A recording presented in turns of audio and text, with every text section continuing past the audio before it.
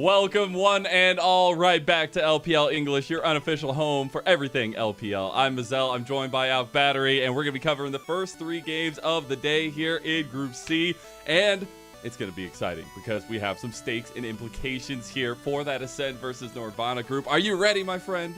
Yes, it's the last day before we get into some of those. Yeah, it's the last day of placements. We'll have a couple qualifiers like you were saying, but I can't wait to see which of our 2 teams are going to automatically be qualified for Group Ascend. I am very, very excited because I think in terms of the way that this format has kind of gone down, it's really, really interesting to see some of the implications that this early setup has. I know we're going to go through the format here as well in our graphics, but it's a little bit of a taste of what's to come, and we aren't even halfway there yet. Jesus Christ, I love this graphic so much. It's incredible. It's so much. Yeah, as we were just saying, this is the last day of our placements. So for everybody, top 2 of each group immediately goes into that Group Ascend, have access to double round robin. Our 4th place teams in each group are going to be going down to Group Nirvana, and the 3rd place team is immediately put into a double elim qualifier where top 2 go up to Group Ascend, bottom 2 are going to have to fight for their lives in that Group Nirvana.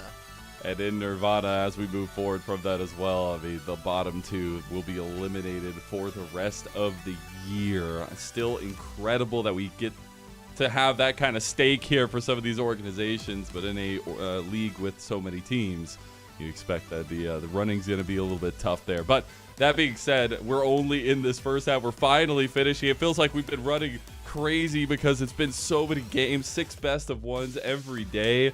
But it's so cool to see how these groups have kind of panned out so quickly. Like the difference between day 1 and 2 when you're going through the groups has been incredible to see. And as we see some of the differentiation of what the other groups have done, you see we still have games to play in Group C.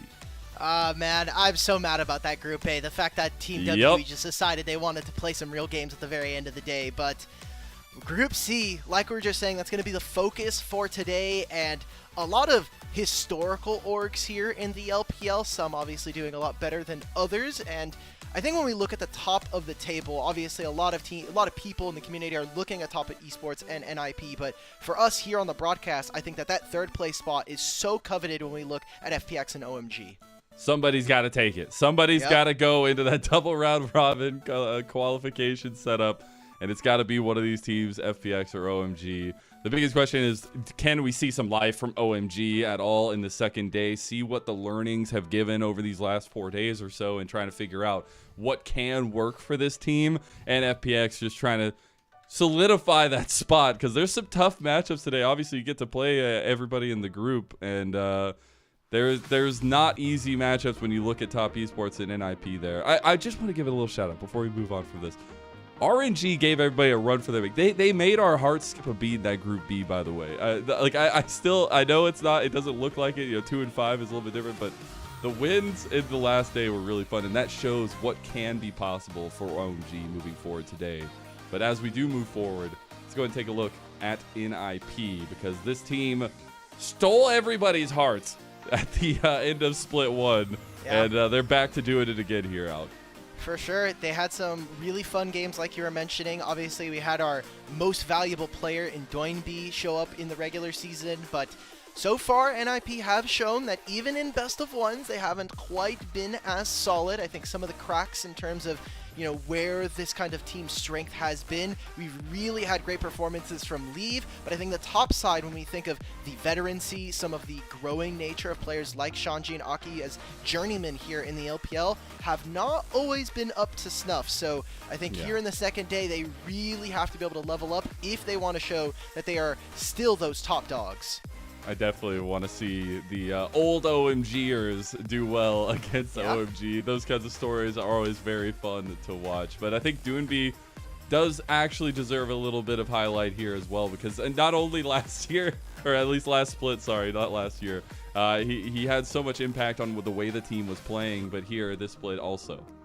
Even if you think before, where we got our start here for LPL English, we talk about Demacia Cup, we were looking at Nenny in the mid lane. Doinb feels like he really came in, gave this team direction, as well as, the energetic nature of a player like this. And as you can see, reflected in his own head-to-head, I think that his playoff performance, while he gave us some of the similar I guess, tastings of a Doinb, I think that his individual performance really let the team down, amongst other factors, obviously. So for Doinb, what I'm looking forward to him is how can he, because I think obviously the mechanics haven't all quite been there, how else can he revolutionize his gameplay to bring his team to further heights here in the LPL? Yeah, I think just trying to figure out, are there picks that we can get that just make that big difference like we saw in last split, or is it just going to be a mechanical execution thing? I think his combination with Aki definitely needs a couple little maybe reworks in how they approach it, but I still think it can be a very powerful duo. And I think tonight's going to be an important night to do so. I mean, they have a lot of tough matches in the mid-jungle combo coming through. So we'll see exactly how Doinb navigates that, how NIP find a way to kind of navigate his pick pool as well. But now looking on the other side of things, OMG a little bit desperate coming into a second day, but still possibilities, Alkin. That's what's important. The full-on Hopian coming out from Lennon over here. I am so sad about OMG. I was really excited about this roster when we saw them in Split 1. It seemed like some of the fresher faces were really starting to pop off and find their form in those best of fives. But here so far, these best of ones have not been kind. And I think for fans that are maybe looking at this team or looking at the expectations of this roster, they are a much younger team, and I think what we've gotten from other groups is day twos have been very kind. I think that the time in between the groups has been really, really generous. So I wonder what evolutions this team has made, and if they can kind of show up alongside some of our other rosters, like a Team WE or an Ultra Prime. I still have a lot of praise for this OMG team. I mean, I still think, there was a lot of applauding going on for what was going on in mid lane, at least for OMG in that split 1. I mean, even looking at Linfeng getting our rookie of the split here as well for that split 1. And I know, it's shocking to see potentially, not Linfeng, unfortunately. Sorry, I voted for Linfeng. That's what I meant to say. ZT earning it, the runner-ups, Linfeng. But I think the difference has been a little bit stark comparatively to that split 1. I'm wondering what's going on in there.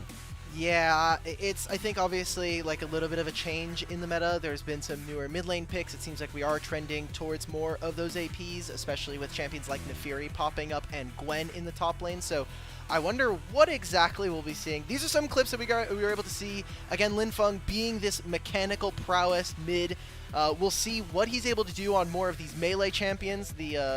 I know you can see the clips. It might be moving around on your screen. The clip is definitely there. The clip is, you can see most of it, and that's all that matters. Absolutely. And you get to see a little bit of those highlights that we wanted to kind of get going for the matchups going into today, and what I hope at least some resources get dumped into here to see if they can actually take some wins, because they do have some tough competition, and I don't think you're going to get any breaks unless you maybe think about the FPX matchup.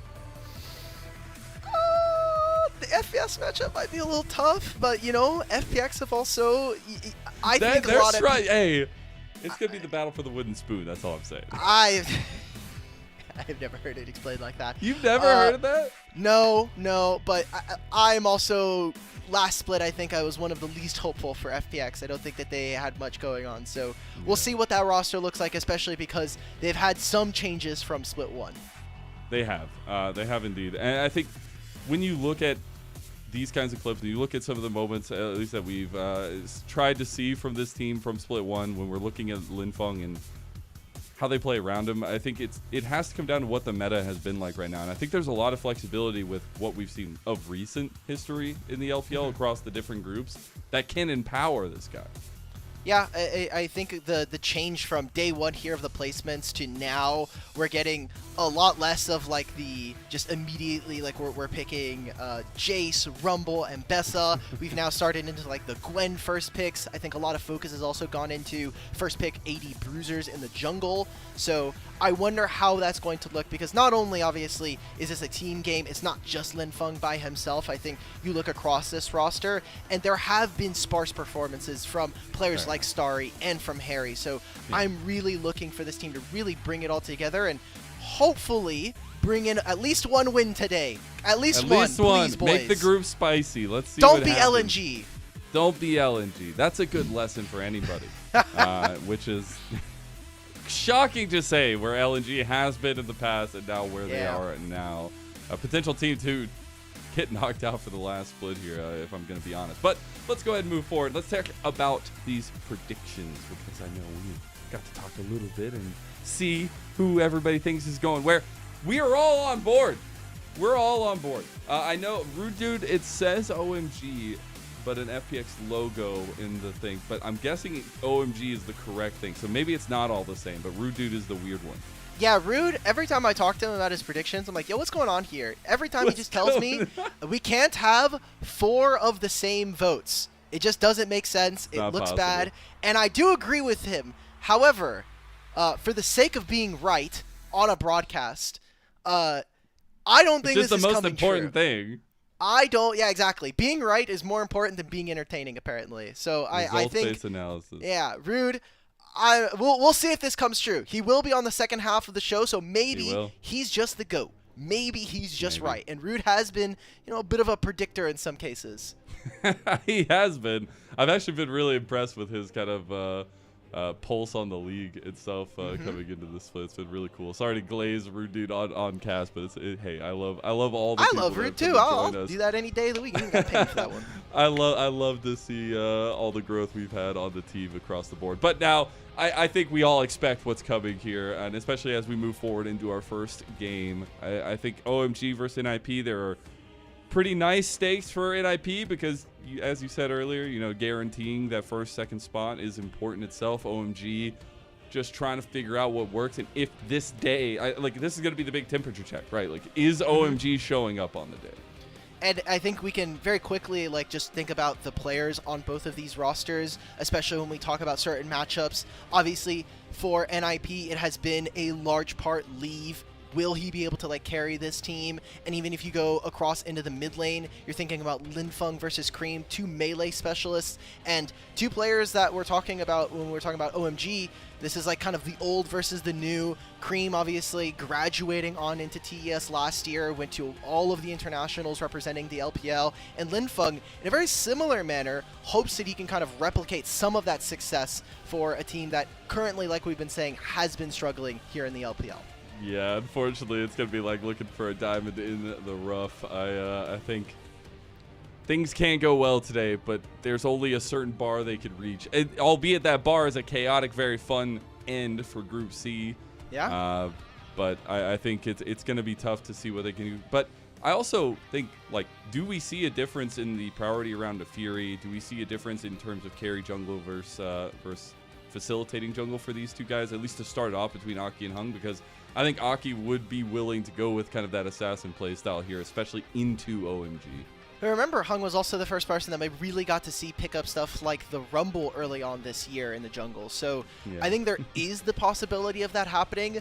I just think the format is already so chaotic in best of ones. We're now in the double round robin, the second round robin. Yeah, exactly. Sorry, Mark. But it is possible, and we look at even Hung's champion pool. He's got 3 games on the Nocturne, 3 games on the Zyra. There's a Lilia game thrown in there. So if there's any of our junglers that really feel like they might be reaching for some of our carries, I feel like this should be our matchup. Yeah, well, we're headed off to Suzhou, and we are going to one of my favorite arenas in the league. I think the extra stuff they have around the skybox they typically use when LG's play, all that stuff is so cool. But NIP are here to start us off, and no antics, no nothing. We're business today. Doinb, come on, bro. I know you didn't post that whole dancing gif just for you to not even. I'm disappointed. I feel bad. I feel like I really overhyped some of our new broadcast talent to the show about the LPL. Being like, guys, we have these great walkouts. They're super fun. And this whole year has just been really good for one split, and then the next split, Omega AFK. It fell off super hard, and then we never saw it again. But I also loved it because the hosts would also do something, and we would get popular poses from sports and stuff like that. It was really cool. We had one guy do the Mbappe. It was great. But I'm blaming it on UCal leaving, bro. I'm blaming UCal leaving. Yeah, UCal, you know what you did. This is your fault. You did. This is all your fault. It does seem like the Chinese side getting into the setup here, and I couldn't be more excited to see what this day can offer us. It is the last day of our group placement stage. There's still a lot of games left to play, especially with that qualifier tournament coming up just next.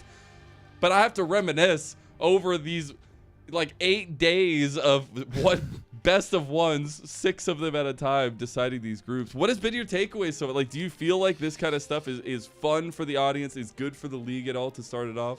Well, on one hand, as someone who really values like competitive integrity, I think best of ones are really weak for trying to prove who's the best. But I think the fact that it's 8 days, there's like no fluff in the middle, we're just getting through a bunch of games as quickly as possible so that we can get to Group Ascend, I'm okay with that. And especially because of the fact that Group Nirvana does have that elimination series for 2 teams here in the LPL. 2 teams at the bottom of that group will be done for the rest of the year. I think getting as many games as possible is very important, especially because Group Nirvana has single round robin instead of double like you have in Group Ascend. So that, I think, for the most part, I'm okay with this kind of format. I just think you don't want it to be sticking around for as long, especially for a league that is, I think, prided itself on playing a lot of best of 3s and best of 5s for so long.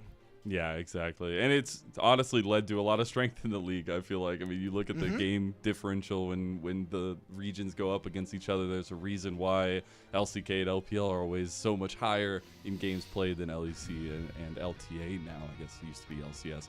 But I do want to focus in on the matchups that we really want to highlight tonight. I think we've danced around it a little bit so far, but Starry versus Leave have to be played towards if we want either team to really find success. I know Leave has been a massive tool for NIP to use, more like a weapon, I guess. But OMG are going to be on the blue side for this one. Every team gets one blue side, one red side against each other. We have the Rise, Galio, Vi, banned away by OMG. We got the Nefiri finally joining the ban table, by the way, and the Rumble and the Gwen banned away by NIP.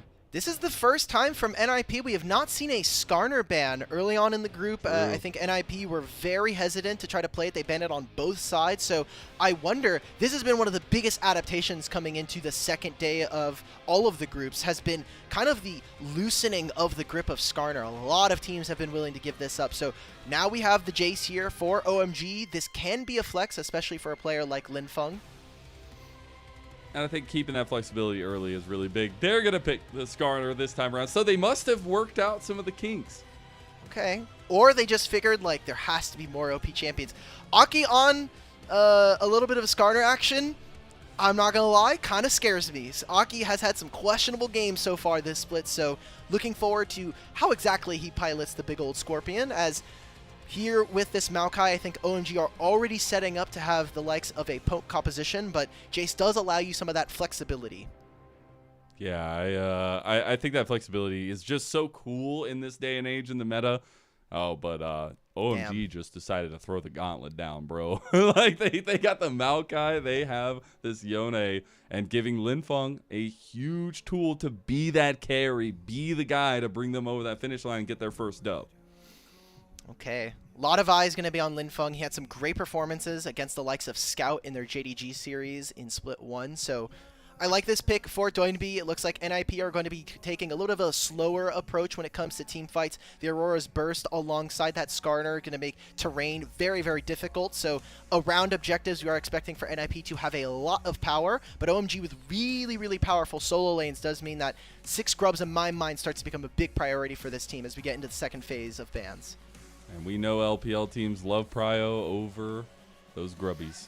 We are in the second phase. We got the Ziggs ban here, so taking away some of the AP potential of this bot lane. Really good shout there. On the other side, Enchanter Renata taken away to pair up with that Varus. Ooh, so with Varus already taken away, like we were saying, Misfortune, Ziggs are 2 champions that can definitely try to outrange or outdamage him in the laning phase. I wonder what Starry is going to be looking for. I'm kind of looking at his champion pool right now. The next most likely option does appear to be like the Jhin. I don't think he quite has enough damage or enough frontline on his squad, so maybe, you know, we're looking at engage supports. I think an Alistar is actually a really great takeaway from Moham. And now we might actually just get the short-range carry coming through to kind of deal with some of these tanks. Okay. 'Cause that percentage health damage going to be massive. Kaisa Rakan locked in here for OMG. Wow, an insane dive composition here coming in from OMG. So it feels like they've really started to go into this identity. For NIP, last pick over to Shanji can be the Jax. Sorry, we have also seen Mbessa be very powerful, but the fact that we've seen Mbessa drop all the way to 5, so surprising. Top lane has not really been the counter pick role so far here in the placement stage. So interesting to see Shanji on Sion here. Locking it in, man. They're all giggling. They're all laughing. They're trying to recreate the Flandre moment here, but that is some beefy meat in the front line for NIP. Yeah, insane amount of front line. NIP make it very difficult for Jace to do really anything in the early game. We'll see if OMG are able to blow this wide open. I will say with a Kai'Sa, she can deal a lot of damage versus a Skarner and a Sion, but I'm a little bit worried for NIP. I feel like if they are not off to a great start, some of the tanks can be a bit much, and there's not enough damage, I think, in my opinion, from just a Varus, unless it's going to be on hit. Again, another situation where we're looking to leave to really bring this team across the finish line. Hey, and honestly, if you put your eggs in that basket, you're probably going to get paid out for that one because that one's pretty good in the fact that he has been able to rise to the occasion. I think it's been one of my favorite parts of this split so far is to see the kind of burden that he's put on himself in a lot of ways to be that carry, even on the Jhin. But right now we have a lot of mechanical skill needed, at least from both sides. The bars of execution definitely a little bit higher. I think NIP can just kind of throw themselves into the fights at one point, but I'm looking at OMG to really find a way to navigate some of these, because I think if you can get Linfeng to a point of power, if you can get him to 2-3 items, he can win you the game, but it's about setting him up for success, and especially Hung being able to keep tabs on Aki. Yeah, what exactly are the carries of OMG going to be able to do with so much frontline? That's going to be the question for me. How are they going to contest on mid-wave when you're playing up against the Varus? A lot of questions here for OMG. Starting off this second day of groups, 0-3 NIP with a massive advantage coming in and are the expected favorites, one of the top 2 teams that we are looking towards to leave this group into Group Ascend.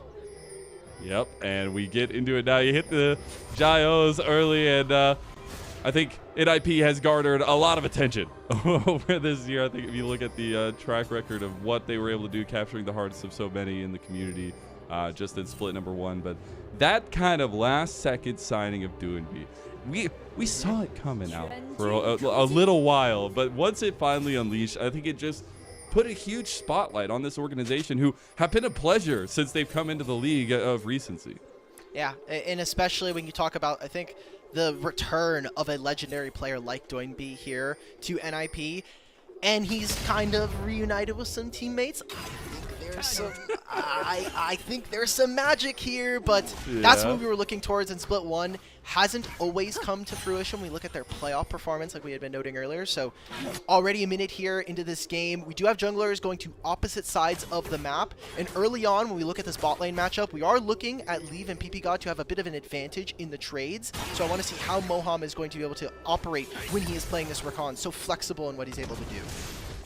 Yeah, and getting either this 2v2 going or finding impact on the map is definitely what I want to see. We are getting those mirrored side starts for both those junglers and trying to see what impact the Skarner has here that I know we were talking about earlier, and IP kind of banned it on both sides, but now willing to take this one and have a prio set up for him and Doinb in that kind of combo we want to see at least earlier on.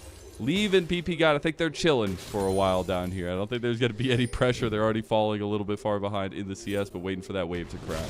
Yeah, they'll be able to pick this up, and I need to see how Harry and Hun are going to be able to operate together. Again, Jace versus the Sion can be a little bit of a bully in the lane, but Sion's just going to be able to stack so many resistances, get so much free HP from the Soul Furnace, and we need to see how this Jace is going to operate, because like we just talked about, you're playing Jace into Sion, Skarner. It's really difficult to thrust through that front line, even with stuff like a Black Cleaver or the rest of your squad. If only you could still build tank on him. But no, that had to be cut from existence. I'm okay with that. I think that was an abomination of game design for Jace. It was definitely overtuned, but I like the ability to be flexible with Jace. I think those kinds of stuff where like builds determine how you can play change. Like Varus, is really, really cool. But I also, speaking of Varus a little bit, we've seen a huge priority in the lethal tempo Varus here recently across like every League of Legends that's being played right now. I think right now it definitely fits. I think data-wise, I think that the poke Varus is a bit more popular. I think it's a perfect game for that lethal tempo, especially when I think you're not really going to be able to out-trade, and you really want the resistances that are going to be allowed when you have stuff like the Yone diving onto your back line. You also have this Maokai. Let's see if this dive works out here for OMG. There's double dives going on, one in mid, one in top. We're going to see mid go off first blood for NIP. Meanwhile, top playing Shanji, able to dissuade the dive from OMG, so everything coming up NIP early. Perfect job for them. Good job in the mid lane here from Aki and Doinb. This Aurora is so disgusting to deal with very early on. I think the electrocute changes really help with that. As we take a look back in mid lane, yeah, Linfeng just taking way too much damage from the early passives, and not too bad. He still had the TP, so he's able to go back into the lane. Not going to change all that much, but the fact that the top lane dive doesn't also go off for them, only a single plate there for Harry, not exactly what OMG would have wanted. So we're already starting to see swaps. Again, early priority for OMG needs to be on scrubs if they want these potent side laners to have a big advantage. Just getting a little worried of falling somewhat behind. Obviously, it's not anything here crazy, but like you say, if they can't make this transition up towards the top 10 contest, I want to see them try to keep at least proactive on the Rift, because the more they stay even or ahead with NIP, the more time they give to Linfeng to come online. Or even Starry, honestly. I mean, Kai'Sa's been nuts here recently as well. But those swaps have come through. The Grub's going to be spawning. Linfeng taking a huge trade preemptively. Now we have to see how quickly the junglers are going to be adapting. Hung has a couple of camps, but he is walking towards top side. Aki's fading towards the bottom side of the map, probably just to cover for Sion. They've already seen one dive. They might be expecting for it to happen again. And with no camps to kind of clear, I wonder if Aki's going to be looking again. Oh, perfect vision scouting. Oh, they use the Between Worlds. Aki not able to get in range. Yet the slow comes through again. They're not going to go under tower. They realize the Grub fight is looming and would be important to have their health bars. But Maokai's already in the area, and Maokai for such a long time, even last year, was basically just like, hey, I'm going to walk into river, I'm going to throw all of my saplings, and make it almost impossible for you to walk into the river. So you already see OMG preemptively here for these grubs. Aurora, however, I think a mistake here from Doinb. He's taking a recall now. They're going to be able to contest for this. Yeah, I mean, Doinb is nowhere even near to be here for this fight. They also got level 6 there for Linfeng, so he can provide pressure. Already down is one grub, the second about to fall. Aki wanting to get in here to potentially get this last, but he's all by himself. He's literally in a 1v4 right now. PP got coming over. He did get the grub. They have leave here as well. Maybe he can pick up some gold. Starry able to kill down Aki. Nice flash there from Leave, but he's all by himself too. NIP still picking apart Starry as PP God takes him down. Leave has been just doing work here, and he's still kicking a double knock up there. Even Linfeng can't handle it. Another piercing arrow and a nice weirding from Doinb. Leave has been just firing this entire fight, and that's the carry we were waiting for. What happened? It was a fight on two fronts there, and OMG cannot get multiple kills there. They give over some of the grubs, and NIP come up trump in that fight.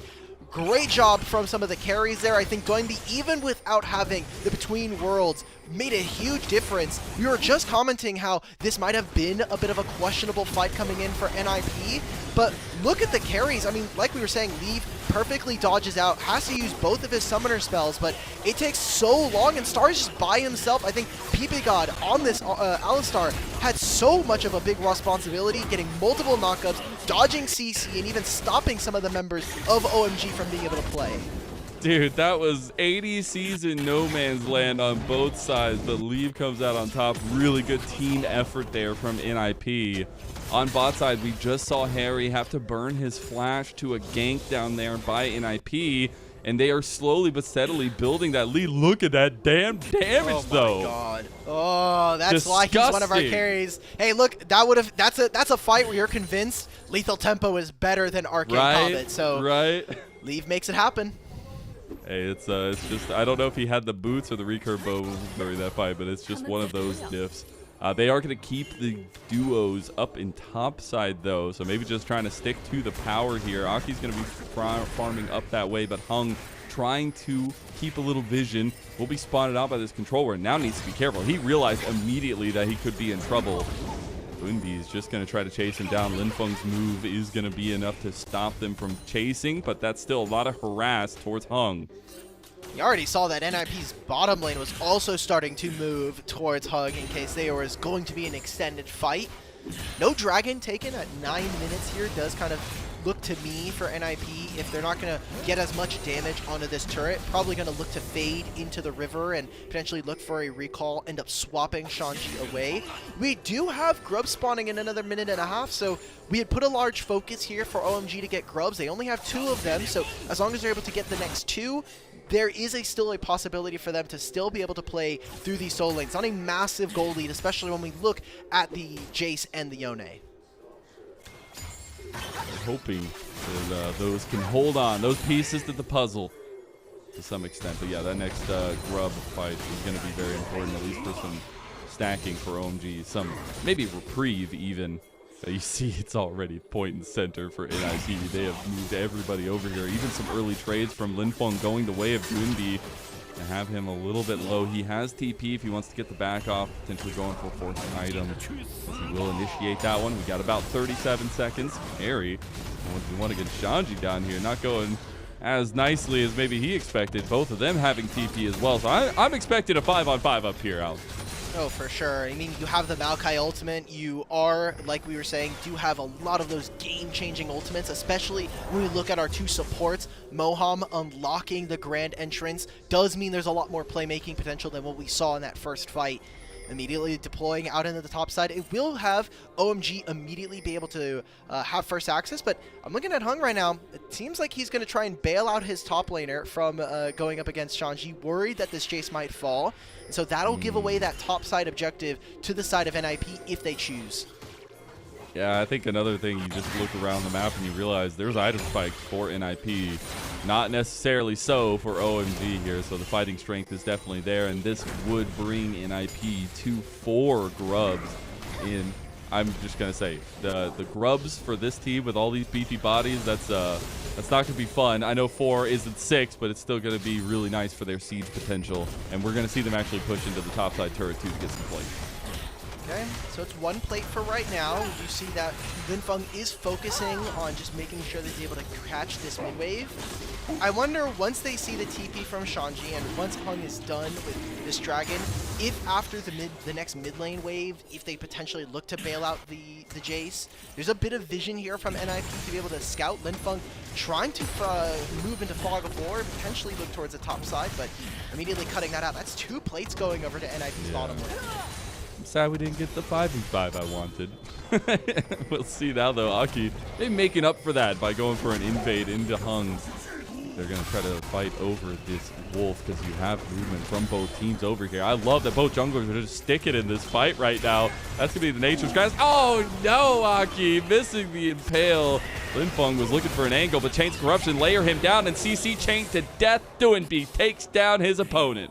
Aki knows I may have missed the ultimate. Doesn't matter. I still won the fight, so I'll take my 1,500 gold lead for myself. Thank you very much. And a great setup. We did talk about in constrained quarters. We're talking about terrain. This NIP composition is so deadly to deal with. You're going to be playing into a Skarner ultimate, into the Between Worlds. So I love what we're getting from our mid jungle. I think that Doinb and Aki, specifically in this game, have had a lot of focus between the 2 of them. And so far, have been able to really play out this early game very well. Yeah, and that enables leads so much, especially on this on-hit Varus, right? Doinb and Aki gain points of pressure, just leave to be untouched in a lot of those. That's literally what happened in that previous fight that really kind of broke things open for NIP.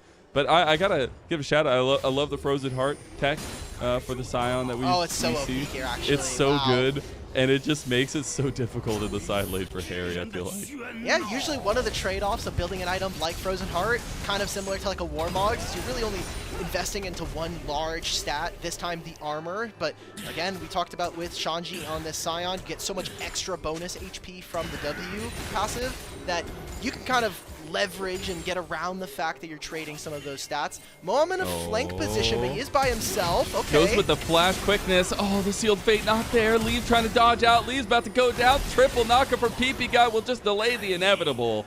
And that is going to be a pick for OMG. They're on the board. Let's go. Finally, they get another kill, this time onto Leave, like you were noting. And while there isn't any objectives to play for, I'm looking at those timers, 2.5 minutes before either side for a Rift Herald or a Dragon. No flash or cleanse going to be available. So anytime that they have these ultimates, they can yet again make these plays. I need to see Linfeng and Moham find angles, maybe even link up with this Maokai and try to get onto the carry of NIP. But I'll be honest, Leonard, I know we've been talking a lot and trying to set up Leave as this big hero for the team. They have gone a lot of these plays in the top side tier 1, but I think Doinb on this Aurora, while they're putting so much focus on killing Leave, he is starting to slowly gain himself an advantage, and Aurora has been, I think, one of his breakout champions so far in 2025. Great flank coming in from Moham. Absolutely. I love these kinds of, because it's like one of those just deep thoughts. You're like, how can I do this? What can I do? But he also executes it really well with the flash quickness. Yep, flash immediately, then he gets the knockup, allows for the plasma procs to be applied so that Starry can just fly in the wings, get that kill for himself. Gonna be some, also again, those summoner spells, yeah, I know we were just talking about it for Lee, but no flash from Moham can be a bit dangerous, so I want to see how the support in NIP for PP God, can he mark the Rakan? How is he going to be able to stop him? I know we were talking about yesterday or last night, or not even last night, it was NACL today. I know you and Cubby were talking about the importance of an Alistar versus some melee carries, so yeah, gonna need to see that from PP God tonight. Hey, he's actually been having some really good performances as of late as well, which kind of a resurgence for this guy that's been around the block here. And I guess just a home here at what was previously V5, now NIP. It's been a constant for this organization and kind of continues to come back. Now, we do see NIP moving for aggressive postures in the bot side. Aki was contesting over the Krugs, trying to take a little bit more damage into this turret setup here in the bot side. And maybe they can actually be able to take this one down. Still first turret on the table for both teams. First turret would mean NIP get feats of strength. Aki is just throwing his meaty body around here. Oh. He's just tanking up so much and burns Hung's flash. Quickness, we're just double going knock for this up. play. Nobody's there. Nobody's there. They can't do anything about it. Starry wasn't even close there. Now finally gets into the fight. Double TP coming in. This is chaos, but NIP, they're starting to back away. This TP is real late and real sketchy. Shanji, luckily, he's a Scion, and he's got that frozen art we were talking about. And we're starting to see, I'm sorry to say for OMG's sake, but we're starting to see these beefy bodies become beefy. I don't know what exactly the premise of that fight is supposed to be. For Hung, yes, you're just protecting your Jace from the potential dive and making sure that he gets a little bit of assistance, but versus a Skarner, I think it is almost impossible to fight him 1v1. I think that the Quaking passive is just so damn OP against other tanks that it is very hard to kind of win in the 1v1, and yes, you do force out the ultimate, but now you lose flash on the Maokai, you lose access in that fight. I think of some other summoner spells that we've now no longer taken away. The TPs from both of NIP is potentially going to be the case, but we also haven't seen from OMG punish the fact that Leave does not have flash or cleanse in that fight. Oh, Doinb just decided to pop that between worlds, waiting for the rest of the team to get over here. Instant engage there. We get the shout out to the TP coming in from OMG. PP God getting low. He's not unbreakable any longer. Unstoppable onslaught comes through from Shanji, but Harry has found an angle. Harry has found Leave, and they're losing some of their carries here. Doinb has to be the saving grace, but Linfeng, he's a little bit online now with this Blade of the Ruined King, and NIP lose the fight. The carries of OMG finally starting to come alive. Yes, it was the bodies of Hung that were kind of used as the floor mats there, but Linfeng finds a great ultimate in that fight, and now OMG, how much damage can they get on these structures? NIP, while this is happening, are focusing with 4 grubs on the mid lane tier 1, which is a big objective for them. That's actually so massive for the setup here. I mean, yes, we have to be realistic. There's still a pretty decent lead for NIP, but we came in today with no expectations for OMG. We're looking to see what we get from these guys, and I love the execution on some of these fights. They are just scrappy. Yeah, this is, one of the criticisms towards Doinb, especially on the Aurora. He tends to pull the trigger just a little bit early on his team, and I mean, it's just PP God having to trade his life, Harry with this massive flank, and while Doinb does flash forward, it's Linfeng and Starry again getting off all of this damage onto the front line of NIP, while also grabbing themselves the Herald. So we'll see what they're able to do with this. Dragon was taken on the opposite side, and now we have an Otacon spawning in a minute and a half. I want to see if OMG can really get this Maokai included. I think we've kind of not seen too much of Hung in this game, aside from some early game shenanigans. Yeah, been a little bit quiet, but still has major impacts in the spacing and space occupying in these team fights coming up as well. There has been the split on Dragons, so I think that actually behooves OMG for their scaling aspects. But I'm really looking at where this Rift Herald play is going to develop for OMG. I would expect it mid lane with the presence that they have there at least, but the redeploy from Moham going towards bot side as well. I think the more important matter for OMG is that if they're able to help this Jace and get this bottom tier 2, the mid tier 1 is not going to feel as safe as typically it would with so many different angles with a Yone. Maybe they're now looking, saying, hey, we took the first turret in top lane. This does open us up to potentially look for flank angles and try to leverage and play the map around our Jace, around this bottom side of the map. It's tough. It's a tough angle. I know we were saying that they are 2,000 gold down, and as this game goes on, are they really going to be able to punch through the front line of NIP? So far, that has been the case, but I think as this game goes on, we are looking at these big carries in Linfeng and Starry. Yep, and we need some items for them. They're getting closer and closer to second item. I will say Leave has now hit second item, as well as has Doinb. And we actually get OMG making a preemptive play around mid lane, try to take this one down. The charge from Aki not going to land anything. They do defend the turret, at least, to have a stepping off point onto the map itself.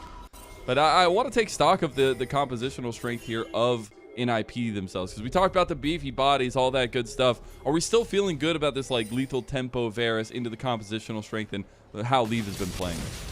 I think that with this on-hit Varus, you get access to a bit more resistances with stuff like the Terminus and access to Joksho and Wit's End and the like, but the ability to actually plant your feet and find those auto attacks may be difficult when you're having to deal with the Fate Unbound and the Maokai flashing in on your front line. Oh my god, Linfeng barely gets out from that Impale. Maybe NIP look to start up an Otacon. I think when you have an Aurora and a Skarner plus this Varus, there's a possibility they actually can cut them out for a mid and finally grab this mid-tier 1.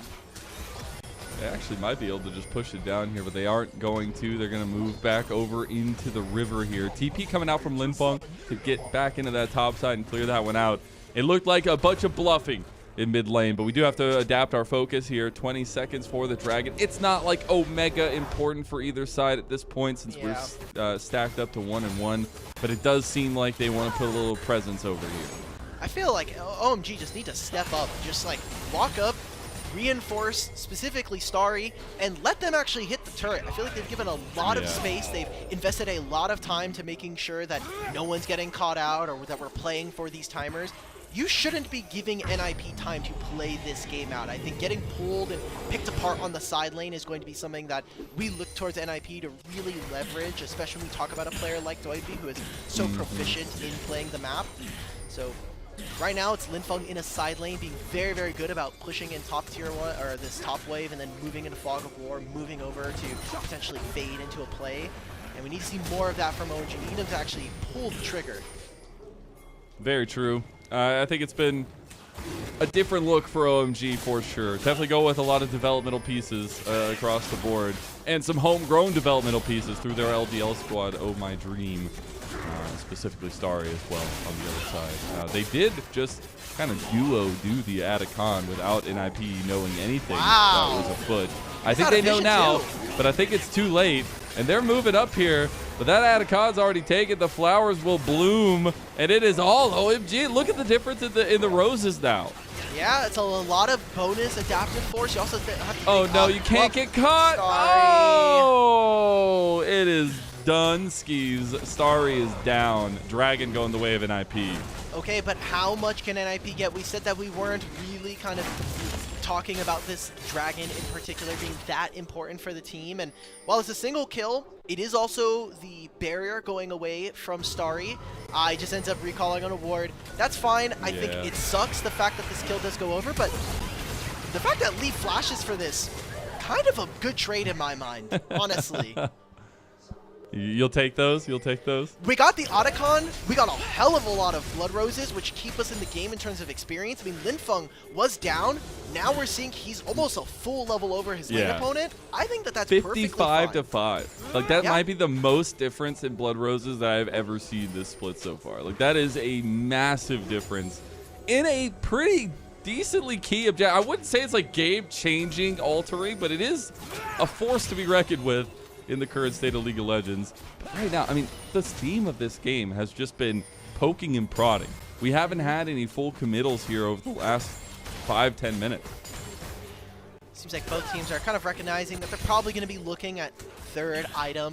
We did say for Linfeng, having this Blade of the Ruin King was going to be very good. Now has the Shield Bow, so that much more potent of a side laner and an individual.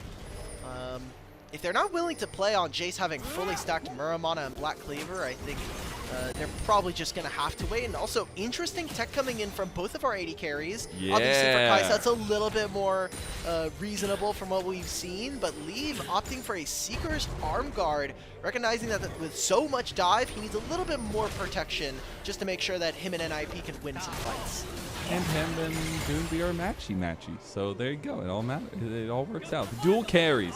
No, but I actually think it does provide a lot of breathing room for Lee, and specifically with how much impact he's going to have in these fights with his build coming online almost to 3 items.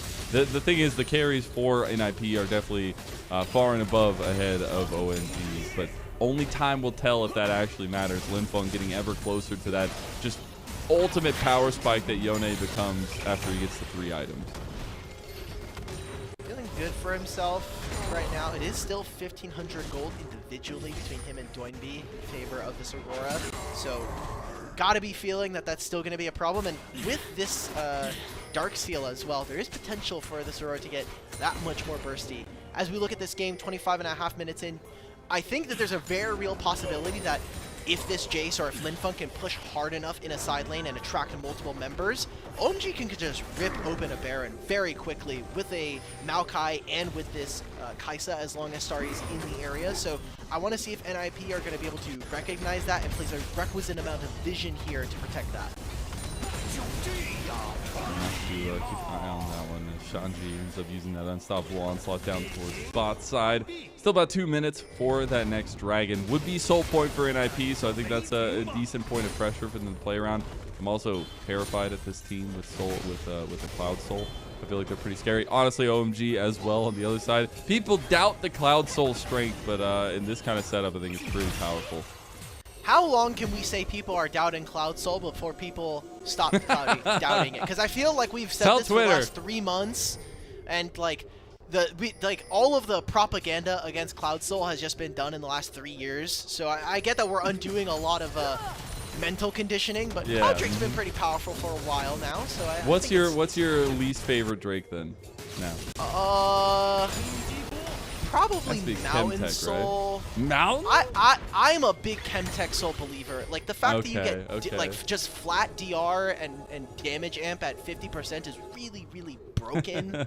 So I'm a true believer, and if you play any TFT, you know that flat DR and damage amp are really OP. So I think as a Chemtech, that makes sense. Look, I mean it's near transferable, to be fair. Yep, absolutely. We did get actually a huge moment. The one person with the lead on OMG's side.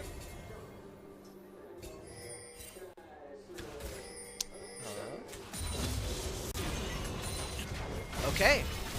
Lennon has disappeared after trying to disrespect TFT mechanics. So for the time being, I'm going to be kind of hopefully... Oh, Lennon, we're back. Woke. Yep. Hello? Yep. Linfeng is also here. Okay, that's what you get for making fun of TFT mechanics. I guess. Get back in. Get back in there. Linfeng gonna use the ultimate. Okay. Well, I was saying that we had third items there for Starry and Harry as well now. Now OMG moving into this mid lane fight. They have a 4v3, but it's about to even up with Doinb coming around. Impale goes down. They're onto the tanks. That's going to be the quickest flashed away from by Leaf. Good moves from NIP. They reset the fight. Hung doesn't have a health bar to keep up, and now NIP have push and can go over to this dragon. Wow, Leave with so much put on top of him in terms of crowd control and spells, now going to be able to stay alive and opens up the possibility, like we were saying, for that dragon. It will only put them on soul point for the time being. OMG, this was the part of the game that I really wanted to see, like, just cut them out from mid lane, let Aki just, like, kind of take all of the brunt damage from Starry. Oh my god. See, Linfeng, no ultimate. I think this is pretty risky coming out from, oh my god. Shanji just TP'd in, has his third item with the Jack Show. Moham going for a double, hit the knockup over the wall and just died. Massive pick from NIP. Linfeng needs an angle. Linfeng needs to do something. Starry needs to do something or they're going to bleed out. Look at Starry. He's going for Rocky, but he doesn't get him. And right into the wall of NIP, his face is smashed. As a double knockup comes through for PP God. OMG have signaled the white flag with Linfeng going down. It might just be full-on retreat. They're moving over to the Baron. With the on-hit Varus, they can just burn this one down. Yeah, Aki's on his way. I think Shanji was the true MVP in this fight, not just for the TP, but the fight right before where Linfeng was forced to use ultimate. If this Yone had that beforehand, maybe there was a play there for OMG, but a little too late for this team, kind of going off in two different angles there. As we check this replay, I mean, why are we going for this play? Yes, we know that they don't have ultimates, but now we don't have any Rakan ultimate. We don't have the Maokai to be able to stop them. We're looking to try to poke them down. We have Kaisa and Jace. I just don't see the angle here for Moham and the rest of OMG. So now we've wasted summoner spells, we've wasted ultimates, and ultimately we lose gold, we lose the fight and the Baron, and possibly the game. I see what Starry's looking at there. Like, I can absolutely, but my god, you're literally jumping right next to 4 other members of this team. And I think we're seeing some of that development, some of that newness for these pieces of OMG rear their head. I mean, we have over these last games for OMG, and it just becomes the difference between veterancy and trying to make your name here in the LPL. And right now, NIP are putting that name in the dirt. As TP is coming down, OMG are not stopping the party. Aki doesn't have the Assault Impact, but Hung has already got Harry's here now with a run and retreat from Moham.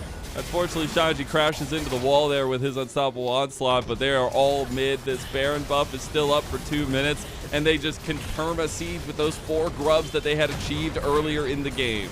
Midwave's about to go down, but they'll have another one to reinforce. I wonder if NIP, they might just turn. They got a small glimpse of this Rakan, so they'll see Moham leaving and moving his way out. Seems, oh, nice shot from Moham. Yep, no, Moham is going to try and cut this wave, save his team a little bit of time. Aki's going on through. Oh, Linfeng nice cleanse. Does end up getting that Quicksilver Sash usage there. That's massive for him to have and to get out of that one. Because if he dies there, I mean, it might just be into the game there. Moham waiting for that next wave is not going to be messed with. Inhib has fallen in mid lane. Oh, no. Oh, NIP all turned like sharks to blood. As soon all 4 members just turned around and then making 5 now all in mid lane. They're trying to push them out, but NIP smelled something. They're trying to stall out. I love what Moham has been doing. Yes, there's been some engagements that looked a little bit wary, but Moham has done a very, very good job of cutting the mid wave, stopping them from being able to find it. Oh my god, is he actually he's still going, this, bro. Though? He has to get the recall in. It's a minute and a half before Dragon. Any wards that he can get for flanks are nice, specifically for Linfeng as the one remaining member who has this teleport. Can OMG finally get this mid-tier one in? Is it really going to matter? Because they're probably still going to have to take some recalls and try to spend some of this gold. Oh, NIP want the fight. Look at Doinb. Oh, he goes the wrong way there as quickness now goes through. They got it. A lot of time. They got the turret. Maybe that's all they get, though. Linfeng gets eviscerated by Leaf. Moham down right next to him. And the only ones left are Starry, who's going to have to Killer Instinct out of it, but still is going to die down. Look at that slow. Oh, my goodness. And it's not for OMG. It's Doinb popping off. It's all of NIP making sure that they have firm control over 1 and 2 here in this Group C. And they're pushing for the win now. Observers, I would love to keep watching a Jace hit a Scion. There is a base, thank you. There's a base being blown up, guys, please. TP coming in there, and that'll signal the end for OMG. Unfortunately, I don't know if they can come back from 0-4, but NIP will deal them justice nonetheless. We saw a good performance across the board, but Doinb and Leave combined to be the super carries that we always know they could be. And here to start off the day, NIP have shown up. NIP still wanting to hold their chances at ending first in this group. Reminder, top 2 immediately are seeded into Group Ascend. And for OMG, it's not quite over. If FPX decide to go on a losing spree, there is a chance for them to still end third. But obviously, they would love to have the option and kind of the control of their own destiny within their own hands this time around. So still got to pull up some pretty big wins coming up. They still have TES in their future. It ain't looking pretty, my friend. It ain't looking pretty. I mean, we'll see, though. There's a lot possible. There also could be that possibility that FPX just doesn't show up at all on the day. But I'm glad. I'm happy they would. True. They'd have to forfeit. I have to give some praise to NIP. I think you can see why people get so excited about this team. Not only the personalities behind the scenes, and the content that they've been able to put out, but they also look damn good on the Rift. And they're able to use flexible styles. They're able to use these flexible champion pools that between Shanji and Doinb specifically, I think just opens up so many avenues. I think a team like Ninjas in Pajamas are, for right now, I don't want to kill a lot of the hype around this team, but I think they're going to be the benchmark for, are you going to be good enough to get into playoffs? You have to be at least this tall to kind of make some waves, do well enough, make it into playoffs. I know that we have a pretty expansive playoff format for LPL, but NIP seems like we can take some games off of the top teams. A lot of the lower end teams are not really going to be able to push us around because of not only mechanics, but also I think some of their individual team fight control. So I'm really happy to see that, especially for a team that has a lot of journeymen and some of these veterans that we've been talking about that have been in the LPL. And Aki and Shanji get the dub again over their counterpart in OMG. Just saying, a little bit of feels good moments from against an old organization. One of my favorite teams that came out during that setup. I mean, OMG were always the kind of dark horse with that squad with Cream, as you may know from Top Esports, and it's like the OMG reunion show in this group, which I just think is absolutely hilarious. Maybe they don't get wins, but it makes some good storylines there for sure. OMG's like, hey, we got the players were sent off to other teams, so they probably collected a little bit of a pretty penny, and that's what we were talking about the top of show for OMG is they're trying to cultivate this next group, this next generation of talent, specifically in some of those positions, especially for a player like Starry, who didn't have the greatest game, but hasn't really been able to find a starting spot in LPL, at least a consistent one, until this year. Yeah, well, it's really nice to see, especially developmental pieces from the LDL come through for their organization, and not just get pawned off to others. And OMG has been good about that, right? Like that last iteration was also a bunch of pieces that were kind of built up through their system too. So we love to see it. Game number 1 was a bit of a sloppening, as NIP did end up taking it pretty whole-handedly. You see, it was steady, steady, steady, and then it hit rock bottom. It was very rock bottom for a long time, though. It's like that episode of SpongeBob. Yep, where it's advanced darkness. That was one of the weirdest episodes, by the way, of all time. They were cooking. They were cooking. I liked old weird SpongeBob. That was when we really got to kind of push the boundaries on what is allowed on children's television. So here in this game, I know there's some damage numbers. I feel like they might be a little overtuned, especially for someone like Harry. You're playing Jason to Sion. And I'll be honest, I think that some of the members that we expected or put a lot of pressure on to kind of help facilitate this game from OMG didn't really find too much success. Hung in particular on this Maokai felt very invisible as a champion that is supposed to not only take control but also be that main driver of success alongside that Rakan. So really need to see him step up, especially as a player who has been able to bounce around a couple of teams here in the LPL, but hasn't really, I think, found his space and found his form. Not in 2025 at least. Not yet, at least. We still got a lot to wait. Yeah, true. We're starting to run out of time, though. We're getting further and further along the split. If they get Group Nirvana, then we can, break the glass and be like, okay, we're running out of time, guys. Yeah. But they've got placement games still, and we'll see how it ends up looking. Absolutely, and we get to see some of the decision making from OMG that end up giving them a little bit of hope in this game. But especially this fight that they kind of were able to pick apart. You got to see kind of the teamwork aspect of what OMG can bring. But when you have comps like this, you've got to figure out how long term you're playing it, because I just feel like we did finally get the 3 items for Linfeng. We did finally get the 3 items for Starry, but it was in a position where it didn't feel impactful. Yeah, I wonder if there's just a lack of true leadership or shot calling for this team. There are obviously players like Moham, who I think have the most amount of experience for a roster like this, but like we were talking about during the game, we never actually got a true 5v5 until it was already too late. We didn't play on big item spikes like for someone like a Kai'Sa or even 2-item Jace. We never really got to see Harry as part of a fight, and even once they did, fights like these are just kind of okay, well, the game's already over.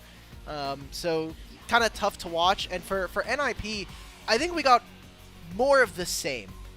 Some slight mechanical errors for some players. Overall, very solid team fighting coming in from this team. And for players like Leave, I think still just building more of a resume. It sucks that we didn't get to see much of this player throughout the last couple of years, but finally finding a roster and finally being able to play more stage games has been really fun to watch as a player who was always kind of really lauded as a great mechanical prowess.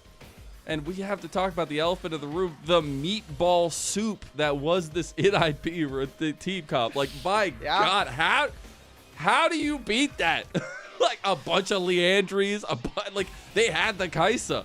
They were, obviously the setup wasn't there for them, but my God, I'm just looking at this comp, and in this meta right now, it just feels so impossible to kill. We flagged it from draft. We said that, hey, there's a lot of frontline. There was a question as to if this game does go later, does NIP actually have enough damage to get into the back line or be able to allow someone like Leaf to deal damage? They had a lead for a majority of the game, and obviously I think there were some execution errors coming in from the opponent. So I want to see, this was supposed to be a win, right, from the community perspective, from our perspective here on the broadcast. So we'll see how NIP can continue their winning ways. It's going to be going over to Doinb. I think Leave deserves it, but Doinb gets flowers nonetheless. Yeah, Doinb on this Aurora, I think it's been his most impactful champion. Him and Xiao, who I think have really clung to this champion for so many wins and really having breakout performances so far this year on the champion. You'll love to see it. Unkilled, 100% KP too. I could see why they gave it to him for sure. Yeah. Barring that one around the Baron pit, it's fine. But Doinb getting that MVP is huge. But now we are done with game number 1 of the day. We still have 5 more to go. Before we do go, though, we are extremely grateful to our coffee and YouTube subscribers to help level up the show on a daily basis. A lot of initial payments go to funding the show, funding everything, all the bells and whistles, and to pay the talent as much as we can to make their time here a little bit more worth it. We appreciate all the love we've gotten. Please go subscribe to our coffee, linked in chat. Unlock perks like early access to our content that'll be coming out a little bit later down the road. We got some fun stuff down the pipeline itself. So please join us and be a part of the community. It's been a pleasure to be able to provide these moments for you. Now, before we go to break, I also have another little announcement. Stream is going to be going down for just a second, just a moment. We're going to be fixing a couple things. Please don't go anywhere. Guys. Come right back, and we'll be back for game number 2. We'll see you there.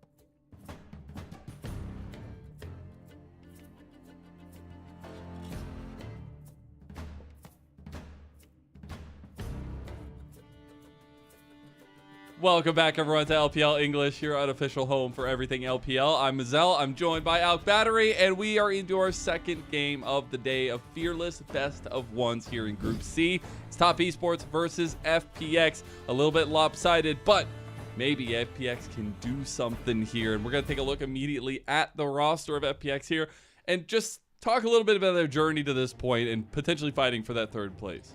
Yeah, this FPX roster has just been... I don't know. I feel like after Split 1, I kind of lost. Me personally, I was a big fan in potentially having that bot and Jway bot lane playing a little bit more together, seeing bots' development, but it has just not been been there, and obviously they make the change. We haven't really seen, like, is Sheer going to be that guy and carry this team? Doesn't seem like we're getting that so far.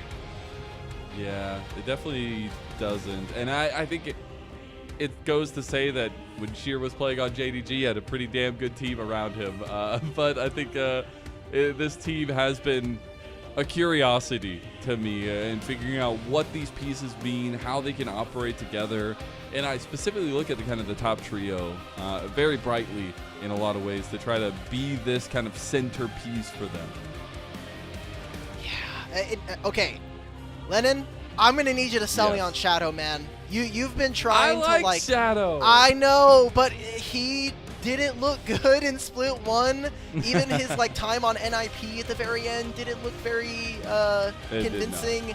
And for a franchise player in Care, I just don't know if this Care experiment has worked. He's always been more of a facilitator. We thought maybe with Shadow coming in over Sorrow, they were going to see more of these carry junglers and kind of a Milky Way FPX 2024 light version, but that just hasn't been the case for this team. And even with Awesome coming in the bot lane, it just feels like FPX, we don't know where we're really building towards, and I think even some of the meta hasn't really been favoring them, especially when we look at what is supposed to be a top lane carry meta for someone that is such a young prodigy in Sheer.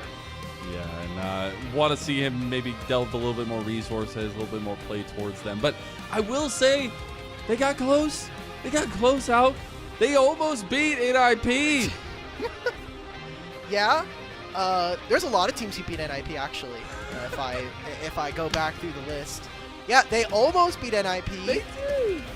I mean, cool, I guess. Their Nexus didn't explode, but I'm sure that when I look back in Leaguepedia and I go to the column and it says that NIP won, I'd be like, damn, they almost won that game. Look, they have an Infernal Soul. It really is just such like a heartbreaker for this team, especially when we talk about the fact that, like, we came into that day saying OMG should be third, FPX are like the fourth best team. They end up making a pretty good win up against OMG, and like we've been talking about, NIP haven't been the most solid squad so far in the LPL, so it's heartbreaking, honestly.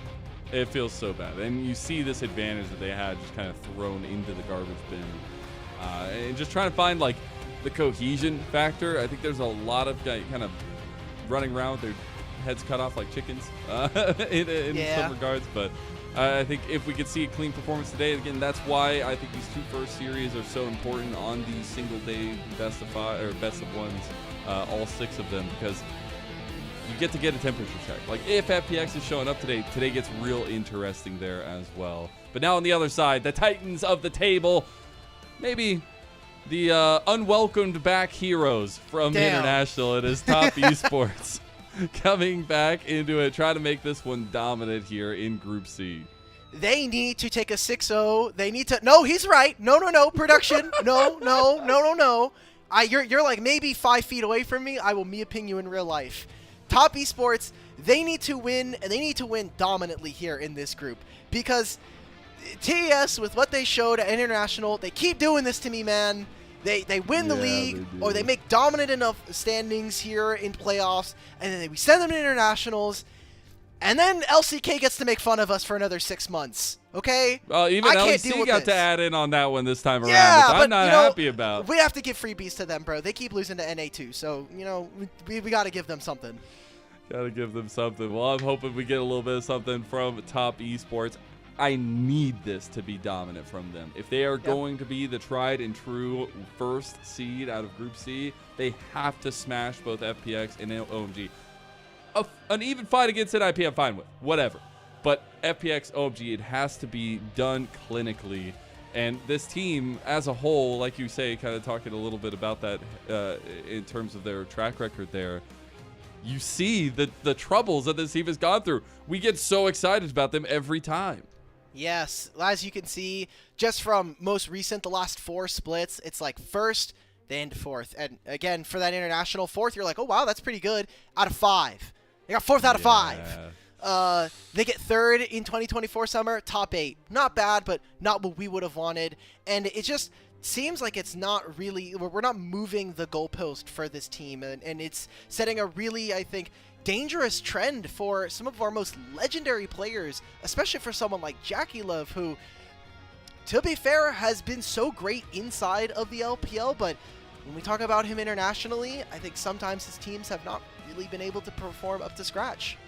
Yeah, and some of that blame does go on JackeyLove. I think maybe not as much recently, but I still think that this guy has the stuff. It's so funny to see him kind of resurge all these years later, yeah. but still lacking some of that international success since then. I mean, this whole team to that extent. And I think it's where you could be a little bit introspective about this team. And especially for me, the most like heartbroken moment is when Kanavi isn't looking good, isn't doing well, because this guy has been such a stalwart throughout his entire career in the LPL, and see that transition over to top esports. I still think this guy has an incredible hold on what to do in the jungle and how to provide, but I need to see maybe some more confidence given over to him. You know what I'm thinking? I kind of came to this realization just now. Tarzan and Kanavi have such a similar path here in the LPL. They've had so many great splits, being some of the best junglers here domestically, but internationally sometimes have not been able to do it. Kanavi has had more recent success, especially as part of that JDG legendary roster that we got to see years ago, but those two, I think, really need to kind of bring home something, maybe more so for Tarzan. He needs to still pick up some trophies, some silverware here, but it's go time here. Now kind of focusing back into this group. Like we said, we need to see a dominant 6-0. I need to see the closest 5-1 of all time before we even start to speak positively on the names of top esports. And, you know, if top esports do win this one, it makes the next game against NIP maybe a little bit different. But if they lose this one, then, you know, first and second place is up for grabs. And I don't think there's going to be much difference, at least between first and second. But at least you'll get to have the pride of, on the Leaguepedia thing, it says 1 next to your name. Would be really cool. We're headed back to Suzhou as we are going to FPX versus top esports. And to just lay the stakes here for FPX, they're fighting for third place, especially after OMG losing that last game. They need wins here to try to just tie that third place up themselves, and that gives them the time to kind of continue working on this project and go into that double round robin qualification setup for Ascender Nirvana. That's the big key, right? Is just being able to get third gives you the chance to avoid Group Nirvana. It's not a guarantee. You still have to play those qualifier matches that we had seen in our format breakdown. So for FPX, like you were saying, it's a big titan to kind of go on through. Can you beat TES? That is going to be the big question. Because honestly, if you could beat TES, you could probably beat OMG.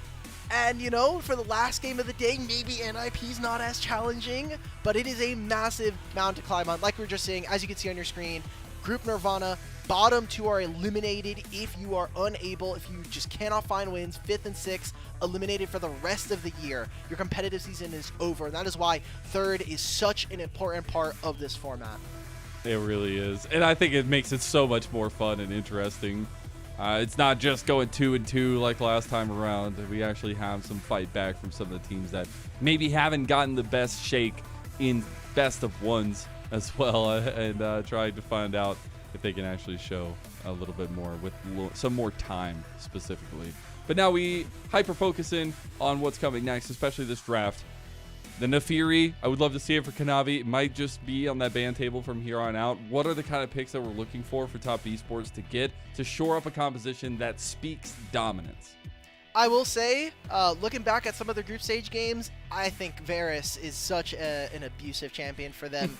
When I watched back their group stage games, I think it is so important to give JackeyLove a champion that can stand very resiliently in mid lane, clear waves, just sit there and be able to kind of walk forward so that it allows a player like Chris to actually roam around the map and get vision. That is a really important key that we have seen from TES, is Chris being unlocked and moving around the map with him and Kanavi.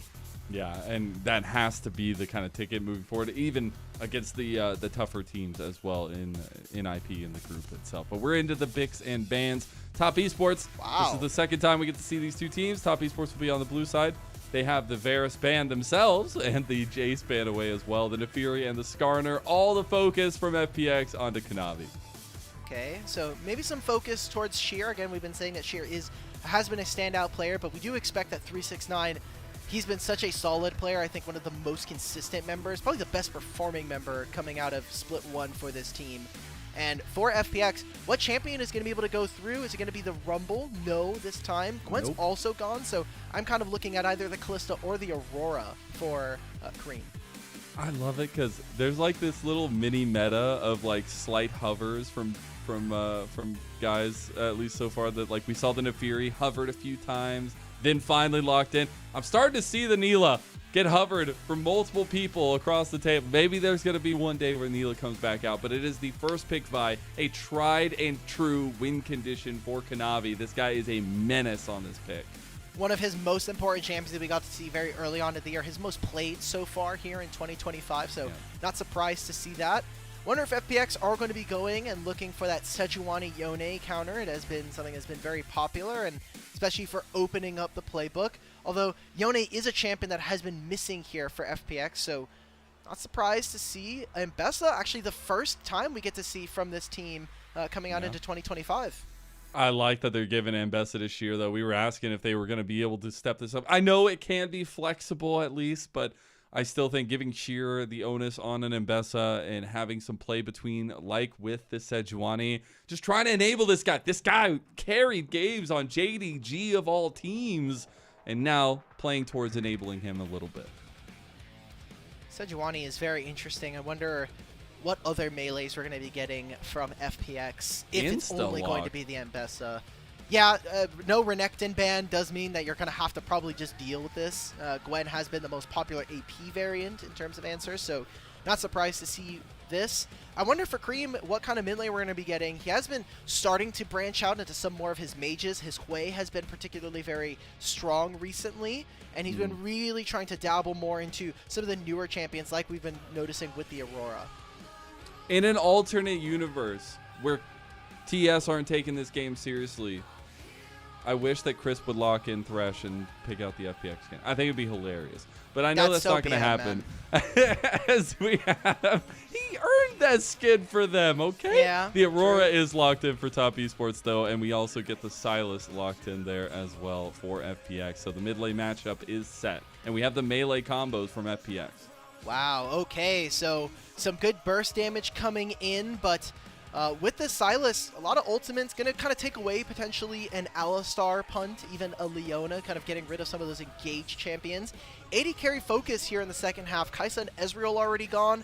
I think potentially even getting rid of a Misfortune is something that is on the cards for both of these teams. But TES have a very robust front line. It's a bit short-ranged, in my opinion, when we look at the three champions that they have chosen. So maybe a little bit more range is something that FPX are looking to target. I think that could be a good call, just to kind of even that up. The Ziggs also there to at least work a little bit of that AP setup up away from them. Kalista is going to be the ban, though, against Awesome, and try to get a little bit of that potential 2v2 setup here. But I love that top esports are saving the best for last with Jackie Love and Chris. What are the options? You know that Jackie Love and Chris are, for the most part, going to be playing a pretty decent lane phase between the two of them, and honestly, Braum just immediately stands out to me. Braum versus a Silas versus this Misfortune is going to offer so much value. So how many Braum lanes are they going to really be prepared for? Again, you're kind of looking, you can go for the Ashe Braum if you really want to. I think it's perfectly fine. You still give over pretty strong ultimate to Silas, but I don't think you're really caring when you look at the short rangeness of the top side of FPX's map. I wouldn't mind this either, just giving a little bit of utility over to Jackie Love and trying to give him some engage potential. Because if you think about it now, like you have so many points of entrance for top esports' comp with the Braum. You have the cease and desist, Enchanted Crystal, you have backline access there as well with the Renekton. It looks really good put together. What is that fan sign? Why is it so beautiful? So not sparkly. just Crisp on that. It's not just Crisp. I was going to say, he's looking real good in that picture. Yeah, I like it. He's always been that way, so glad to see. FPX final pick here. I really think it needs to be some kind of melee support. It's going to suck in the lane, but like, you're just going to have to bite the bullet. So Alistar is going to be the choice here. FPX, They lose. They have a losing matchup in top side. They have a losing matchup in mid. Silas has to trade his HP to try to deal with Aurora. I think it's a really tough composition for FPX to kind of go around. They're very strong on 1 and 2 items, but TES has so much utility to be able to deal with this. They have the kind of option to start fights or stop any kind of engage from FPX with this Braum. I just think it is kind of a compositional difference from FPX or from TES, and yeah, I feel like every stage of the game it is so difficult to play the game. I'm very much looking at the solo lanes and how these junglers bounce between in this one for sure. I think bot lane will be interesting at some point. We'll have some impact, but it for me is specifically looking at Kanavi versus Shadow. I really want to see what these two kind of facilitation junglers on the Vi and the Sejuani can bring to their team. But proactivity is needed, right? Like, you can be aggressive on the Vi. You can be aggressive on the Sejuani and try to find those invades coming early. That's what I want to see from TES is, can they move into the enemy jungle, stop this Sejuani, and try to get rid of some of the play points here for FPX. As important game, obviously, we got a little bit of a sneak peek at what the Twitch polls were looking like. Very, very top esports favorite, and rightfully so. Our first seed coming out of Split 1, obviously our LPL international representatives at first stand, and against an FPX that, even with some younger talent, even with some fresher faces, haven't quite found their footing here yet in 2025. It even got more one-sided between the time we got the screenshot and now. My goodness, everybody's out there for top esports, and I'm out here ready to get this game underway. Game number 2 of the day. Top esports versus FPX. Jayo's ringing loud, and Sujol and TES going for a little bit of cheeky level 1. Yeah, you've got Braum out. You've got Braum and Ash just walk up. The slows are going to be so detrimental to play for. Wonder what options Kanavi is going to be looking at, as you can try to play a split map, open up, and try to potentially go for a level 4, level 3 dive on this Ambessa. Big power spike coming in for Sheer once he hits his first item. Seems like they want to even try to cut Awesome away from this lane. Then he's going to walk up. There's the slow. Oh my god. Yeah.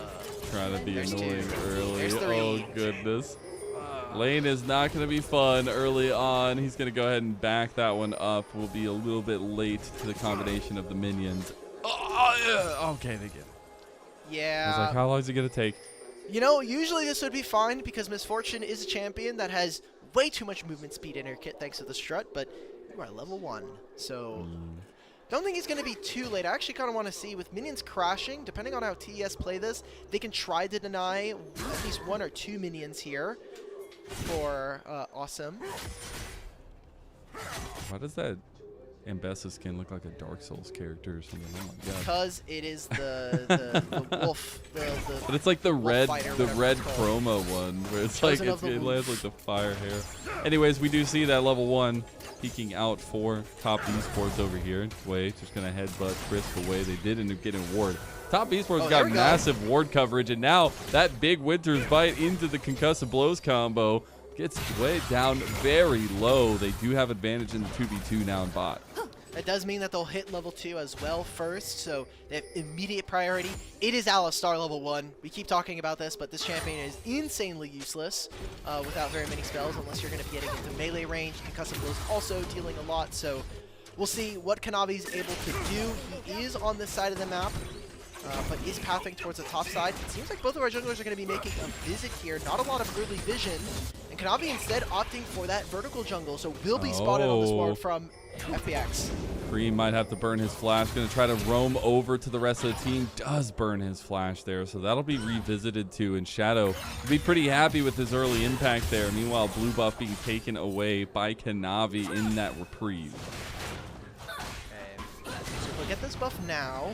The bottom lane of FPX recognizing that they do have to make the minion wave, and I think for 369 he has to be very careful here, because not only is Crisp going straight back to the bottom lane, this wave is starting to push away from him. He's going really hard on these trades versus Sheer, so has to be expecting that within the next 45 seconds there may be a Sejuani coming up to visit.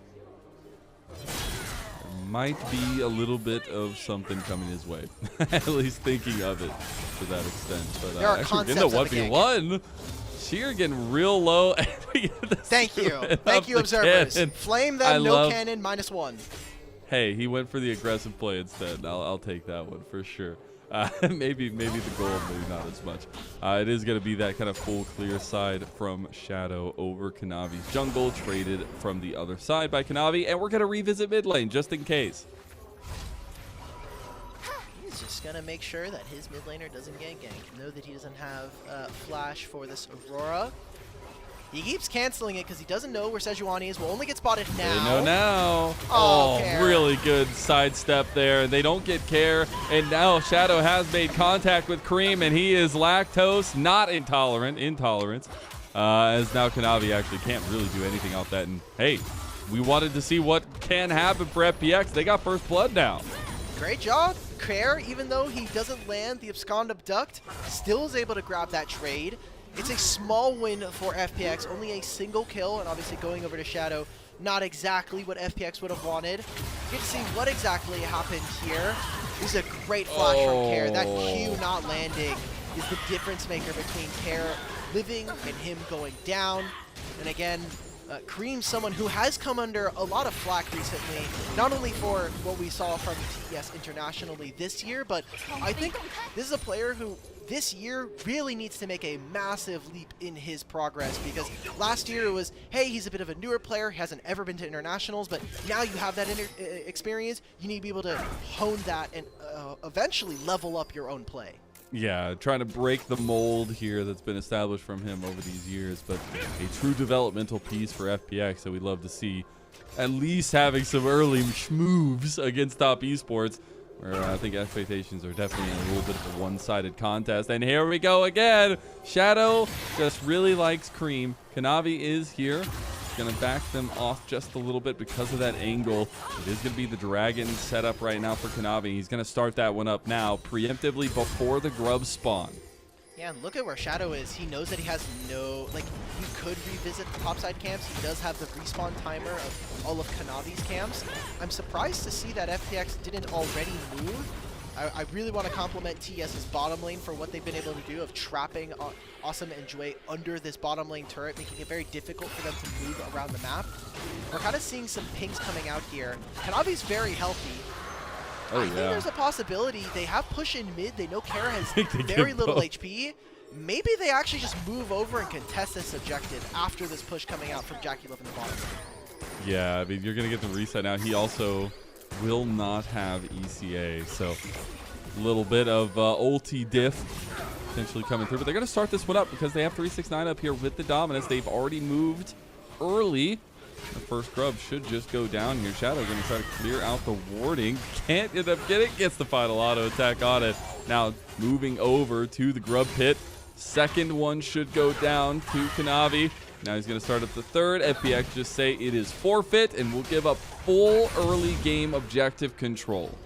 It's a tough look, but FPX maybe recognizing that Jackie Love off the map, if he walks into that fight and they've already started it, unless they've just straight up won the fight, are already looking down another loss, and it's going to go from bad to worse for this early game. So FPX, despite having the first kill, still down about 500, almost 1,000 gold at this point, and despite a lot of the attention coming out from Cream, it is because of the fact that this mid lane matchup is so miserable.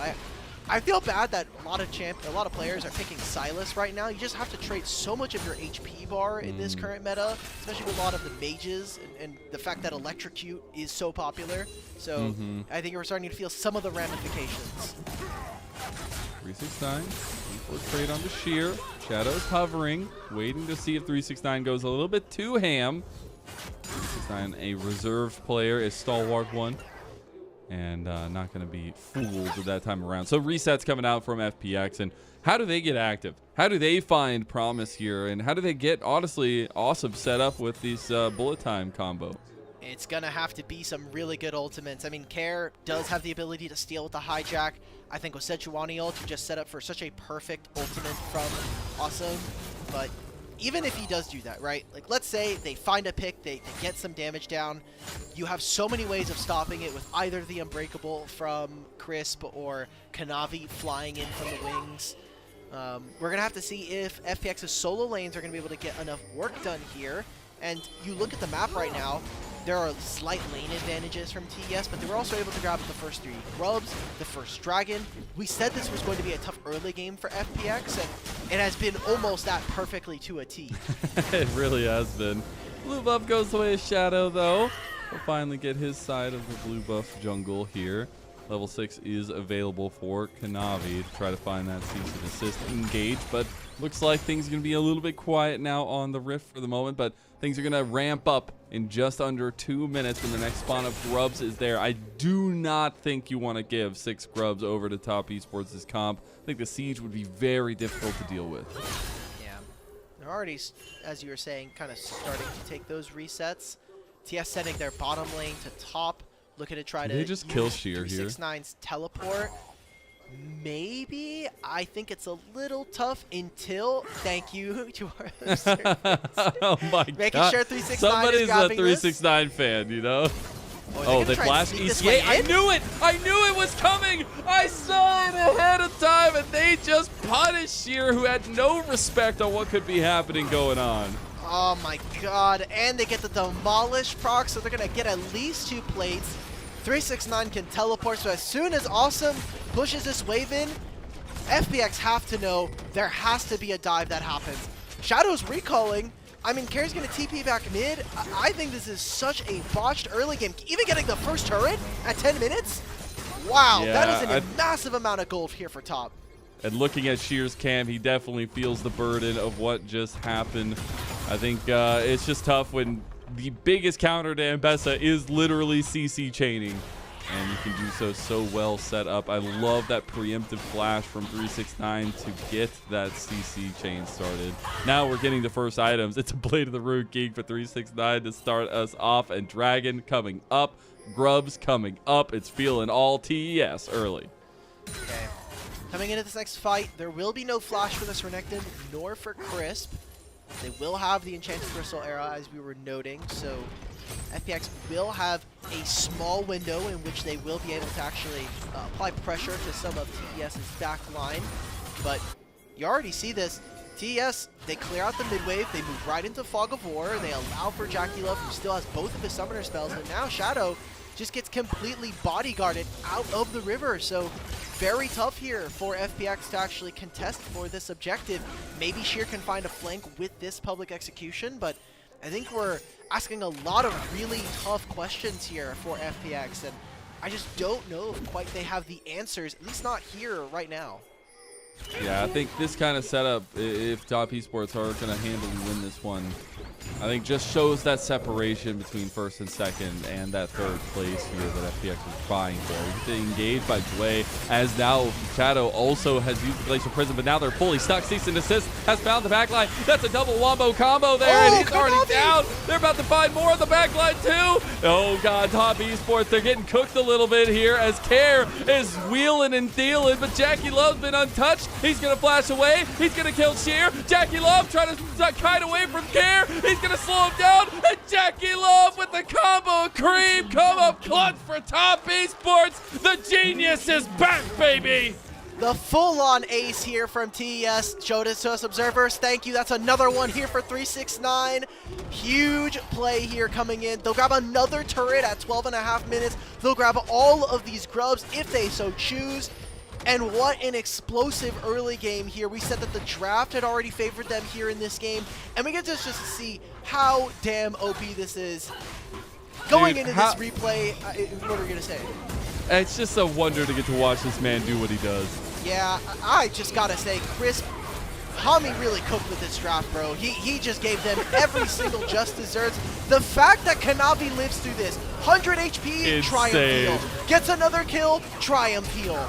And that was, honestly, I was kind of ready to see maybe another jungler penta coming on through, but all of TES finally get to outplay. I mean, the Ashe versus all of these melee champions. Cream with the slows. Crisp again with this Braum. I feel like there are so many outs for this team in this draft, and 6,000 gold now here, set at 13.5 minutes. They even left a grub for FPX. I think that this game is so tough to be able to play out from this situation.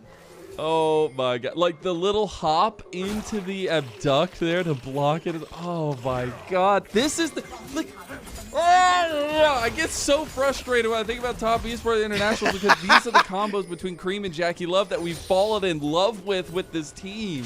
And they're playing so in sync. And yes, it's just best of ones. It's just the start of this second split, but it makes magic on the Rift. And unfortunately, their magic was out of sorts. And now it seems out of sorts for 369, who's going to pop the Dominus in a 1v3. TP coming in. He dies. The Enchanted Crystal Arrow did ring across on a Shadow. TP now has been completed by Cream. Jackie Love going to get engaged on now by Tway. Big engage as well from FPX, and they might have just cooked with this one. They were in the fire, but now they've turned that fire into heat to Top Esports. Cream, the only one left, gets hit by the flail. The headbutt polarized from FPX, and they just cleaned a full ace on the Top Esports. Lennon, get mad again. You were just mad about TES not showing up. Well, guess what? They just immediately to 0. They got aced instantly afterwards. There we go. That's a TES that we know and sometimes love. Oh my God, caster curse from hell there. It is insane that they just lost a fight that far ahead, but 369 just disrespecting FPX here. He has the Blade of the Ruin King, and that's great for the 1v1, but after this play, I feel like they should just let Cream get out of this. Cream has Flash, has so much mobility from the Aurora, maybe feeling a little bit pressured.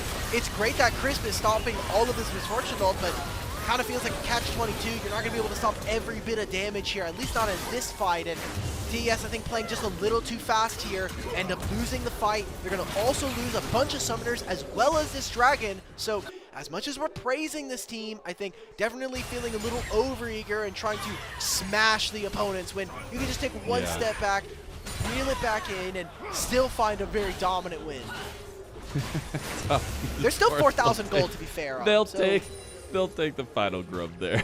They left it for FPX, and they decided they're going to go back and get it after that last fight. But dude, I gotta give shout outs to Care. The idea of taking the cease and desist and just having that full lockdown with this combo is actually very powerful. But now we're seeing the readaptation of Force up towards top side by Top Esports to get ready for this Rift Herald potentially.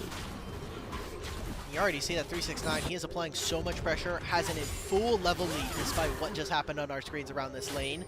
And he will be able to teleport for this play and apply pressure to Sheer. Just trying to eke out just a small experience from this wave. Oh, okay, we're not contesting Herald anymore, guys. This is quite illegal. You can already see TES moving on towards this objective. Why does 369 have 40 CS over Sheer? Damn, yeah, bro. it's actually kind of nuts. I mean, hey, it's been a little bit of a top diffy here.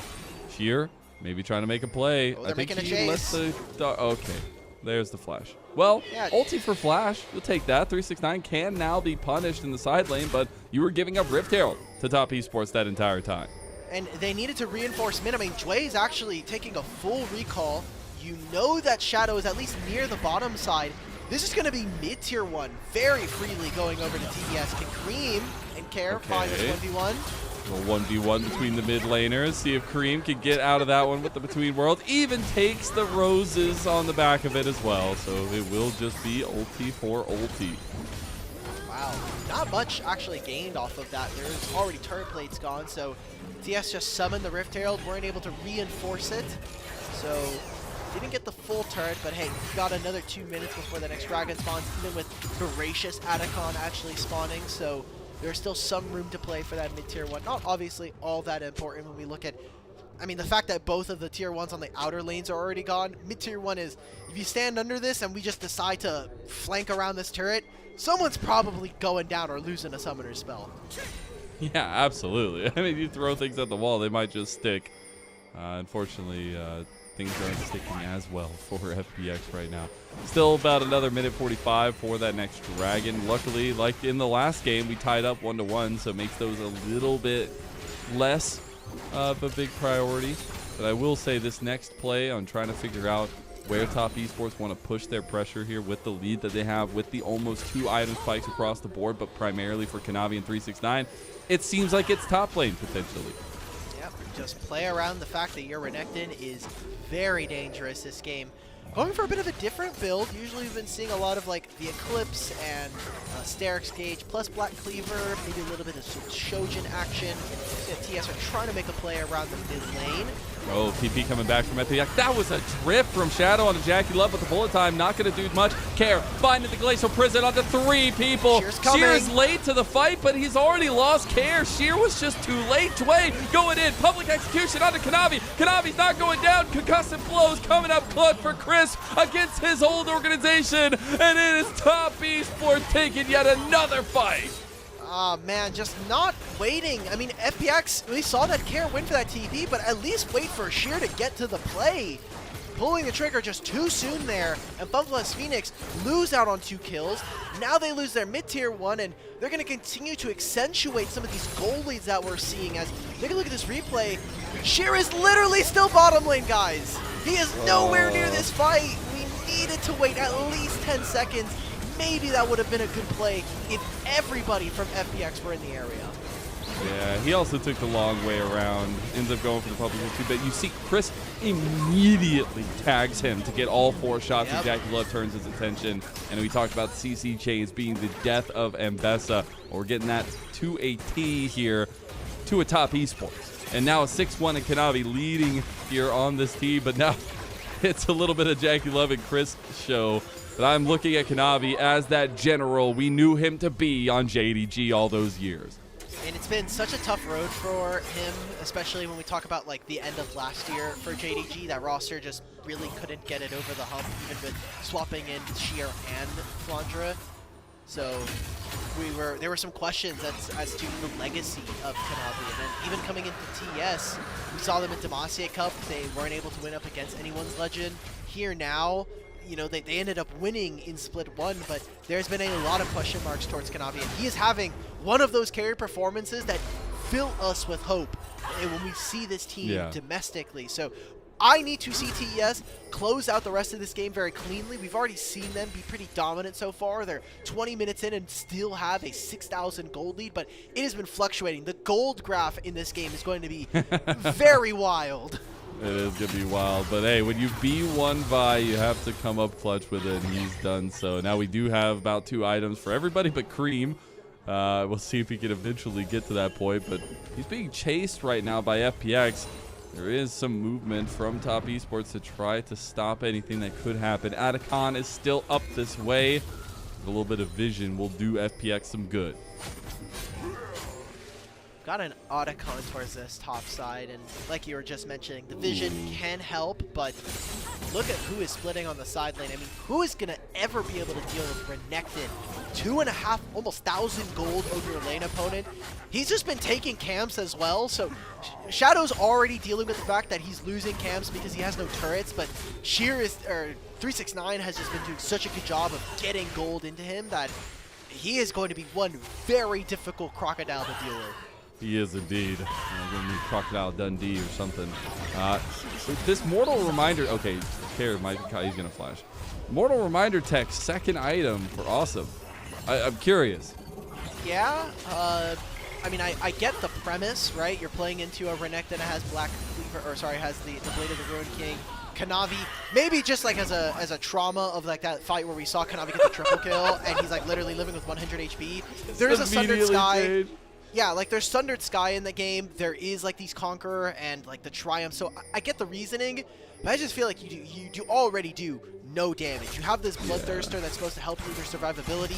Maybe like an Infinity Edge or maybe something like that. The 3rd item will be very strong, but as is right now, I am not feeling this Lord Dominic's right now, or this Mortal Reminder. This is the Mosquito version of Misfortune, just like Jin has that. No. This at least still does damage. Misfortune has way too much damage in her kit for that to be allowed. Jin, that Mosquito build is just, I don't miss old Stormrazor. Stormrazor plus RFC, But when Stormrazor initially came out, it was so OP on him. Like, it was so good. Yeah, that's true. And then they nerfed it. Because, you know, any carry players, we're only allowed to have fun for like a couple patches. Jin. They took away Gale Force because of Jin. They took, hey, I won't take that slander, all right? My mouse pad just moved a little bit because it's got Jin on it. Don't worry. It heard you talking smack. You already did that thing with the TFT. We'll see what happens to your mic in a few minutes. We'll see what happens, baby. I'll just reach over. I'll just reach over, hit some keys on the prod keyboard. It's OP. It's OP. I will control the propaganda. Kai, our producer, you have to save me. You have to save me. You have to. He did give me a glance when I said some bad things about Jin. So nice. I get it, so Okay. Cool. Yeah, Cool. we're seeing We're TES good. take I full got control somebody on in top the side. room. Yeah, exactly. You got someone in your court.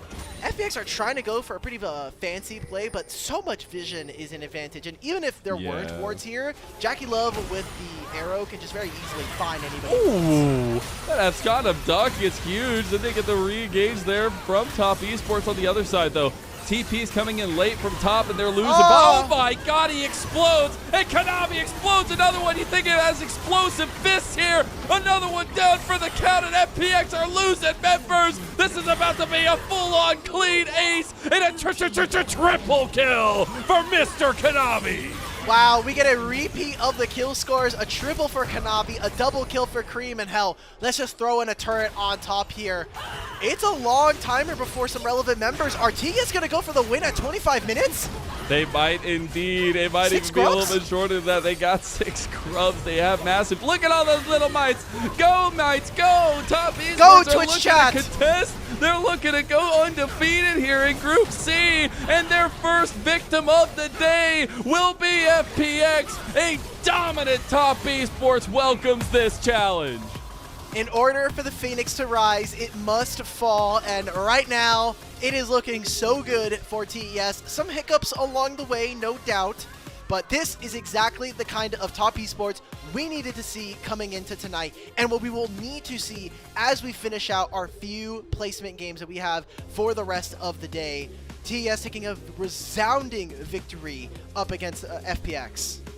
Crisp against his old org. It's been many years now, and I'm sure those connections aren't out there, but still nonetheless a story that we love to see. But also this team restoring some version of confidence back to the league itself when they come in and still show that domination, still show what made them good here. And I wanted to see some more shoring of the mast for Mr. Konami.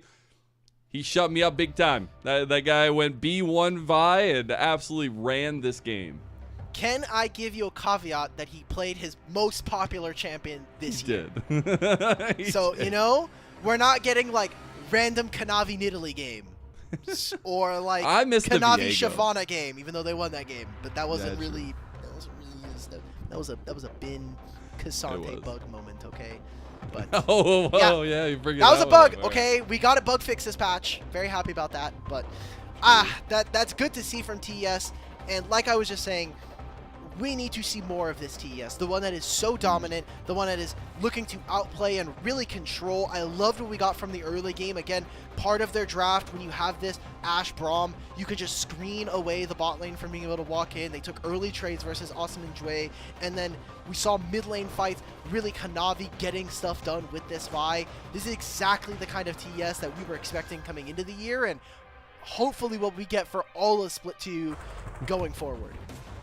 I still very much welcome their addition to the Ascent group, and very excited to see how they stack up against other competition in best ofs themselves. Best of ones, I think you can be pretty dominant in, especially like a team like Top Esports, for sure, who have some kind of tried and true strategies. I think Cream deserves a little bit of an extra shout out. I think like Jackie Love obviously looked really good. Konami looked really damn good. 369 was a menace as well, but Cream had some really nice moments to kind of connect the team together, which I think is an important job on a team like this. Yeah, Cream had a pretty big job of, hey, like I'm probably going to be getting a lot of attention in mid lane as this Aurora. Did falter a few times, but really kind of held his own on this champion. Again, this felt like a draft that we got a lot of the favorites, especially for our mid and jungle duo here of TES. And it's going to be games like this that really add a lot of flair. I think it's another feather in Cream's hat when we talk about what his champion pool is going to be. A long time it was him just being able to play those AD, you know, or the melee mids like the Sylas and Akali and adding the Yone, but his mage play has always been a big question, so I want to see him still dive into more of these and see what exactly works for him. Yeah, I think that would be nice to see a little bit of a flexing of that, and just kind of see what options there are specifically. I will say there were some nice fights coming out from FPX, and a lot of that came from Care. I think Care on the Silas knew where to be in a lot of situations, and I think he was the kind of brightest moment on FPX, or brightest player at least for this game, even though there maybe weren't as many bright spots. I feel like Care has always been, to me, like, not only as the franchise player for FPX, but has, like, these performances where, like, damn, you kind of want to believe in him. Like, you have, like, the Ari games from him that we got to see last split and even last year. You're thinking of games just like this Silas where he can actually get things done, but then you're reminded of other games and his the rest of his resume, and it just hurts, man, because, like, if you can just nail down the consistency, I feel like Care could have been and should have been one of our up-and-coming mid laners here in the LPL. Absolutely, but FPX have struggled as a whole, and ever since those bright moments with Milky Way, it's been a little bit different now. As we take a look back at some of these clutch fights in the end, I particularly want to see that last fight afterwards, because I still think, like, the execution on that, I guess right here, it was really nice, especially after all of these tools were utilized on the Creed. I mean, perfect stuns right there, like the Vi ult going onto both Silas and the Aurora, but also blocking the Sejuani ult. I was a little questionable about this fight just because Jackie Love is like, guys, I literally can't hit anybody that you guys are hitting right now. But, like, I guess it's fine because you guys are winning. A bit questionable, but like you were saying, we got to see some of those mechanics, and it's tough when we look at it from the angle of FPX.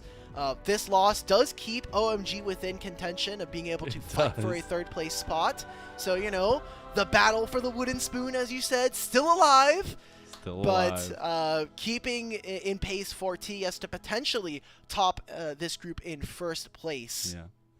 Would be cool to see another undefeated run from another team. Kanavi, of course, the general, comes out clutch on the Vi. First pick, by the way, 93% KP and a 915 finish on the champ. That's, I mean, just perfect. These are the games that, like we were saying, build confidence, and these were the champions that we got to see him very early on into the year adopt very quickly and say, like, hey, I'm new to the team.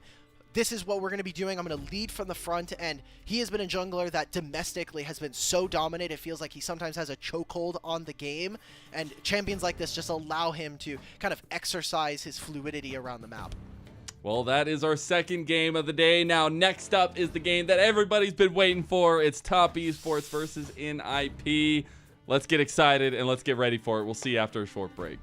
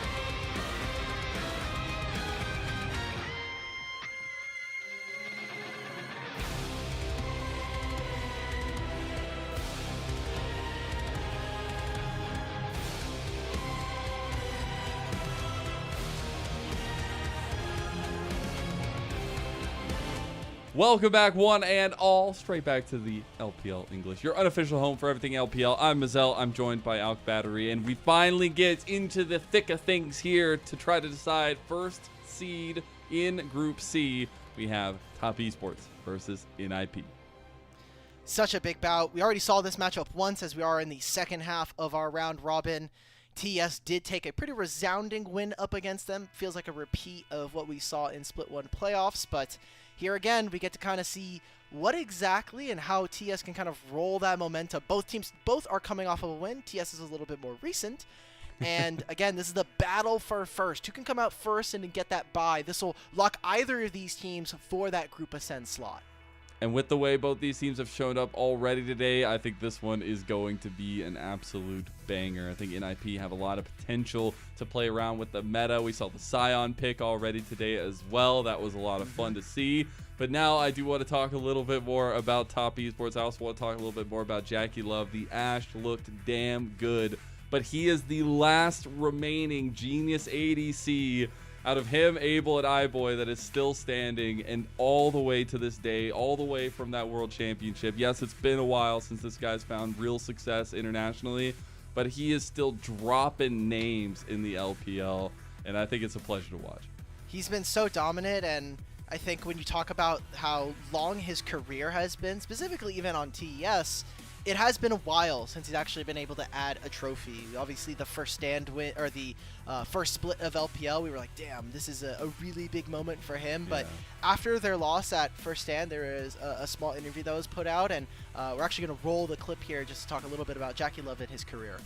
首先觉得刚就是运气是比较好的，然后就打了第一年就是走到了巅峰，然后后续的话就是可能比较波折吧，然后打到现在的话就是也还在往当初的成绩再去努力。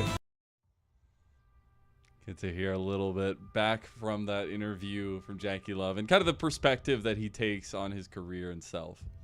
Yeah, the start of that was so like heartbreaking, because if you have the full clip and you saw it online, they were asking basically like, hey, what's actually changed in you as a person or you as a player since that time? And he took this really long, kind of heartbreaking pause. It made everybody like really unnerved. If you watch it, you're like, okay, this is really uncomfortable. And he's like, I don't feel like I have actually changed. Like, a player's career has those ups and downs, and like he just said, it's about that like career and journey to get back to those highs. Yeah, it is indeed. And I, for one, am honored to get to cover this guy.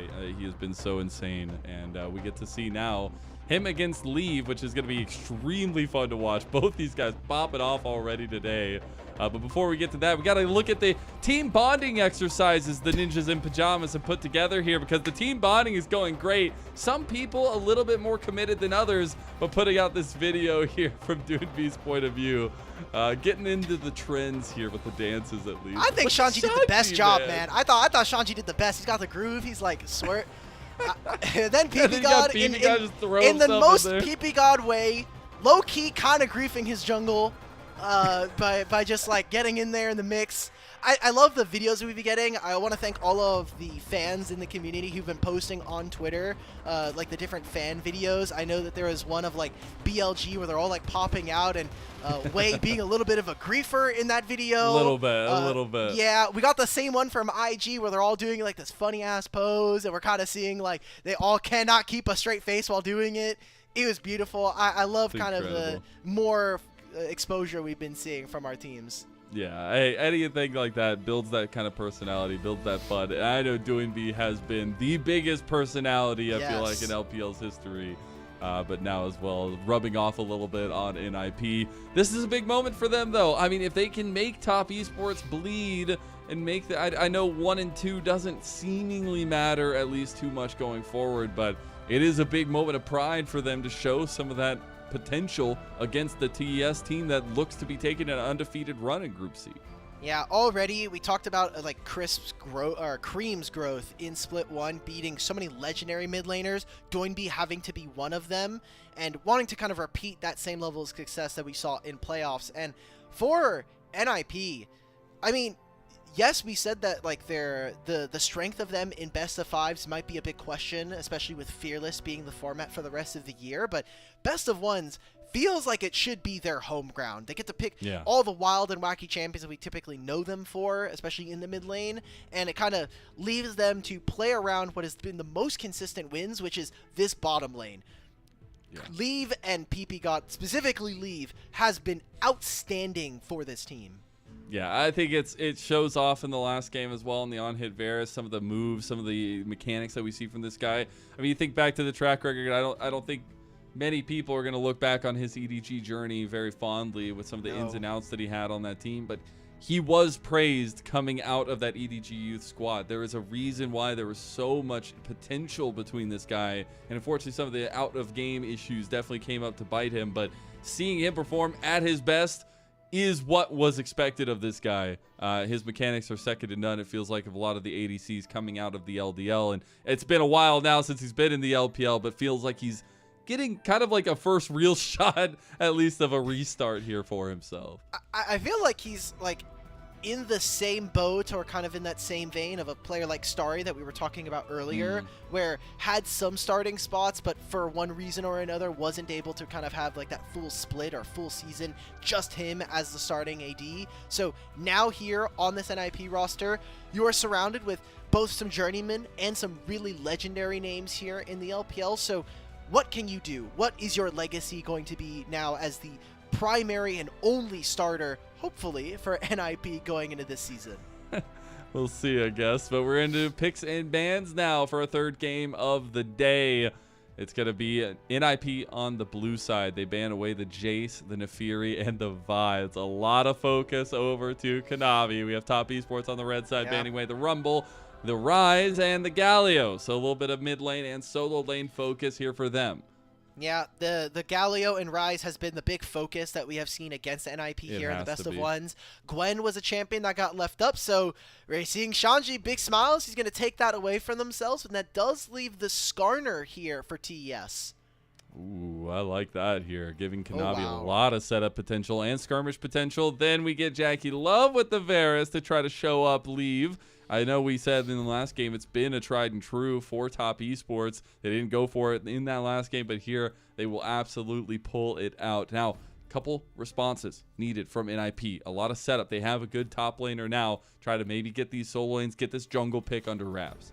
Yeah, what jungler are we looking for? Has to usually be, when we're talking about playing against Skarner, things like a Zyra have been very popular, but from what we're getting from NIP already with Leave on this Kai'Sa, you just need engage. You need frontline. Things like, I think, a Wukong can be very disruptive. Things like even potentially a Xin Sao, but I think that might be a bit dangerous going into what TES have already shown with the Skarner Varus. I'm not going to read too much into it, but when you lock in the Kai'Sa and you see Leave's face right there, there's like anxiety and confidence. You're taking Kai'Sa into Jackie Love on the Varus. I mean, it couldn't write itself. We get the Rakan paired up there to provide some of that in and out potential for PP God. Also a very good classic for him, and comfort going the way of a major support on the team. Okay, so coming out of this, TS or NIP can play a bit of a dive composition. Also, with this Gwen, you can look for something, try to play a little bit at range. We're going for the Kennen here from 369. We've seen him pick it up a few times here, so let's see if this is a new answer that TS have been able to cook up into the Gwen. Gwen has really torn up the league ever since her introduction, since we got her from LNG, kind of pulling her up a couple days ago. And I think 369, I mean, it's funny. You go through phases of memory with 369 on different phases of his career, going from playing Kennen, playing these kind of carry top laners as well with a lot of setup to go into that tank setup. But this guy was a very good Kennen, and I love to see him on it yet again. Now in the second phase of bans, that Aurora, we'll see what that focus is for NIP, though, if they want to try to take away some of the supports to give more, I guess, breadth of room to theirs. I feel like this is such... They're just going to be focusing Doinb's champion pool. As much as we've been kind of making reference, and Doinb internationally is known for being able to play so many different champions, it feels like he kind of has like a champion puddle. He has very... a lot of champions that he plays, but maybe the depth isn't all there. So I wouldn't be surprised to see another pick here. Take away the Nocturne. I get it as like a pairing with the Rakan, but I feel like if you were going to play a Nocturne pair, I don't know if Gwen is necessarily the top set you really want. I think Gaki's having a little bit of fun with it too. maybe chuckle a little bit, seeing what's going to be in the wheelhouse for him here. What do you go with the final ban though for NIP? I mean, you continue focusing on Crisp. I think okay. Well, that's the answer. It's going to be the Alistar. No Leona, not even taking away potentially, maybe inviting the Leona, especially since you do have Gwen. Ronaldo would be great as a champion that Crisp has been really well known for, especially in the past couple of years. But you look at what NIP are going for. They're going to dive right into him, and then you have the revival. You also have this ultimate. So NIP on the back end, what champions are we looking for here from Aki and Doinb? Just because you already have this Gwen, you kind of need Engage from mid lane, and unless we're maybe getting a Pantheon mid, I just don't really like it going into what TES have got already. As you say it, literally highlighted right there. We'll see if it actually gets locked in the end. But right now, we have a full change of in different styles between both teams, right? You have this extreme team fight heavy focus for top esports right now, and they still have another piece to add to the puzzle. But you have that all-in, go deep comp from NIP. Okay. NIP can very easily execute on dives, especially around the bottom lane if they choose to. They have great control. TES, last pick here for Cream. Don't know if I like Azir, especially Cream's Azir has been kind of hit or miss. Honestly, I would really like something like a Hui, something that he showed a lot of proficiency on. Even something maybe like his Victor could be an option here. Do you put yourself at risk against a Pantheon and a Maokai? But in the laning phase, I think it's very difficult. So, all right, like you were saying, TES, very good team fighting, especially around chokes when we talk about having these two solo laners here, and can very much keep NIP at arm's length. So we need to see NIP find fights, find them fast, and find picks. The bars of execution are very different between these two teams. Like, you can just scale, wait for objectives, try to find a good positioning on it, and take really nice team fights for top esports. You need to find advantage. Yes, you have great scaling on NIP, right? But you need to have these pieces, especially Aki and Doinb, to a good start. This Pantheon can become a little bit useless if you can't find a lead. Yeah, my issue with this Pantheon is, are they just inviting instead of a dive? Let Leave and PP God just like get the wave shoved into them, and then with them landing on the bottom side of the map, the Pantheon's going to try and slide in behind them. I think it's very difficult for Varus to necessarily get pushed around by a Kai'Sa, especially pre-couple of items or pre-evolve for the Kai'Sa. So, interesting draft. I am a little bit scared here for NIP, like you were saying. There is scaling options. Kai'Sa and Gwen later on in the game just have so much damage in their kit, but top esports basically get to play a lot of the game in between those points before the level 16 marks hit. And they are warmed up, I tell you what. I know NIP had a good game to start off the day, but Top Esports ran FPX into the ground, and now looking to do so with yet another very stylish comp for them, typical style at least, where we have a nice little Kennen throwback from 369. But I am looking at that bot lane matchup and how it compares to this jungle setup here. I think Leave and Jackie Love, not only the names, but the kind of legacy between the two and what they've been building for themselves. Jackie Love for so long, but Leave starting his story here with NIP and finding a lot of success in that route. But it is legacy versus new blood, and it is NIP versus Top Esports for our third game of the day.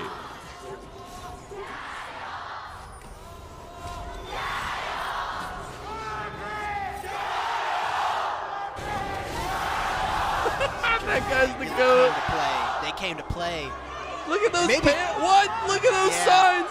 That's so cool. Oh my god.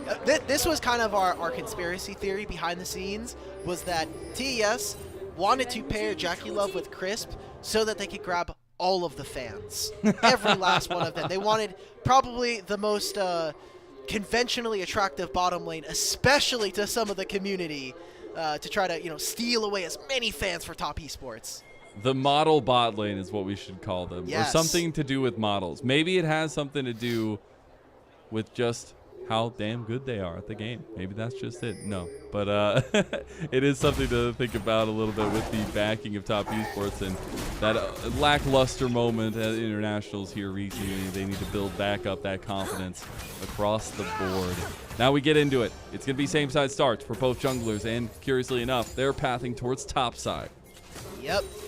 Gwen can get a little bit of play around, especially in the early game. We're talking about playing into Kennen. Definitely a much tougher matchup, especially with the Electrocute edition. I know with Summon Air getting the, oh my god, Leaf is just getting completely owned in this double rank matchup. To be fair, that's what we expected. Take Jackie Loves Kaisa into him. This is what happens. Yeah, but with this topside matchup, I'm interested to see. I was thinking with Summon Aaron getting nerfed, Kennen would be a little bit weaker. Obviously, they buffed Electrocute, so I was hoping maybe we'd see a little bit more of this top laner, especially with AP mid starting to come back into fashion. I love it too, dude. Just a little thing. Leave is playing the IG Kroba with the against Jackie Love there on the Kaisa. You'll love to see it. Little mental diff, and maybe making him mad. Cream does end up buffering out that huge moment, and actually does make it out alive, even though the gank goes in. Flash will be burned, so that'll be returned to. Yeah, very good flash, and honestly, while it's great for Cream that he survives there, Aki does, I think, relieve a lot of pressure for his mid laner here for this Pantheon. Pantheon's actually going to be very resilient against this Azir very early, especially using the Doran's shield. So I want to see what exactly Doinb is able to do and how he'll be able to escape lane after some levels have been accrued. Yeah, I expect him to try to get as active on the map as humanly possible. Right now, man, the push in bot lane is lethal, though. The CS differential is getting huge. I think Jackie Love might be a little angry that Leave has disrespected him in this way.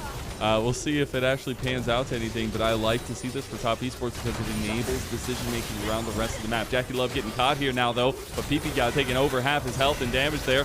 Nice little hail of arrows, going to get some damage on the Leave, too. Kanavi is meanwhile looking at topside for a potential under-tower dive.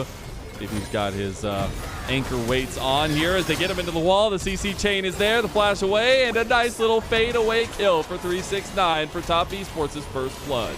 Really well played, and unfortunately for Aki, he took a bit of a different path there, ending up actually going for his wolves, so he's not actually able to prevent that fight from happening, or even help his top laner, so really well played coming in from TES. It is the investment of both flashes from 369 and Kanavi, so hopefully that's something that we can see potentially punished here for NIP, especially with Grub spawning in a minute's time. Something I did want to note, typically when we see Kennen, we were like, hey, someone has to take exhaust, and Gwen has been very popular since she does have so many dashes. Has been, you know, an option that we've been seeing a couple of our top laners take, so interesting to see, and we'll have to watch if Shanji is going to be as active, because he kind of has to match Kennen now if he wants to be effective in team fights. It seems like we just had something happen bot lane, though, as Cleanse just recently got burned by Leave, so it seems like bot lane dominance is still the name of the game for Top Esports, and being able to hurt onto NIP's duo down here. You have both junglers hovering back around this side of the map. Dragon is up for Kanavi to start up. Top Esports earlier in their series, in the earlier game at least, were willing to go for that early tempo there, but Grub's coming up in less than a minute. This is just really well played. I love how TS have played this early lane. We'll see. Aki is going to get spotted on this ward. Kanavi instead, they want to just try to take control of the Tri-Brush. Gets the nice smash. cancel. That's really well timed. Gets out of the handshake as well. Aki came with his dancing shoes. Double knock up there on the Jackie Love and Chris. Another Bramble Smash to knock back Kanavi. Now Aki going for the sapling of the bush. He might have bitten off a little more than he could chew, though. Flash from Jackie Love gets flashed onto, but not going to go down just yet. Grand Starfall bailout, and Doinb has made impact, and Doinb has made the difference, because Leave just got the redemption of the lifetime. Doinb, go ahead and strut your stuff, King. PP God played that fight so amazingly on this recon, delays so much time from TES, and Cream's just like, well, I'm playing Azir. I can't exactly match that. Great roam from Doinb, makes the play happen. As we get into this replay, again, starts off with his Bramble Smash to stop Kanavi from getting the crash, and now there's no handshake. So again, PP God gives the shield, he knocks up the bottom lane of TES, and now they're stuck in this really awkward position. Doinb gets level 6. Level 6 right here. And I mean, Cream just doesn't have enough mana. He can't ult. He can't get in there and try to save the rest of his team. That's like literal milliseconds right there to try to get the difference. And that is the difference. Doinb, in his super carry form, will enable his bot lane and now enable himself. He's gotten the lead we craved from the draft. And NIP will also take all 3 grubs to start us off. And this actually bails out this bottom lane because remember we were already talking about from draft that Varus Renata should be very dominant from the laning phase. They should be looking to extend their punishment. Shanji, you're Instant gone. slicing Maelstrom onto Shanji. He is going to have the needlework to try to heal up here. Nobody's coming to save him though, and he will just go down. I love that punish. As soon as Shanji dashes forward, 369 says, yeah, no, that's not allowed. We're just going to go ahead and handle this one. So fantastic job. Again, 3 grubs now going over to NIP. I think the fact that they're able to trade a kill is nice, but NIP at least keeping themselves in this game, and if they can contest for this next dragon, they could potentially look to fight off TES, knowing that there's some summoner spells missing. Yeah, the punishments are big, I think, that you can have. But I think continued tempo control is very important here, and specifically for NIP. I think now a little bit later in the dragon scaling stacking going on, but we do have presence down on this bot side. Would be really nice for NIP to start realizing that stacking objective. Maybe there's a play in here. Does have ultimate. There's no vision here. They're going to spot out, and I'll be on the bottom side. Oh man, he skirts around the corner and no. all the way downtown. Here comes the Nature's Grass. Doinb using that speed up. The flash going to come through onto Cream. He's going to flash, Scramble Smash, the heal, the damage. Doinb going for the execution and gets him. The hostile takeover goes completely wide from top esports' bot lane, but Leave still pays the ultimate price. Jackie Love getting his kill, and now he'll have a twofer. He'll have more, and that's going to be a 3-1 start for Jackie Love as well. Massive amount of kills going over to the side of TS's bottom lane, and that's another plate here. I love that we see the Demolish Tech coming in from Chris. Something we got to see from the double range bot lanes of Yor with double marksman here. So TS, they get some kills on the bottom side of the map, but Doinb is now really fed on this. And you can take a look exactly. I mean, Chris just tried to cut off one of the entrance ways, force his lead basically into a chokehold here, and despite the kills going over, a lot of gold in Jackie Love's pocket. I will say the map state here for NIP is not completely doomed. Doinb can very easily drop a couple of these mid-lane waves and look to try to fight on the opposite side of the map alongside this dragon. So still a lot of options here to play as TS do find themselves with 1,000 gold. Yeah, I think the duality that we have these 2 super carries, not just Doinb, just taking the advantage early in Doinb and Jackie Love feels really nice. It feels like now we have very clear win conditions for both teams. NIP, it's going to be a little bit of a bridge win condition. Doinb can get you there. Leave will have to finish the job. But I love to see Doinb taking onus, taking responsibility for this early game, and making such a big impact as he has since he joined this NIP team. And now we're seeing NIP, they're just deciding like, hey, we're going to play towards the top side of the map. We're going to put our bot lane in first and then move out, try to see if maybe we could potentially match. TS instead focusing on getting gold right now and playing around their carry. We talked about the fact that Jackie Love is so far ahead of Leave at this point, so I think for NIP, they're going to try and do their best to avoid wherever TES plays their legendary franchise player. Yeah, I think it made me sad to realize that he's the final genius left in the league here when they gave those names so long ago. We're seeing a little bit of genius play on top side, though, as top esports are trying to save 369. They save him. They get the kill into Aki. It's a 1-for-1. Leave will clean that one up. Here comes Crisp, though. Maybe at a 2v2 they can still win this one because Leave is very low. Handshake going to be saved here as well. Should be able to get PP got. Oh, that's just good. Nicely done with the grand entrance to get out. Really well played. Does turn into, obviously, the trade of kills and even the play here for Jackie Love. Oh, I think he just finds solo here. Jackie Love, that genius on full display. He can't get the kill, but he put the pressure on a Doinb. Oh, man. So Doinb's going to have to recall. Can very easily make this play. Now, how many grubs can TES take? Because we're seeing them redeploy on the map. They'll probably be able to at least take one of these grubs, especially with them regenning. I'm waiting for Doinb. He has ultimate, and now he's finished the Eclipse. He's got the smite. He's going to get it. So he does end up taking that last one. We'll split the difference here, 3-3 for grubs. Doinb back going onto the map, waiting for a Grand Starfall. There's pings, there's arrows, they want it. PP got finds the preemptive knock up onto Jackie Love. The blast code over the wall. Here comes Leave on Jackie Love's skin. He chases him down, and he does take him down. That'll be a nice pick out from NIP. 400 gold going over to Leave, and even here, how much can Doinb actually do against 369? I feel like you're not going to be able to deal all that much damage. You're giving up a lot of waves here. You're missing out on mid.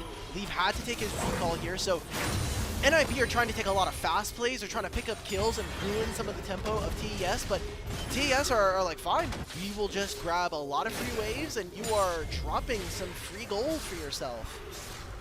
You are indeed. I think it can be a little bit difficult to see those things in real time, but we are getting to see some of those little differences at least pay off here. Now it is first items being completed across the board. Do we believe in the difference between the teams now, at least with that early game focus for NIP now that they do have these first items? Yeah, I think the Eclipse adds so much durability, especially for a champion like this Pantheon, so I'll be interested to see that. The problem that I'm having is Aki and Shanji are incredibly poor in this game. Like, we have Shanji with no first item, all still done. Aki is eventually going to be able to pick up a Leandries, but I mean, we're already seeing the heart steals being stacked here for Kanavi, and Jackie Love, like you were saying, is still really far ahead at this time. Already fit. He had this Blade of the Rune King finished a long time ago. Yeah. I mean, it's just a little bit of the Jackie Love show here for Top Esports for sure. Love to see the pickup of the lethality. Varus just being completely the lock-in now, I guess, across the table. We do see now, though, Doinb trying to respond to top lane. Won't be impactful just yet, but this is also where we have to talk about what we were discussing in draft, in compositional differences. NIP want to go in. They want to dive. If you're behind, that makes it much more difficult. Top Esports, they're fine waiting for these timers. They're fine waiting for these objectives to spawn and take their fights around those because they have that team fight-oriented composition. Especially when you look at the solo laners right now, their experience, both Cream and 369 on their way towards level 11. So for the next few minutes, and I'm looking at that Herald timer in 2, that is going to be a massive power spike in their ultimates and being able to have a game-changing fight for TES. I wonder if they're going to be able to take this down fast enough to that standing goal, because Kanavi's getting collapsed on right now by Shanji. As he goes over the wall, Aki waiting to go in. They get the double impale into Chains of Corruption. Is it the knockup on Jackie Love that makes the difference here? Cream with the double, and Jackie Love cleans one up, and so does Kanavi. All of a sudden, you blink and you miss it, and they're gone. Meanwhile, Doinb has ended up going with the Grand Starfall towards topside. Turret will fall bot lane. Massive. I mean, those are 4 ultimates used, and even the flash from Jackie Love. I think Crisp and Kanavi setting up so well for that play. It was a trade, a couple of those ultimates. Some of them will not be available for that Herald, so while it is a trade here for NIP, I just want everybody to watch the jungle and support of TES. It looks like it's a pick onto Kanavi, but just sets up so perfectly. Chains of Corruption, the hostile takeover as well, just to spend so much time. And now you have no flash on Aki. I think it's so tough for NIP. Can they play the map instead is kind of going to be the question, as they are missing a lot of these summoner spells and a lot of these team fight ultimates. It's just not working out, and now a steady almost 3,000 gold lead for Top Esports. Rift Herald coming up in about 40 seconds. Teams already on the top side of the map here as Kanavi's finishing clearing up his side of the jungle. He should just have 369 in bot side with TP available. This is where things get scary though, Alex. Like, with an advantage and with Top Esports having controlled the map, the TP flanks from 369 to like game-ending slicing maelstroms, that's just a nightmare. He has flash, he already has the proto belt. I wonder how much time he'll actually have here in the bottom lane if he'll be able to pick up. It looks to be a needlessly large rod so that he can get closer to Shadow Flame. I love what 369 is doing. This is what you should be doing back at home in your solo queue. Push your lane and then drop into Fog Floor, because it is so easy for the enemy team to be like, well, I don't know where enemy top lane is. You can try to take home for yourself. And this looks like going to be another turret here for TES. Little shout out to 369. He's been having himself a day on the Renekton, and then now this cannon. Just feels like maybe a little bit that momentum from the last game is helping Top Esports out here against NIP. This is the true test for Top Esports. In a second time, can they just put down NIP and look to move on to being undefeated in Group C? Try to be another big threat in Group Ascend. Kanavi gonna miss the impale. PP God dodging out of that one. Rift Herald started up by NIP. And TES, instead of going straight into topside river, they gave up position in here, so this is going to be just a free Rift Herald for Ninjas in Pajamas. With no impale either, they know they're routed behind them. Cream is coming in from a flank. What a great gambit from NIP. They did have to give up their mid-tier one, so unless we see a turret changed in exchange here from NIP, I think TES are not going to feel too bad about that, and they already have position over this dragon spawning in 45 seconds. No one is matching this bottom lane push. Yeah, and that's all that really matters at this point is Top Esports taking fights they know they can take because they will have a very scary composition as time goes on. A side lane turret goes down to Doinb. We find that one.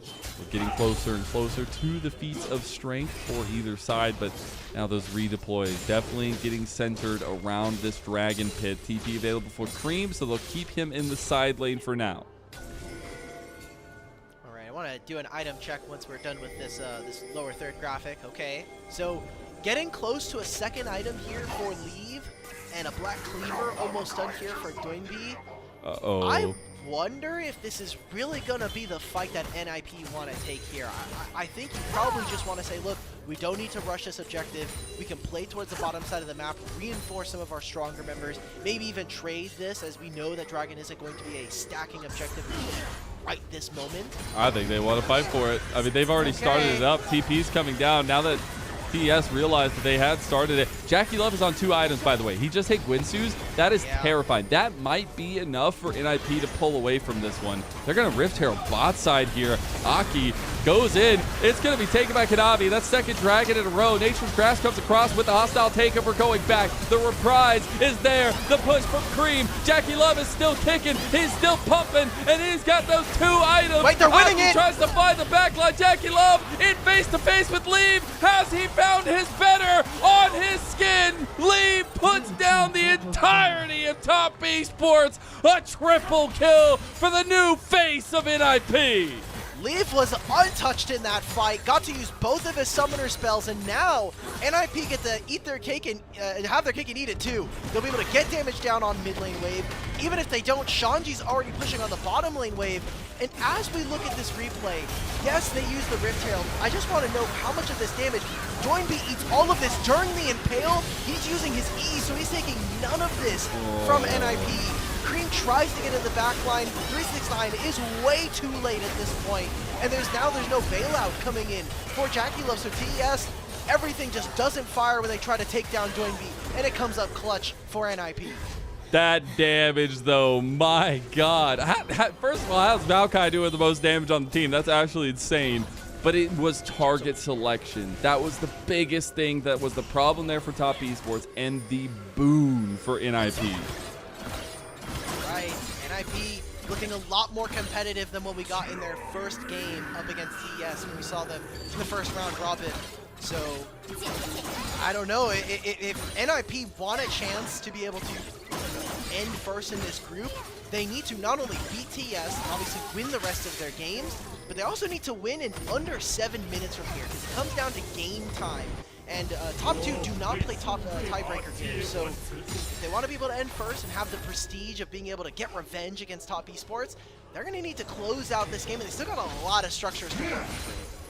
They do indeed, and it's going to be a lot of standing gold available to them. They're almost on 3 items now for Leave after picking up all that gold. That's going to be pretty massive now. He has the Yuntals and the IE, so this Kaisa is doing damage. Yeah. And I think it's going to be really difficult to guide around that unless they can single target him. I think if you land an impale, if you get a big handshake, but right now, I mean, the only form of just straight up lockdown is the impale from Kanavi. Say that coming in, that TES, this was going to be a team composition that is so reliant on strong team fighting, and while we have seen that from them this time around, again, some of those flaws from TES are starting to show.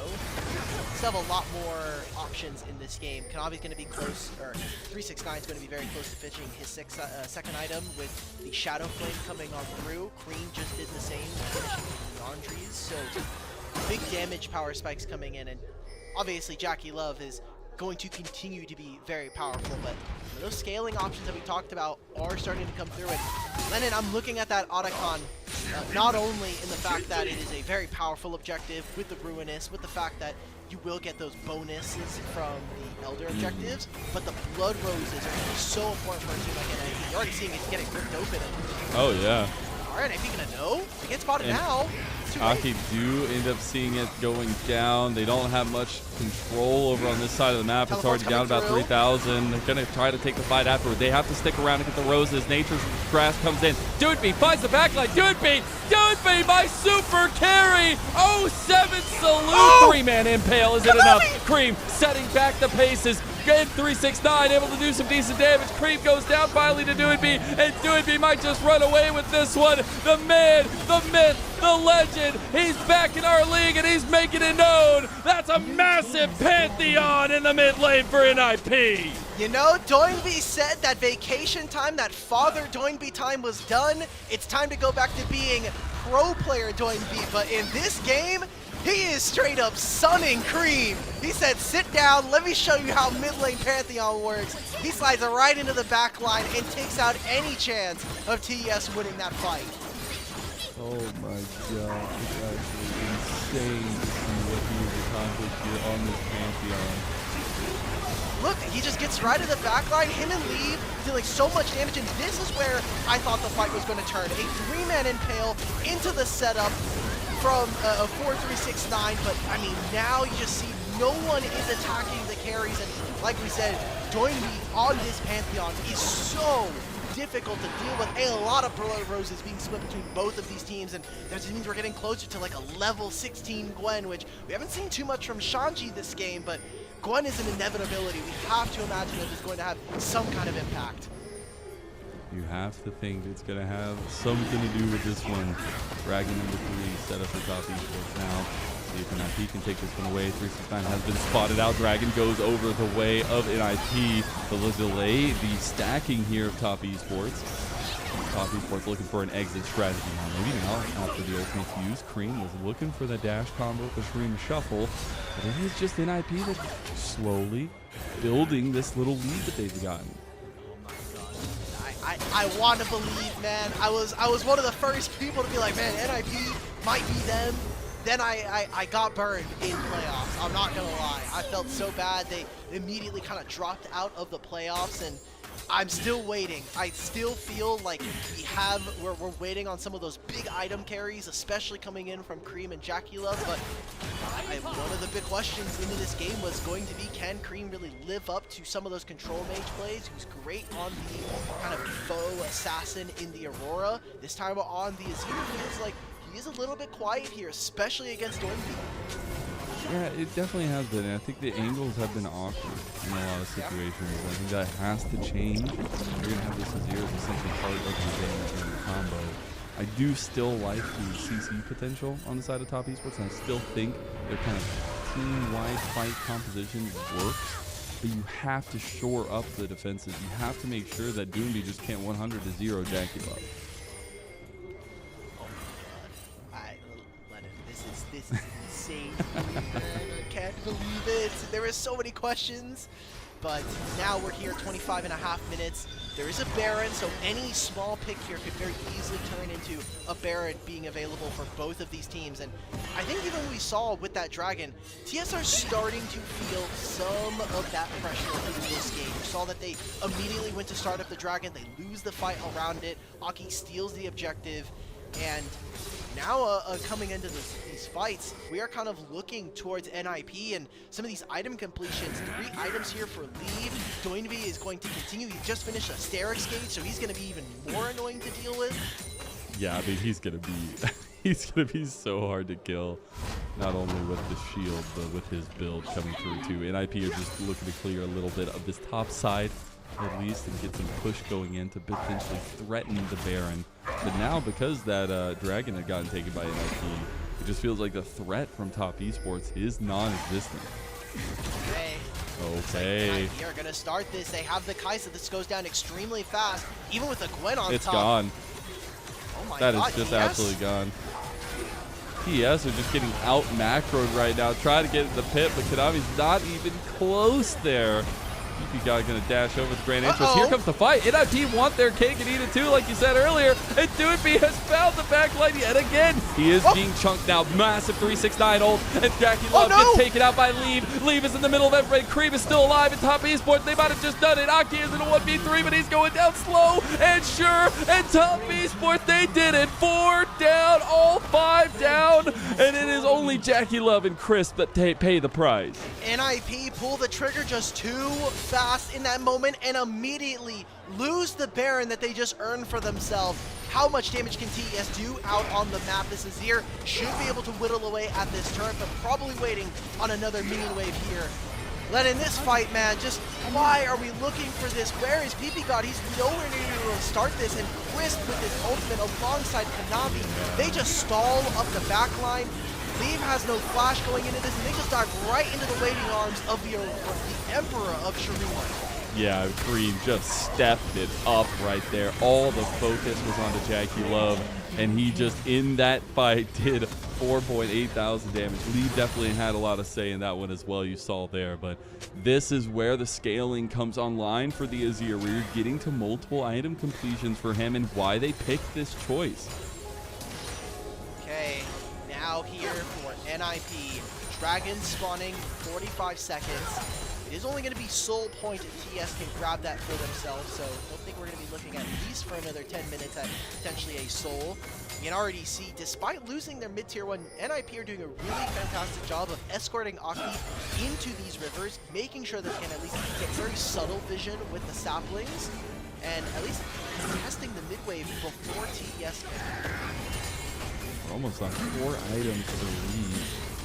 It's going to be a big break point for this guy. Again, the newest big face on NIP, at least, trying to be that carry. I mean, he has in a lot of these games, and now he has the Lord Doms. That tankiness in that front line is not going to exist for Top Esports. Dragon started up by them right now. I just don't know if they can contest for this. Yes, Doinb can kind of fly in. There will be a team here for Shanji, but every moment that NIP are able to waste just allows them to reinforce. We're getting the teleport coming in from one of the members of TES, but it's complete darkness here around the Dragon.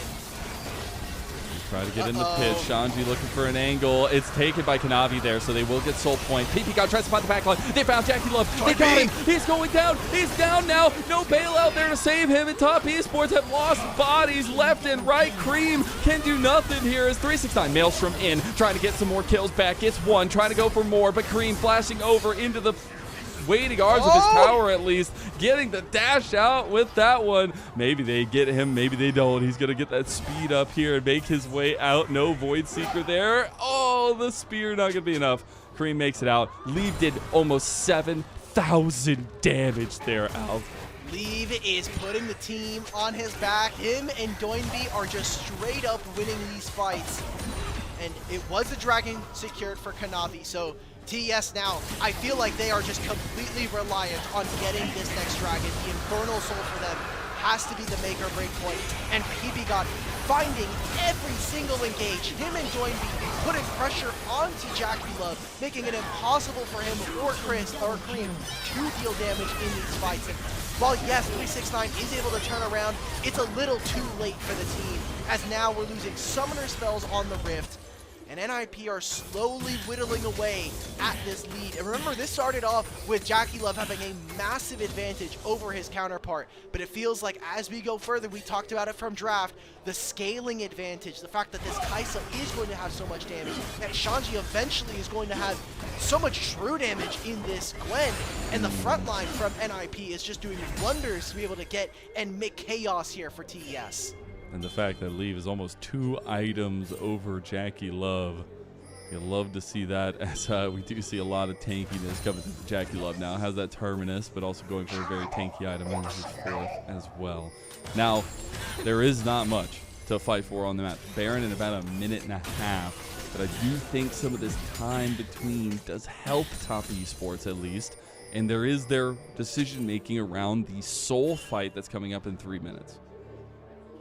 It'll be time for them to pick up a couple items. I think if they are kind of trying to min-max as much as possible, preferably, I think I would love to see either Cream be able to finish whatever his blighting jewel is going to become, or potentially letting someone like Jackie Love pick up what looks to be a jock show coming in, because if that is not going to be the case, I feel like your carries need to have the amount of DPS requisite to actually win you a fight. We need to see them draw clear battle lines for this team. Cream already level 18. I feel like he has done basically everything he's had to do in a lot of these fights, but we need to see more from him and the rest of TES.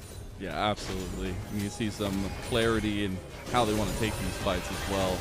Realizing that Jackie Love is the most important person. Like, Cream is doing wonders, but if you don't have this dual threat, it makes it so easy for NIP to just pick you apart. Trying to play around maybe Jackie Love surviving now that he's a little bit tankier. There's no vision for Top Esports, so they have to be very careful how they step forward. A point of criticism I do want to levy for TES is 369 has been taking really forward engagements, and that is not typically what we want or expect of a Kennen. You're usually looking for flanks, trying to find some kind of entrance in the back line. It feels like TES have never really played with the ability for 369 to actually go and find a surprise angle onto NIP, and maybe that is the way. There's almost a fourth item here for this Kennen. I know we were talking about a little bit before, 369, his career has kind of had like these phases where he was this carry player, but he was then maligned for not being able to play tanks. Well, then he goes to JDG, plays all the tanks, but then it's, hey, you can't play the carries like a player like Bid. So now he's trying to really kind of balance both worlds, and kind of seeing some of that Jekyll and Hyde here reflected as both teams now jockeying for position around this Baron, and soul spawning in a minute. Oh, 369. I don't know. Like, I thought he saw them there around the corner, but that's going to be a massive pick. I mean, they can't do anything here. Jackie Love going to step up, gets the Chains of Corruption on Doinb. That's going to be instant cleanse out of that one. Kanavi? Wait, from what? PP God. Kanavi is now losing his mind as well. TP has arrived from NIP, and this might just mean the Baron. Like, they can't do anything. Yeah, this is for sure going to be the Baron. Kanavi's going to have to jungle privilege his health back if he wants a chance. And Gwen, Doinb, and this Kai'Sa rip apart this objective. TES, they're going to have to risk it all. He can't even get in the pit. There's not even a chance there. They don't even get it. And that will be a Baron secured by Aki and Co. Massive advantage now for them, over 2,000 gold. We'll see now Dragon Fight coming up soon. Yeah, 5 seconds. TES need to be on this objective immediately. Doinb's already teleporting. Shanji's not even a bother to recall here, and this needs to be ripped apart. Guys, start this objective, please, I swear to God. Leave his full build. Leave. 369 has TP. You need this Infernal Soul. Oh, it needs to come down now. It needs to come down quick. Leave is getting into the fight, and he has full items. It is secured. They need to get out now, but they're losing bodies. Nice knock up, but the flash away will secure at least a little bit of safety for Top Esports. 369 waiting for the engage. Doinb, he's found him. Jackie Love bailed out, but not going to be bailed out enough. 369 with the slicing maelstrom does massive damage, but Leave is on the back line. Leave is cooking him. He is making it known that he wants more, and the double kill is there. They lose the Dragon Soul, but it is an advantage for NIP. They've got a bot lane wave as well. How much damage can NIP grab? I feel like TES have waited way too long. They have given NIP a way into this game, and we're just seeing it fall to pieces here as Ninjas in Pajamas are looking to take what is the battle for first here in Group C in most dominant fashion around some of the carries in this team in Doinb and Leave.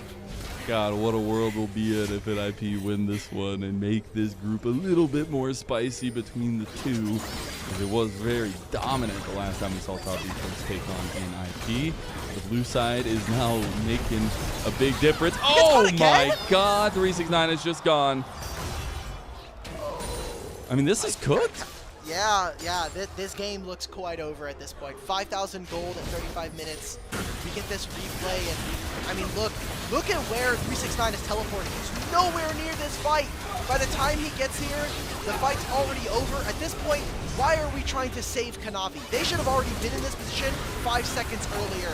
And like we just saw, Lee trying to get into the back line. This 369, yes, you kill Aki, but look what happens. Leave just rip apart your back line. God, man. And it just feels like, again, we've been saying this for TES, too little, too late here. In the third game of the day, NIP are just in too much of a dominant position here in their game. And now we're just going to have to see, can they close it out? They've had some missteps here, but I think it was just too overwhelming. Look at these guys, man. Doinb and Leave combining to be one of the deadliest duos of carry potential here in the league, it feels like, this year. And a story that maybe you wouldn't necessarily expect from these two coming together, but they are making it look damn good. I would love to see Leave's damage done after this. He had multiple, like 6,000+ damage fights already in this one, and we did just get more tanky items complete for Doinb. We're getting full item builds for a majority of members here, and we even already had boots sold by Leave and a 6th item bought. Oh, like, this guy is rich. Dancer. Yeah, he wanted the Phantom Dancer, so it gives him some of the requisite movement speed and obviously the attack speed. Going for the crit itemization, I would say it's not as popular, but crit usually just has a higher ceiling when it comes to damage, so I respect that Lee kind of changes up his build, recognizes that he's probably going to have to max DPS as much as possible in these fights. So I can't believe we're looking at a Spotlight and where TES with an Azir, with a Skarner, with Infernal Soul are going to lose this game in the fashion that we've seen. And it comes from that draft conversation of what the bar of execution for NIP was. And they have reached it twofold, it feels like, at this point. And all that scaling that Top Esports had, all that team fight potential, is just no use when you have Doinb deleting your backline every single time. Now, Jack Show had gotten completed for Jackie Love. Maybe he stays alive this point, but it feels like the damage is already done, and NIP have shown that these kinds of comps work for them, utilizing the meta, but also going with their own flair. One thing I will say in favor of TES is that they have been able to, or the game has been slowed down a little bit to the point where with all these structures gone, it is a bit tough for NIP to hit on the turrets. They're rather short range, so they're very reliant on having to take fights and then play the map. So a minute before this Baron, Lennon, this feels like within the next 2 minutes, whether it be this Baron or the Elder, we are going to get one of the last fights in this game. TES still can kind of fight back into this position. There are not that many structures on the side of NIP, but the same can be said for TES. And I just feel like you need to be able to get into this position. If you're not going to win on this item power spike, the game is never going to be able to be winnable. Yeah, I need Jackie Love to go Super Saiyan. I need Kareem to go Super Saiyan if they are going to have a hope in this one. But right now, NIP have crossed all the check marks off, and they are finding real advantages here. Now, it does feel like one fight makes the game-deciding fight, either Baron or the Elder. And like you said, 30 seconds on that Baron buff here would help the push in at least, but the fight potential around the Elder is definitely what you want to think about as well. Void Seeker's going a little bit wide there, but you can see NIP are putting priority around the Baron pit.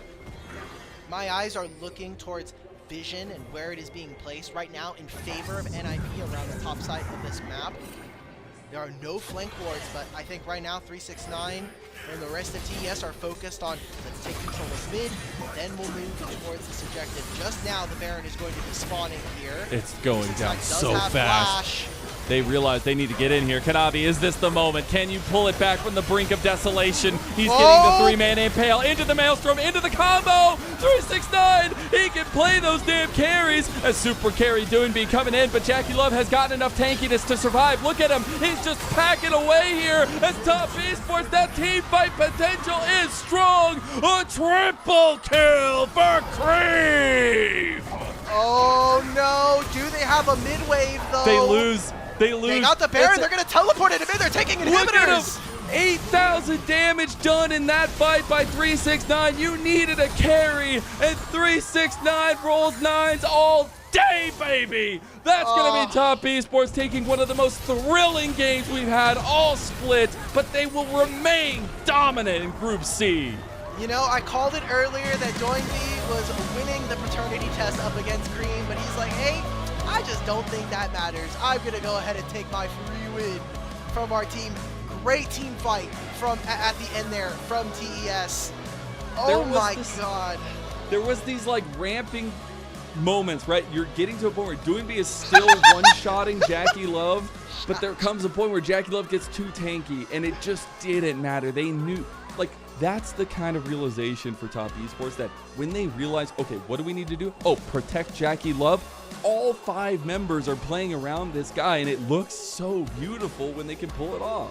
We'll have a replay of that last fight, but literally it is Skarner ultimate, 3 members, into the Renata ultimate, into Jackie Love, and just set up the rest of the team. The fight is just over at that point. I kind of loved at the end, while you were kind of going off on there, Cream walks by Shanji, and Shanji just like very angrily like shakes him.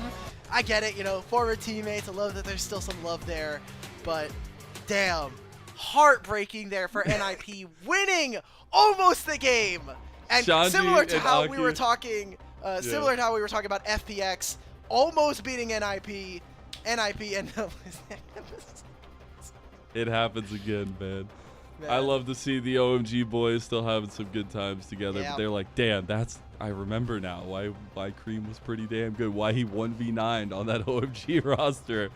And it just came to a point where top esports knew their win condition and played to it very well. Even if they had some big losses there, they knew that once they got to this point, once they had a good executed team fight, it was all easy from down there. And I think that also brings up that conversation the entire time of the bar of execution that NIP needed. I mean, they needed to be on their P's and Q's every single time they took fights, but you slip up once like that at the pivotal moment when we've already pushed the game to the brink, makes it really difficult. And that is also some of the criticism that we've had. The lack of precision from NIP has hurt them in very crucial series, especially in playoffs. So something that they'll have to go back to the drawing board to, something that I'm sure they're like, literally the victory was in our grasp, and it took one right there. fight. The fact that a team almost lost with Infernal Soul is just insane to me. But they didn't. Yeah, and that does mean that TES have officially locked a spot into Group Ascend, so one of those slots is gone. If FPX are able to do quite the unimaginable, they have 2 matches in this. They have to beat OMG, which they have done before. They have to beat NIP in the last game of the day if they want a chance to automatically lock a chance into Group Ascend. You got a straight vein of copium right there, but I like it. You got to give the opportunities. I want a Game 7 tonight, boys. I want a Game 7. I'm sure Rude Dude's going to be very happy you said that for sure. But I'm producing, what a man. performance. That's my fault. I'm cursing myself. Just how awesome is it that we get to experience games like this? Legendary names, but then the gameplay backs it up like that, and you got 369 doing as much damage as Leave did on the Kaisa, and that gold graph is an LPL legend right there. I remember we were at like 25, 30 minutes, and we were like, this gold graph's going to be dumb, bro. It's over. It's done. We literally said this is cooked for top esports. It is. There's Look no at that other gold. word. It's an 8,000 gold swing. It's, yeah. Oh my god, That's tough. dude. Who do we even give MVP to? Because for a long 369, time, 100%. Come on, man. Most of this game, 369 was kind of. Dude, he had some good slicing maelstroms. Don't look. Don't He got look dove. at this one right here. Don't look at this one. I really feel like a lot of the members of TES, this is one of those games that because from like minute 15 onwards, TES lacked a lot of the like very clean team fights. There's going to be a lot of question marks as to, for me anyway, who I'm giving MVP. Honestly, the person who had like the most consistent game is one of our bot laners. Like Crisp on this Renata was so pivotal in so many fights. I think Cream though deserves a little bit of a shout out as well.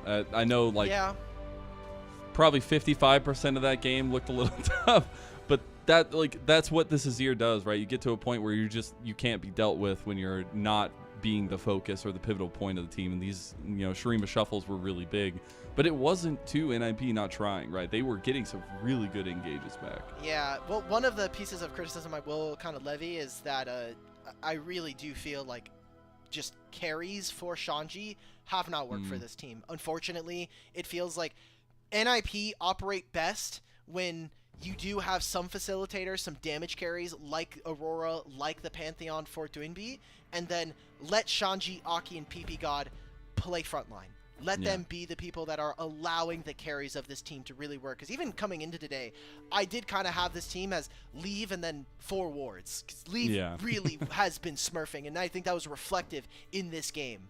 Dude, him and Jackie Love just battling it out in this game. That's going to be some good memories for a lifetime here as well. You see the multiple engages Doinb tried to find. Like, I was very impressed by his impact on the Pantheon. For sure.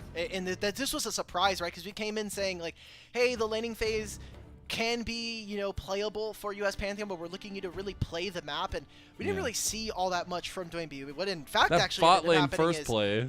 yeah, sure, but then after that it was, I'm actually just going to just like throw my body into the backline, and there's not much that TES can actually do to stop me, sans like turning all of their attention. And I think Pantheon, for as somewhat gimmicky this champion can be, that E is one of the most impactful ability. This is the last fight of the game that we wanted to see, and Jackie Love plus Chris and this Kanavi ultimate, just this trio, this champions trio just was so pivotal.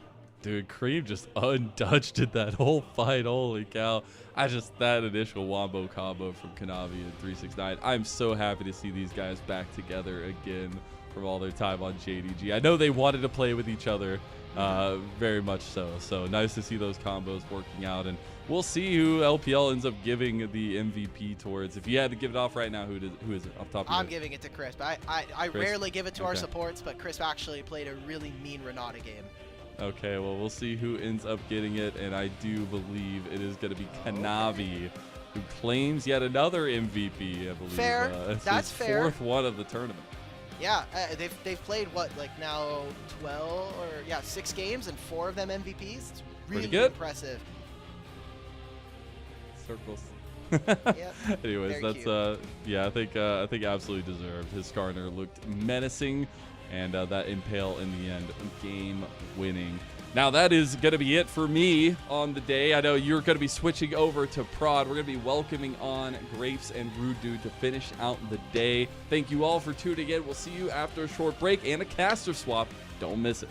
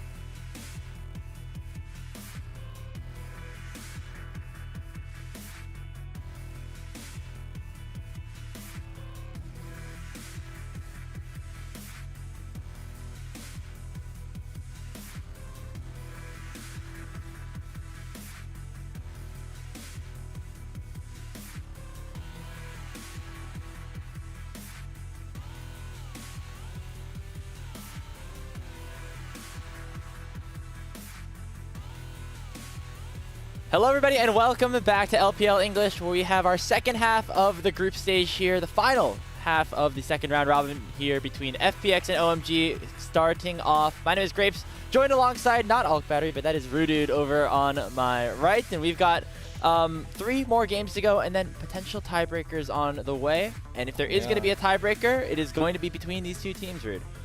Yeah, it will be. If we end up seeing FPX versus OMG, this could very well be a prelude to what Game 7 of the day looks like. There's a very small chance as well, I believe, that we end up with a 3-3 tiebreaker as well between NIP and FPX. But we'll play our cards right, see who ends up coming out on top in this game to know what's going to happen as we move later on through the day. Either way, all of our games so far have got some good at stake to them, and with the NIP loss that we just saw, means that the rest of the games are going to have those as well.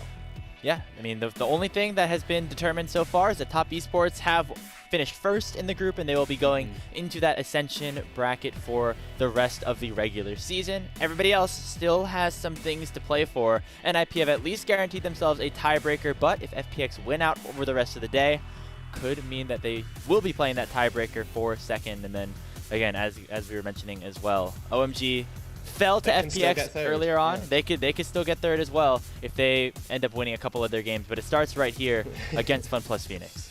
Yeah, and then it's a really tricky match for them to try and take down top a little bit later on. But you are quite right, starts here versus FPX, a game that they didn't quite manage to come out on top of last time around, just 4 days ago. FPX going to be looking to secure themselves at least a spot or a chance in the last chance qualifier, as I've decided I'm calling it, and then maybe even that Ascend group as well. A lot of pressure on them, I will say, for this game in particular. This is definitely their breaking point. If they lose this game, it means that the end of the day gets a lot more scary for them, whereas if they win this game, it gives them a little bit of breathing room and means that if they do have to play a final game, they can do it with a little bit of comfort at their back, knowing that there's an opportunity with that third round group or third place group even. Yeah, if OMG win against FPX here, they would both have 1 win total with 1 game left to play. However, they'd both be playing against some pretty good teams, right? NIP and Top Esports await them over the next couple of matches. And so it would kind of be like a gauntlet. Which team can take that upper hand, and if both of them lose or both of them win, then they would play each other again in a tiebreaker as well. I want to gank our producer here with some predictions and just see if we can get, so I can see what everybody else decided. You were talking in the green room about your go-with predictions for this group. So I mean, to see where they align and if all they do or don't align with myself. So let's see. Okay. I think we're okay. I think we're on the same page. The logos. I've once again been ganked by wrong logos, but that's fine. So did you have FPX third or did you have OMG third? Let me. You know what? I'm scrolling to see what I said. I had FPX third. I had FPX third. So we're actually all the same. Okay. We're all the same. Okay. How very boring. I will say, last time around when we did the first half of the round robin, nobody else was the same as me. So no. It seems like everybody's... We've conformed to the great. Everybody's kind of following the GOAT. That's all. Yeah. Everyone's following. Obviously, with the results that happened, I basically just picked it's the result. It's the order of what the standings were coming into the day. But it seems like we have confirmed all those expectations. It's been all the same results in terms of each team beating the other team. And we will see if that ends up being a difference here, finally, with OMG taking on FPX. Because remember, Rude, going into the split, we were pretty hyped on OMG. They ended their season on a high note. They took a team like JDG all the way to 5 games and then beat Ultra Prime 3-2 to wrap up their season, but it has not worked out super well for them, at least earlier on in this group stage with the best of ones. No, it could be a rather disappointing start to their split 2 in this placement stage. So far, they are definitely not making it into Ascent through the traditional means. They can't break top 2, and being 0-4 as well in a best of 1 sets. Not really the good luck that you'd be looking for, but there are some good points, right? We've been highlighting Linfong as well been a little bit excited by what he's been able to accomplish in the mid lane. So there are definitely areas of the map that I'm looking at for OMG to be that little bit better, and I think that for Care in the mid lane that FPX are fielding, there's an element there of keeping Linfong down, and if they can manage that, then I think that FPX probably come out on top with this anyway, because we've seen already a very good sheer game as well to play the Nard to take the victory literally last time these two teams played against one another.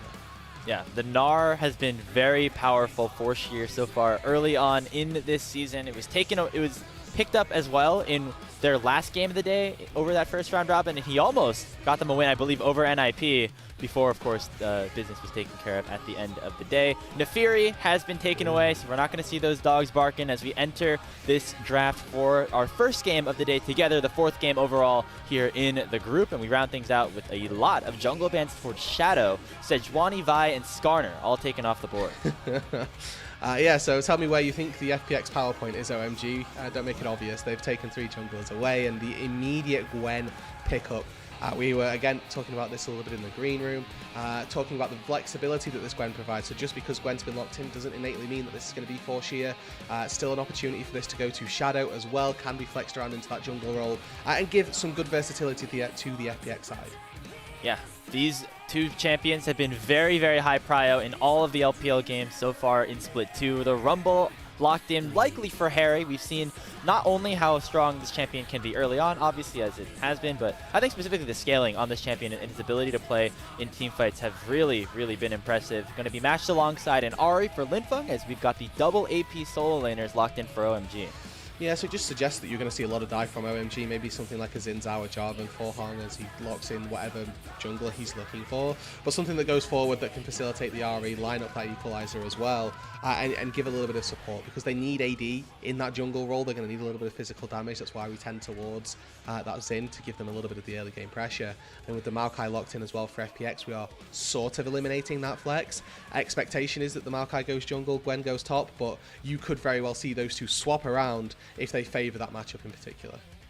I could see Jue pick up the Maokai as well. I know that there's still a lot of options available here. It's still even some flexibility with that Corki lock-in. Could go towards Assume, who, again, is one of the newer additions to FPX, just joining this split, or towards Care in the mid lane. There's that Xin Zhao you were talking about, as Hung will lock in that one and rounding out their top side as we head into the 2nd phase of bans. So a lot of mid-game power for OMG already, right? Level 6 comes online, you see the Rumble Equalizer, Ahri goes forward, Xin Zhao's early game power needs no introduction. We all know how powerful this champion can be. And double AD carry bands coming through for OMG in particular, suggesting that they think Care is going to take this Corki. He's been a Corki player in the past, wouldn't be out of the realms of possibility for it to go into that mid lane to try and neutralize a little bit of the Ahri in that lane.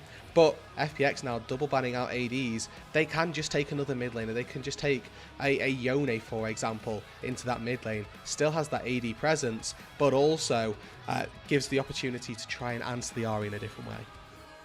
So going to go with a Kai'Sa instead here for Starry. We'll see what the response is on the other side here for FPX.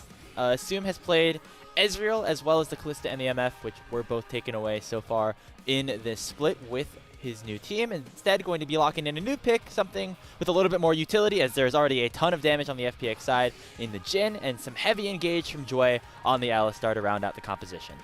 Okay, so already actually quite decent lane for FPX.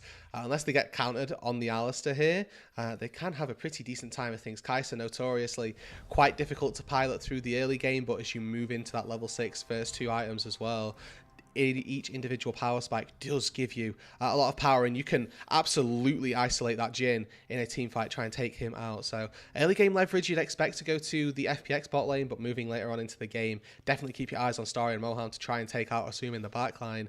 But for OMG, right, like we talked about through the first part of the draft, a lot of mid-game power. They come online, they've got CC, they've got damage, and they've got dive, most importantly. They are going absolutely all guns blazing, diving into this backline, trying to take down the Jhin, the Corki. And the answer to that then, what do FPX have? Well, they've got a Maokai for a little bit of disruption, Alistar for a little bit of disruption as well.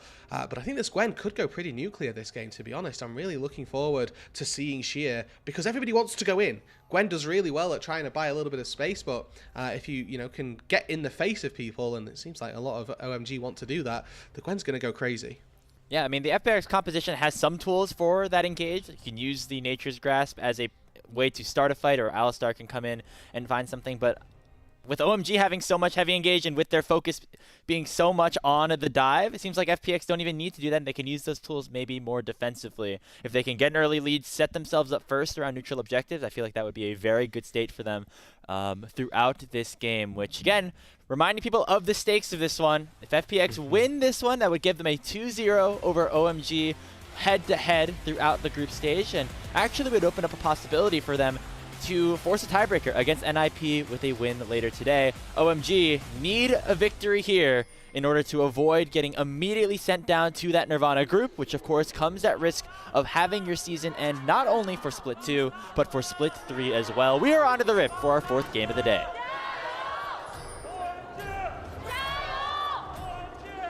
And importantly as well, a reminder that 3rd place does in fact matter for our group stages, in Group C in particular. That's what FPX are fighting for. With a win here, they secure 3rd place. Like you mentioned, Grapes, a win here also gives them an opportunity to earn a spot in the Ascend group if they can take down NIP a little bit later on. But moving on into this early game now, how do OMG stop that from happening? How do they prevent FPX from taking this game? Jue in trouble. Oh, gets the crash down, interrupted by the Pulverize of Jue. Also will say, pretty surprised, this is the first Rel game that we've seen Moham play in Split 2. I feel like this is like a champion that's synonymous with this player, but just bread and butter. Yeah, I haven't seen it just yet. Expecting good things from Moham then down on that bot side, and like we highlighted early on, I do think they're going to struggle. Alistair typically, as we got to see from that level 1, a bit of an answer to the Rel. Jin as well can be quite strong. Hong actually going kind of crazy in the jungle early on. Actually, yeah, going for that early invade onto Shadow. It's going to have to be just a 50-50 smite fight here, and it will be Shadow actually picking it up, sorry, on the invade himself, as Hung, with just the Audacious Charge, doesn't have that extra base damage that you can get with the Q smite. So Shadow, getting himself an early lead, he actually picks up every single one of those Raptors. Yeah, I mean, getting level 2 there is incredible, right? He'll take that advantage all day, every day, and with the phase rush as well as quick adaptation that you've seen from the Maokai this time to attempt to buy a little bit of space from the Xin Zhao, right? He's going to hop onto you, try and get 3 autos down. The basis for Shadow here is that if I can actually root Q plus auto, I can get phase rush before those 3 autos come through and actually evade most of the damage that the Xin Zhao is going to put down. So it's a good itemize, or good rather adaptation coming through to keep himself safe if they do end up coming to close. Yeah, and so just slight advantage here for Shadow overall, which is going to be good if you are an FPX fan, as Hung now has to clear out the bottom side of his jungle before rotating back towards the top side, which is not the best case scenario for Starry and Moham, who currently are getting pushed under turret because of that early support victory in that matchup. Starry actually getting chunked out, has the Ignite popped onto him as well, as Assume gonna land that 4 shot into Moham and make OMG's bot lane not super happy, all things considered, and now Hung actually gonna send down here. Looking at Shadow on the minimap though, he's skipping red to goes to Krugs.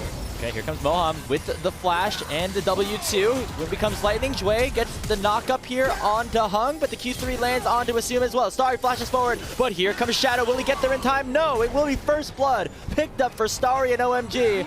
Will there be a trade on the other side though? Shadow looking for the damage, finds the Bramble Smash onto Hung. Assume one more auto could do it, but no, Starry picks it up with the Acathian Rain. It's a double kill for the Kaisa, looking for more. It's triple kill for Starry and OMG off guns blazing in game 4. And that's exactly what this composition needs, Grapes. Early on, they need to find fights, they need to find kills, and they come out with 3 down in the bot lane. Massive wave crashes under the turret. Majority of it will be caught by Assume. The cannon minion going to do a good amount of work. But a triple kill to Starry. A triple kill on a Kaisa, a champion that the LPL has seen do so well so frequently. Comes from OMG being there first, from Hong being there first. Jue greeds his flash. Could have bought space by flashing down into that second brush, but is trying to bait in OMG, thinking that FPX can win this fight. But Assume expends 4th shot. That means that he's now free to be attacked, free to be targeted, and they're going in again. Shadow, he had good memories of what happened last time he was around that Raptor camp, and ends up paying for it this time around with 3 members, including Moham, rotating up and making it 4-0 early for OMG. And already then OMG off to the races in this early game. A composition that needs to thrive, have got all of the tools that they need to put themselves out in front. And their gold in the best places as well. Hong, 700 gold up on this Xin Zhao. Starry, 700 gold up on the Kaisa. Goes back into the bot lane with a BF sword versus a long sword for Assume. You can see that the early lane was difficult. That CS, definitely still something that could be a little worrying for the OMG bot side, but having 3 kills means that if they do find an engage, the Kaiser's just going to win. I mean, what a difference from maybe even our expectations coming in, right, Rude? I mean, OMG, we were hyped on them coming into the split, but maybe coming into this set of games today, maybe not, not as much, just given the fact that they have lost all 4 of these games so far in the group stage, including the loss to FPX that, was back and forth a little bit, but FPX really controlled, especially towards the end of it. But now they find themselves up 1,500 gold. As you said, all of that money in the important members of their team. And this is the competition that loves to hard engage over and over again. And you're going to be able to do that if you, of course, have this lead against FPX. Yeah, I mean, especially for OMG, who made this roster change at the start of the year, especially bringing over Moham from the LCK. The kind of player that we were expecting quite big things from, I suppose, from the LCK, and then having a honestly not awful split number 1, but coming into the second split, certainly struggling so far. And off the back of what could be now a very big rel game, he is the engage for the team at the end of the day. This is the opportunity to make OMG fans remember why Moham came over in the first place. Well, looks like Jue and FPX don't want to just give up this grub camp, but Jue goes in and immediately gets 100 to 0 as Hung picks up his second kill of the game. The rest of his team just not there to respond in time. Yeah, Shadow just not quite in position to follow up, and remember, this is a Kai'Sa with a BF sword. She's going to annihilate you if she gets some alone time, and Alistair, level 4, doesn't have that unbreakable will, and no amount of aftershock keeps you safe in a 1 versus 3, which is effectively what he threw himself into. And the lead just keeps on getting bigger and bigger, and FPX, it seems like, just throwing the game away themselves.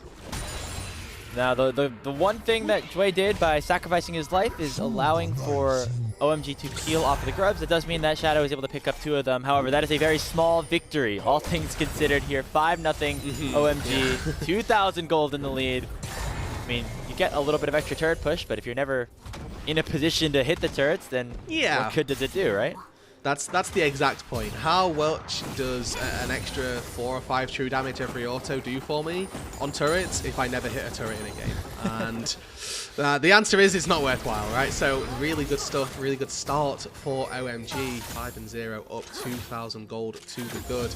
And making sure that that run at 3rd place isn't as easy for FPX as they might have liked. Still a lot of work to do, but for OMG, the starting pieces going down very well. They'll take this dragon as well. I think that for a composition that potentially falters as we move into the late game, having the early game soul is going to be really important for them to help them close out early on and put them in a position where they can just win this game. Yeah, because you look at the champions that are on FPX's side, and it's a Gwen, a Corki, even a Jin. Like, once we get later into the game, if we get 4 items on some of these guys, like, absolutely a terrifying composition. So if OMG can get this game snowballed and out of control before that point, that is definitely going to be a win for them.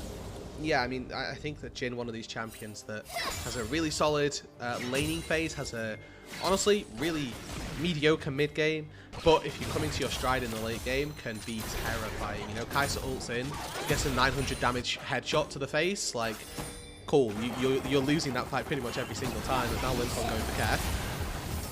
Able to find that charm. Nope. Nice flash away from Care, as Hung also was in the area to follow up in case that crowd control did connect. Not much to fight over on the map so far, so Hung just going for that play onto the Cork. You can see Moham hovering around this top side as well. Sheer farming up nicely right now on the Gwen. The only player on FPX to currently have a gold lead over his opponent, and it's only 100.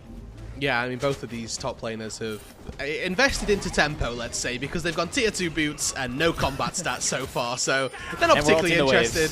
Yeah, like, it's cool that he has 100 gold advantage. It doesn't really mean anything right now, but it's a good little opportunity for FPX to look at somewhere on the map and think, okay, it's not all doom and gloom. Worth noting as well that Sheer does end up dropping a wave there to give it to Care. Maybe recognizing that this Corki going to be a little bit more reliable as we move into the later stages of the game. And Sheer walks his way back out to that bot side. And I think that this is in an attempt to keep Care safe. Ahri ulti a much shorter cooldown than the Corki's flash. So as soon as that flash, or as soon as the ulti from Linfong comes back up, actually the Ahri can just try and rinse and repeat again, with Hong once again down on that bot side. And this is in an attempt to save Care for the next 4 minutes. And can set up a potential situation where the grubs can be a fighting point. Sheer does have teleport to join if they want to try to get a couple more here or there. They are, again, already have that lead 2-1 in that department, and with that spawning in less than a minute, we'll see how much FPX want to index towards it. Bot lanes have been rotated to the mid lane, as Assume and Jway trying their best to get themselves back in this game. We already see the full Yuntal picked up for Starry, so a very powerful Kai'Sa at this stage in the game as we're getting those first items to come through. Yeah, and I am a fan as well of just being able to finally build AD on Kai'Sa and have it be like the best way to go. I know obviously in the previous iterations of Kai'Sa we've had various hybrid builds that come through where W poke becomes the most obnoxious part of her, but as an AD carry player it feels good to be able to auto attack, and that be my main source of DPS, especially for Starry, who you know, has a very good start to this game. Hopefully we'll feel a little bit more comfortable 3-0 up in this game and have that opening with the Yuntal, start that stacking up nice and early, move into what could be a very domineering mid-game. So those grubs have spawned, as Harry already rotating up here. Both Sheer and Linfeng, who are on the bottom side of the map, have teleport. They want to go for a fight. It looks like right now just some posturing here. And if you are FPX, going for a team fight here would definitely be brave. And so Sheer looks like instead he's just trying to gather priority here in the bottom side, pick up some of this farm, reset here as OMG are going to start this one up. Yeah, so TP's available for both Linfeng and Sheer. FPX the ones on the back foot. First items finished for Starry and Hung. So Jway's actually going to go in immediately, pop the Unbreakable Will, and Nature's Grasp locking up everybody on OMG pretty nicely. Harry has to flash away after utilizing that equalizer, but now here comes Linfeng, not arriving as quickly as Sheer did though. And so that means that just the one grub is going to be able to be picked up by OMG, and now FPX might go for the re-engage. Yeah, reset go once again, it looks like, for OMG. They've burned the Alistair's Unbreakable Will, so there's actually no real engage opportunity for FPX. And OMG, they expend a teleport, it's traded back from Sheer, but they're going to get all three grubs. They put themselves up 4-2. And that power of their mid-game, they're able to sit back, they absorb the engage from FPX, they don't lose anybody, but then re-expand out onto that map, find themselves the objective they're looking for. And I think it's good recognition from FPX as well to know that they can't go for a second time fight. And I really want to highlight that, you know, look at Hong, look at Starry, they've got their first items, they are strong, they would win in a fight, and especially for a composition that, at parity at this stage in the game, OMG should be winning fights. When they're ahead, when they have an advantage, absolutely no chance FPX should be looking for any fights. And you know, remember at the start of the game, right after we went through the draft, we talked about what FPX's composition does well, and it's when they are set up first around the neutral objectives and can force OMG to engage into them, right? But if OMG's there first and FPX is the one who has to start the engage, we've seen Jway go for these headbutt pulls, but there's not a ton of follow-up necessarily after that. So down 2,000 gold, it seems like right now FPX is just going to try to bide their time.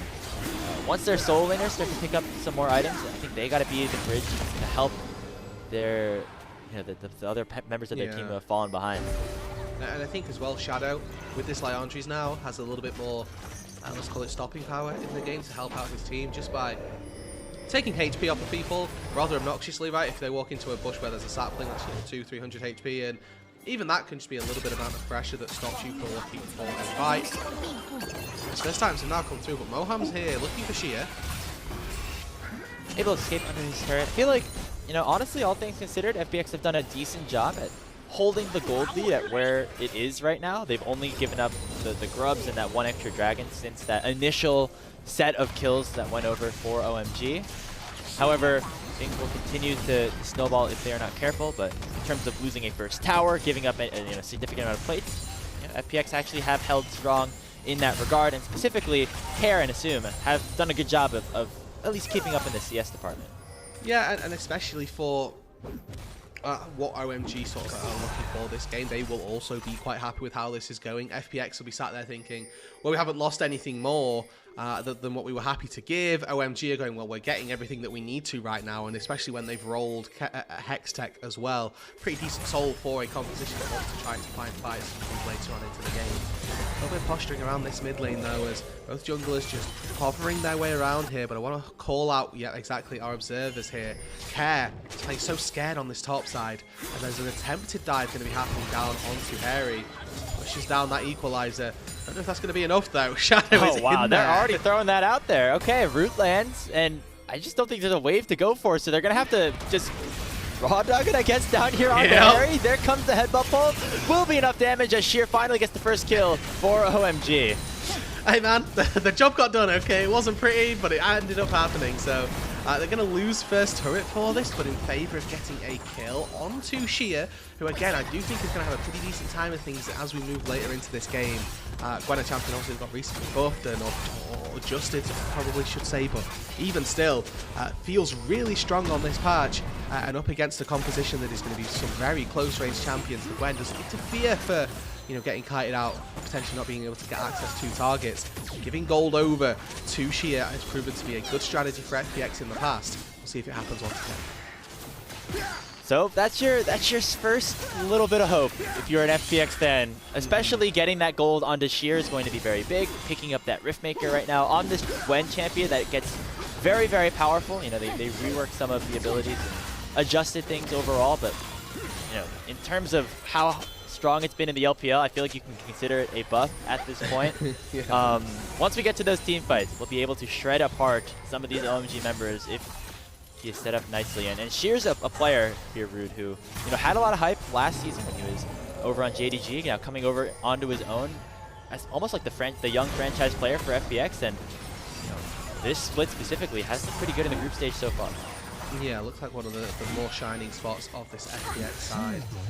Eyes as well onto Assume, and I think both of these bot laners, to be honest, right? There's a very different story for both of them. Assume, a player that got swapped around, right? Got traded by EDG and now finds himself on this new roster, right? With Dway, who I think didn't have an awful set of engages, but was a little bit too flippy for FPX's own liking.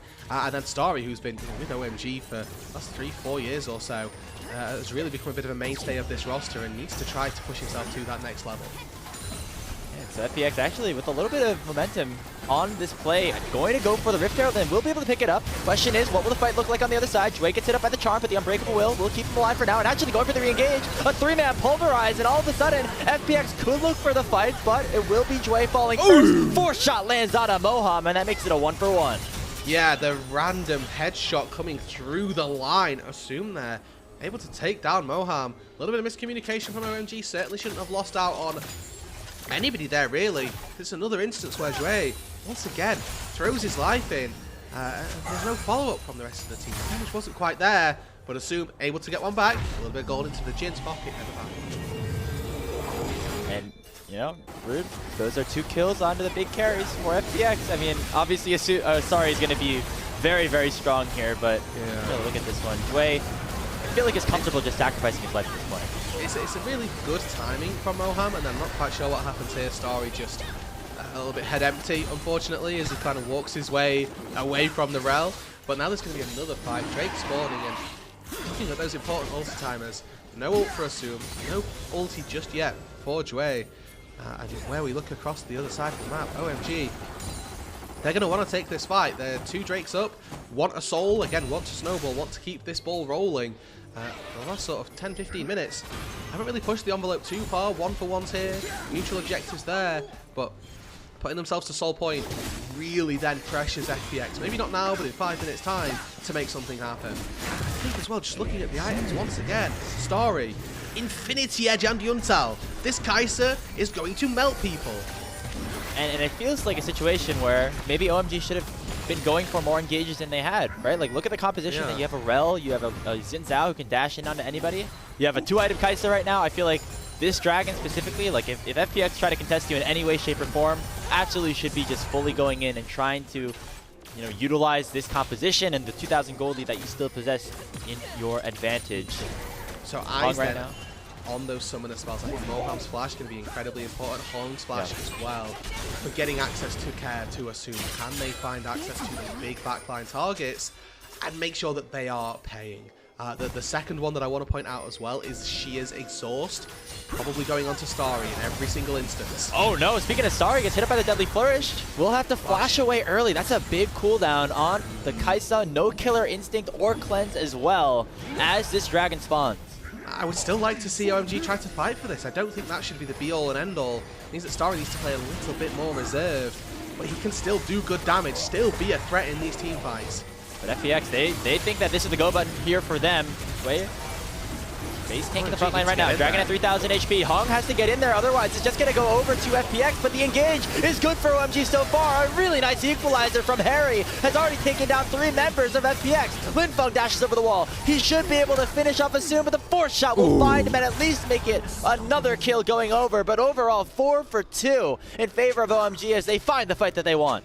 But I think importantly for OMG, they snipe away the dragon, or they lose that dragon actually. It's FPX stopping the stacking, and it means that now in 5 minutes time, FPX have just bought themselves that opportunity to scale. They have now got this opportunity where they don't have to fight that next dragon, they don't have to force themselves into a position where they're going to lose more gold. And I think that Hong's priorities just not quite where they needed to be. You can see him focusing on that top side of Shadow, not interested in this fight at all, just wanted to find the Drake. That was his sole objective and managed to make it happen. Linfeng here, his charm is, you can see, he's channeling it as he gets shot in the head, but he doesn't quite get it out. Assume able with that flash as well to get out to safety. But getting a little bit too greedy there, Linfeng. Even still, a very good fight overall for OMG. And I do think the way that losing that dragon affects the map is going to be much more beneficial for FPX. As you say, just buying more time for more items to come through. Speaking of items, we're now starting to see Assume get a little bit powerful as well. Picking up the BF sword, likely to go towards that IE 3rd with the rapid fire also finished off. Still, 3,000 gold lead here. OMG have opened it up a little bit after the result of that last fight. You see now Linfeng getting very strong as well with the Storm Surge locked in. 2.5 items on Starry as he's working towards the Zeal item next. Seeing the Runons be very powerful. We'll see what exactly he wants to go for. But OMG still in a good spot. But the Dragon does buy some time, as you mentioned. Yeah, and importantly as well, right, all summoner spells except for Harry's Flash burn in that exchange. Jue actually still has that summoner spell, so looking for a fight in that mid lane certainly possible. As we see Maokai ulti go out, not quite managed to connect on a target. But I think that Jue's Flash is going to be very important. This might even be that opportunity where FPX try to find somebody who's a little bit caught out. We've seen Starry step a little too close, a little too far forward before.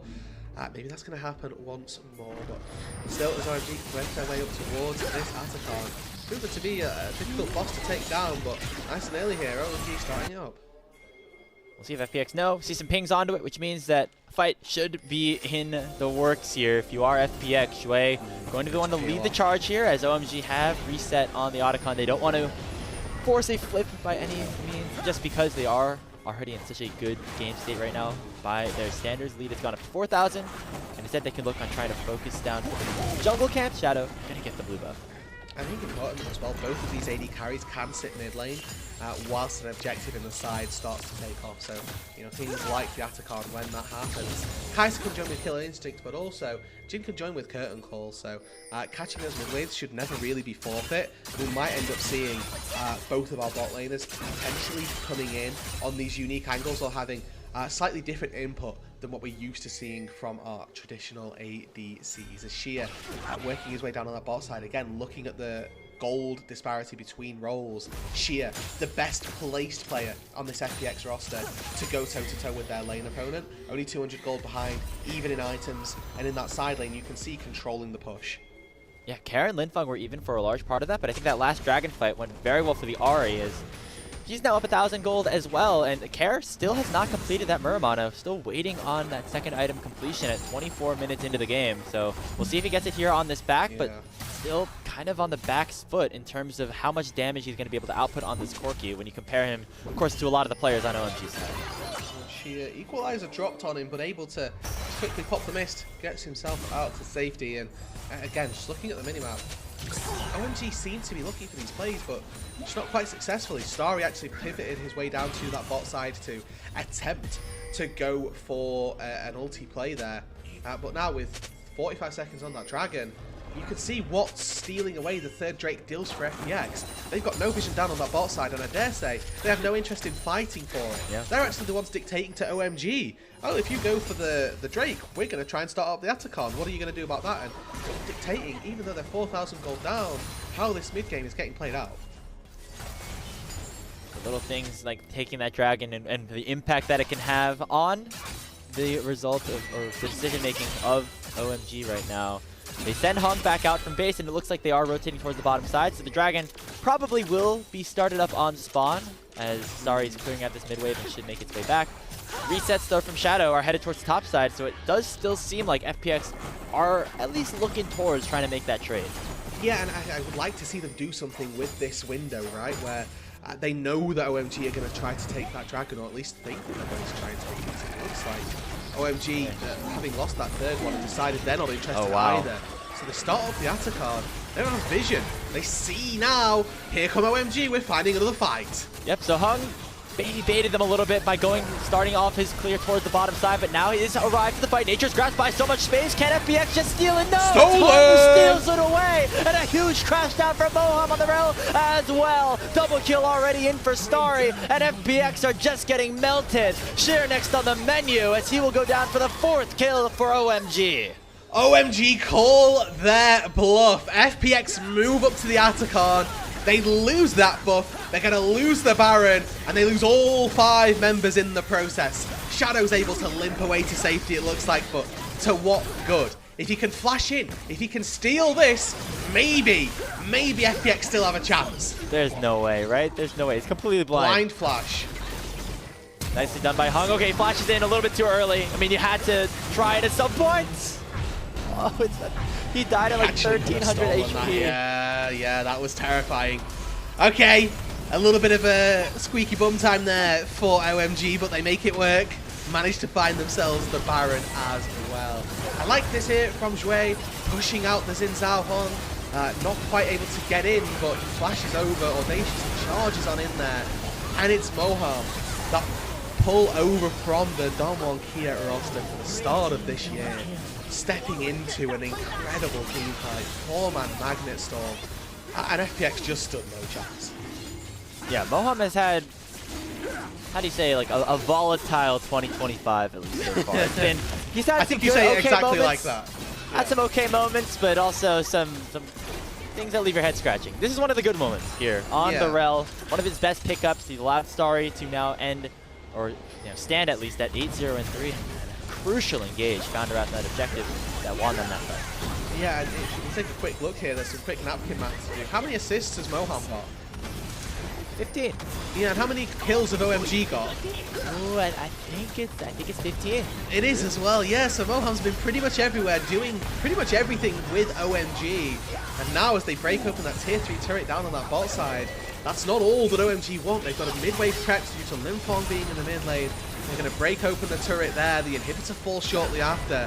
And yes, Care found a tier 2 turret on the top side, but OMG, I think they're going to be happy with the way this trade has gone. And they still have the Otacon revives for a little bit, so they could still maybe go for something. Okay, it looks like with the revive expiring soon, it's going to take the Baron Empowered recalls, maybe get one more wave down, depending on how fast they can get back onto the map. Top lane could be the focus here to get all 3 inhibs. Yes, they're playing on the wave that's just now spawned out of base. It's going to take about a minute for it to end up crashing into the base, so won't really might have a little chance with this wave to make it happen, but even still, the game for OMG from here does just play itself. It's, okay, well, we've got 2 inhibitors down mid and bot. From there, we let the super minions do the work in those lanes. We'll walk our minions up through the top side and pressure that turret. The second somebody answers bot lane or mid lane, we just dive in the top side, or we take the turret, whichever one FPX give to them. But 10,000 gold to the good. 30 seconds left on this Baron. They've got this one wave to go for, and Limfong. Oh, Kara was trying to play out on the side lane, but looks like Limfong knew that was going to happen and will pick up the 1v1 solo kill. And that should be the icing on top of the cake of this game. Going towards OMG, Hung dashing in. Sheer has the needlework and the exhaust still available, but still not enough damage. And Starry just going absolutely ballistic here. Killer Instinct out to escape. Shadow gonna try to close the gap and will pick up a 1,000 gold shutdown. And Assume actually does a ton of damage right now on this Jhin as well. Picks up a shutdown onto Moham. That is 2 kills going back for FPX. It's a little scary for FPX, but they hold the line. They lose all 3 inhibitors. Importantly, they don't lose the game. OMG still by far and away in a good spot. but it's going to be tricky for FPX from here. With OMG Soul spawning as well in 3 minutes time, they're going to struggle to get their way out of this. It's just a little bit of overzealous push from Hong. And again, Starry stepping in, just deciding, I actually fancy this fight. But we've reached now 3 items on the Jhin. He actually does meaningful damage. A flash knockup takes Starry, and with an exhaust on him as well, he does end up falling. That assumes able to pick up at least a little bit of the gold. He does end up getting a 1,000 gold bounty onto Shadow of all people, which feels quite rough, as either of the carries there it would have been much better spent. We're now at this point where Jhin slowly reaching critical mass. Is reaching critical mass, however, not going to be able to do much outside of his own base at this point with all 3 inhibitors down. It means that you get these double super minions that end up crashing into the base of FPX, and with the Baron and potential Hextech Soul Dragon spawning in less than 2 minutes time, it's going to be very difficult for FPX to try to contest those, and then once those objectives are picked up for OMG, most likely they'll just have another hand at this final push. So for now, it's just clearing out waves, trying to get as strong as possible for that potential final defense if you're an FPX fan. And, maybe it can happen with the strength of Sheer and Assume, but not necessarily counting on it. And maybe OMG want to push the pressure even before those objectives spawn. We're actually hovering around the base right now. Yeah, this is a great time as well to try and keep track of how levels are working in this game, because Harry is 2 levels up over Sheer, looking in the mid lane as well. Limpong 2 levels up as well. But these are double sets of super minions crashing into FPX's base, so they're going to be getting a lot of gold, a lot of experience, and even though OMG are still catching all of these waves, they are going to be losing just a little bit in that gold game in the short term. Obviously up 10,000 gold, they've got the space to be able to do it, but FPX are going to get fed, they are going to get items and accelerated rate with all of these minions trickling into their base. Looks like OMG are sticking around for a little bit.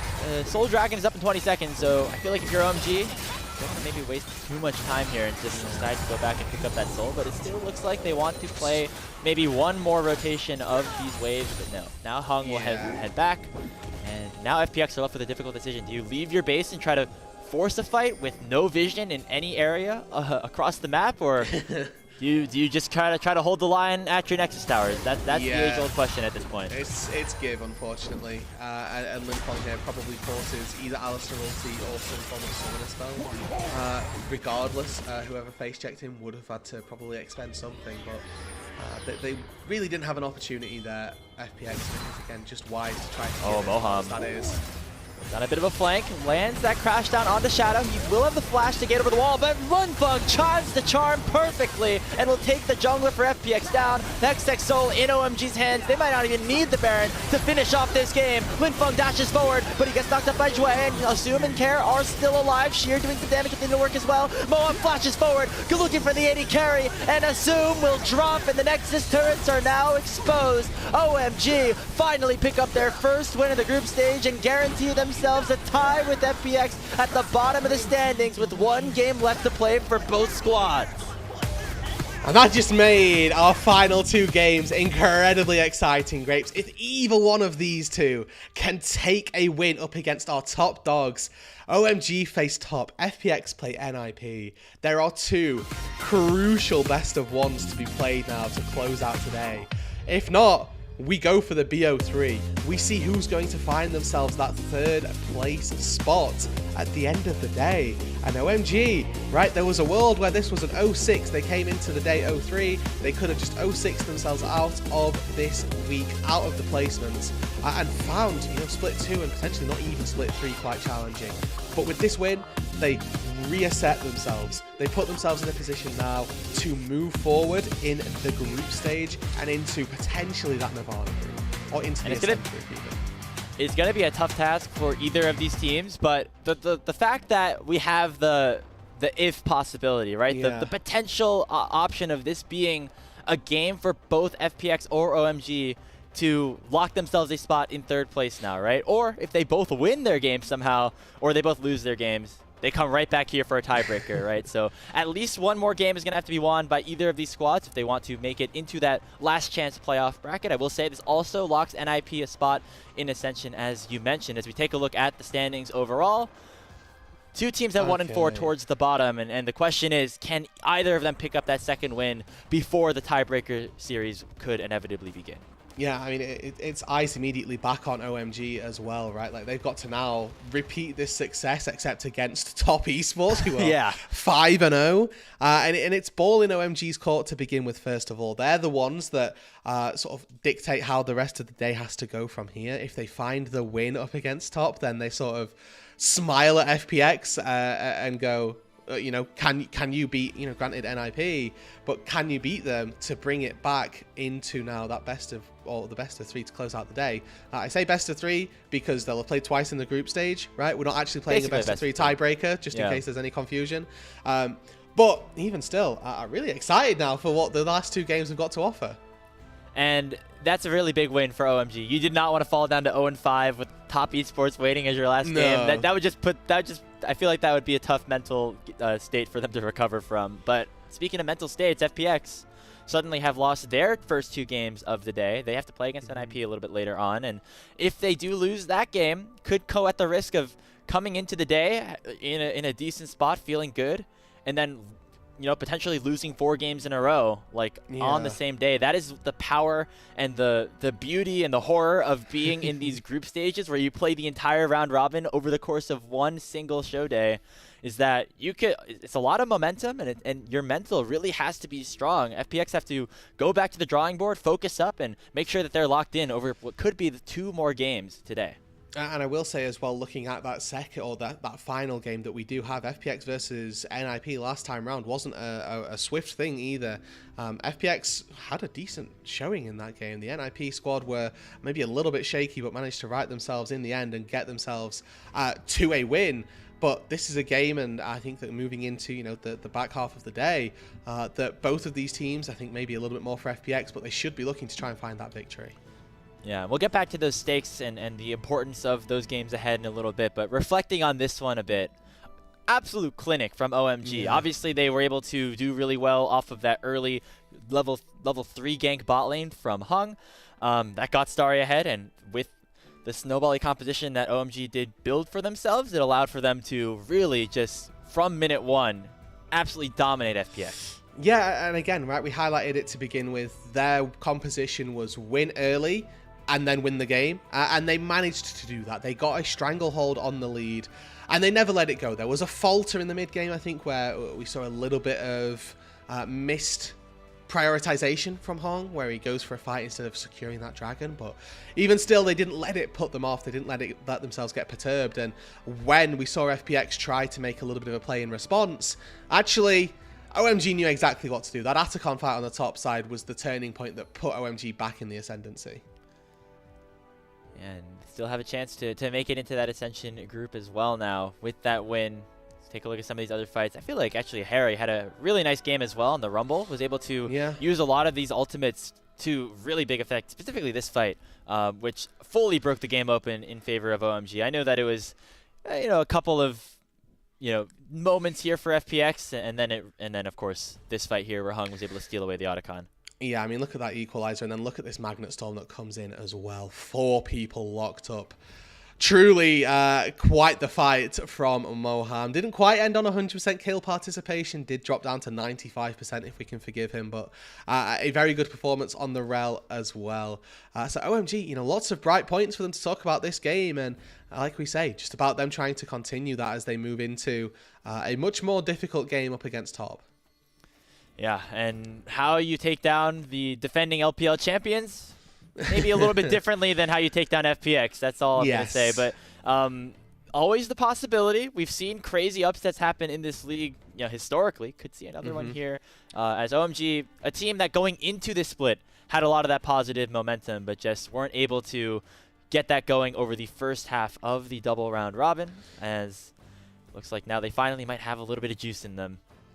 Yeah, and I mean, it is quite exciting to see OMG not just bow out, right? Like 0-6ing your way out of a group is always quite disappointing, quite difficult as well for players and for fans and for viewers alike. So the fact that we've now got some really good high stakes for the remainder of these games, quite entertaining for us, because there's a world where obviously if FPX win this game here, the top OMG game decides pretty much nothing. But now there's that that emphasis on, well, if OMG find the win, then it forces FPX to win a little bit later on, and all of those wild shenanigans that can happen may well happen here after this game, and after we cut our way into game number 5. I think that OMG versus Top, certainly something that is probably very skewed toward one team over the other, but for the most part, OMG, not going out so early should feel confident.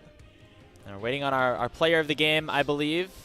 Wonder who that will be. There's a lot of different options that could go. It was very one-sided for OMG overall, and it's going to go towards Hung, the one who got his first chicken camp stolen away and then immediately turned that into 3 kills for his team. Yeah, and I mean, that was the start of the great successes for OMG, and honestly, for the most part, Hong, again, right place, right time. Moham had a lot of good setups as well, but I think the neutral objective game for OMG really helped them out. And that's going to do it for our coverage of this first game. OMG taking down FPX in a rematch from earlier on in the group stage where FPX were able to get an advantage. The first time in this group that we have gotten the reversal in the second half of the round robin. We've got Top Esports against OMG. Next up, we'll see if OMG can continue to ride that momentum and pull off a huge upset once we come back from this short break.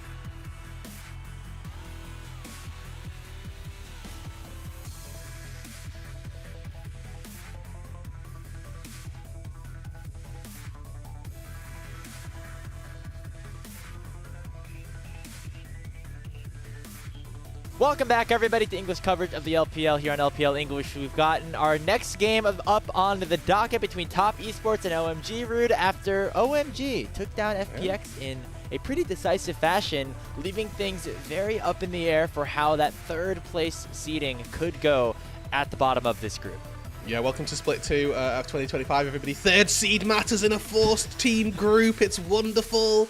And OMG are battling to try to secure themselves that spot in the third place so that they can go into the weird tiebreaker stuff for the next couple days and then hopefully find themselves in Group Ascend afterwards. But it comes at a pretty difficult challenge because they've now got to beat... Well, they haven't got to beat, in fairness, but they now get to play Top Esports, who are currently 5-0 in this group, are happily chilling in the Ascent group already. They are quite happy, and OMG now have to play up against them to secure themselves a definite place, or maybe a definite place, a more likely place, I should say, as third place. Yeah, if they win this one, more than likely, you know, just considering the odds of how much you think FPX have a chance against NIP, that puts them in a very good position regardless. It's almost like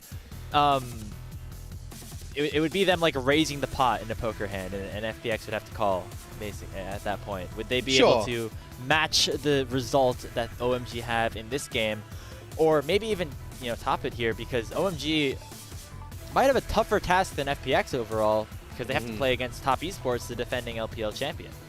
Yeah, exactly. So it's definitely a lot more difficult for OMG to find this win here than FPX to find the win up against NIP. But even still, the way that OMG played in that last game, if they have that same sort of conviction, I think that there's definitely a chance that they can take down Top. Last time they played, it was a bit of a wash. Top quite easily swept OMG aside, but that's not to say that things like that can't happen in the inverse as well. Best of ones are a frugal format where you can just kind of take a game off of the majority of teams if you get lucky enough or if you play well enough through the early stages of the game. I want to quickly call for the Linfong clips if we can to show some highlights really for OMG and kind of what they did, what they didn't do, how they've been succeeding so far. Because Linfong was a bit of a sleeper agent in the last game, like played really well, but didn't really get highlighted. And I think this is a great opportunity for us to just showcase once again that Linfong actually quite a powerful piece of this OMG roster. Yeah, one of the newer faces here coming through their system, and somebody who is gonna have to have a good game against Cream specifically. I know last time we went through Group C, the first half of that round robin, that was a head-to-head that we highlighted. So we're gonna just going through it a little bit again here today. If Linfong has those solid performances like we've seen him be able to pull out, whether it's on these assassin picks or more of these mages like we saw on the Ari last game, that could be an angle. An angle towards some sort of success. You need a lot of other good things to happen afterwards, but that could be the start of good things here for It could be part one. It could be part one of what is going to need to be a pretty long book of parts of success, right, that they could come away with. So hopefully we'll get to see some great stuff from Linfong. I do think that so far today that actually we've seen Cream play pretty darn well as well, so it's definitely going to be a challenge in that mid lane for OMG. But even still, I mean, looking anywhere across both of these rosters, we'd say it's going to be a challenge for them. Because Top Esports are just pretty darn good, and even despite those slight international woes that we've had domestically, they are our reigning champions. They are probably one of the best teams that the LPL has to offer, and going up against OMG for Top Esports should just be another step to success. The only thing is, like, do they care now that they're 5-0 and already locked themselves a spot? Yeah. Will they try to, like, whip out some crazy draft or, like, role swapper? Like, that's definitely not going to happen. Obviously, competitive integrity, like, has to take hold here. Like, and this is one of those games. If OMG had have lost last game, the game would have literally no stakes, so that they could maybe play something a little bit. Then we play some Ultimate Bravery. Yeah, right? But with OMG now needing to find a win, I think that forces Top Esports to be like, okay, we have to lock in and be like, we have to play to our best so that these guys don't get too big for their britches.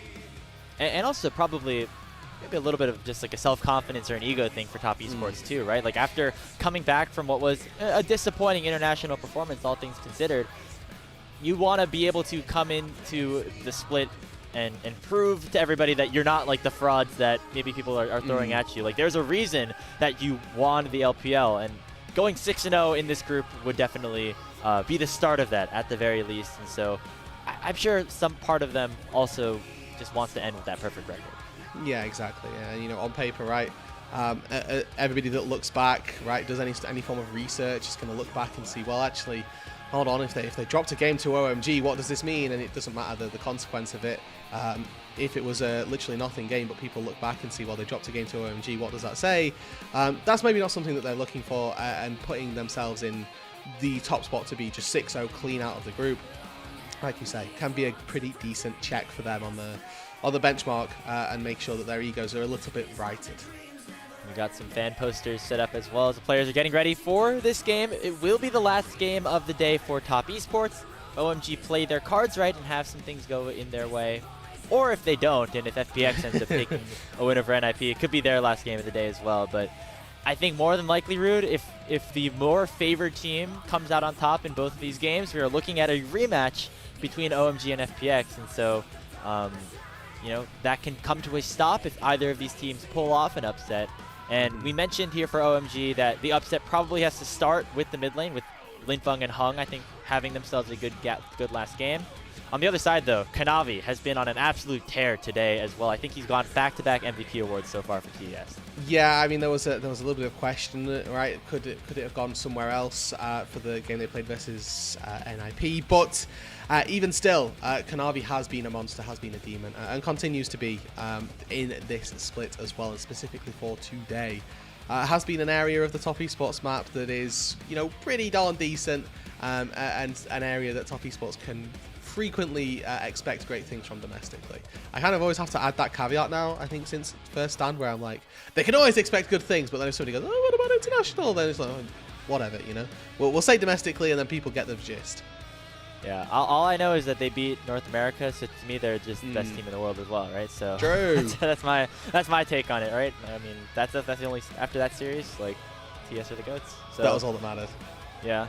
Did you beat it? Well, actually, that means every team in the whole league is the GOATs, I guess. But yeah, for top, after this matchup, of course, what is interesting about this is after this group stage has concluded, you know, after we get through that last chance promotion that you were talking about with all those third place teams, it ends up in a situation where you don't have the chance or the chance to like pick up wins, quote unquote, against the bottom teams. You'll have to have tougher matchups in that Ascension group all throughout, which I believe is a double round robin best of 3 throughout the regular season. So TS are going to be continuously tested time and time again by all of the good teams, quote unquote, in the LPL, which is going to be important for them. And of course, they want to make sure that they start things off right. If you take another look at the format here, just waiting for the draft to begin, and there's already a good chunk of teams that have already made their way into Ascend. Yeah, so we are currently still on the left-hand side, where those groups are still playing on the final day of group stages. I'm going to take a little bit of time until the draft comes to just kind of talk us through this. The next couple of days, so after today, we will know which 10 teams or which 8 teams are going into Ascend. We will know 4 teams that are going into Nirvana, and we will know which 4 teams are going to the qualifiers. Sunday, Monday are going to be our 2 days for the qualifiers. Those will be a double elimination bracket to play against the third place teams from each of the groups go into there. They play a small double elim bracket and find you know, our 2 teams that will go into Ascend, 2 teams that will go into Nirvana. And then after that, we obviously, as you can see, that 10 teams of Ascend will double round robin, best of 3. Nirvana will single round robin, best of 3. And I think that Nirvana group is going to be brutal. We already know a couple of the teams that are in there. We've got EDG, LNG, and RNG, our 4th places from the other 3 groups. But the brutal nature of Nirvana comes from, if you perform badly, if you have just a couple of bad days, that can put you into 5th/6th, which means that you are eliminated for Split 2 and Split 3, importantly. You do not play for the rest of the year, Grapes, if you fail in Nirvana. That is the brutal part, really, of this LPL Split 2 format. And so if you're OMG, you want to avoid that potential risk at all costs, right? Like, obviously, this team is not a favorite to win the LPL, just given the roster that they had. I think they knew that coming into the split. But having a chance to play for a world's bid, like, you have to at least take that into account. And also, you just don't want your season to end, like, a whole split early. So no, exactly.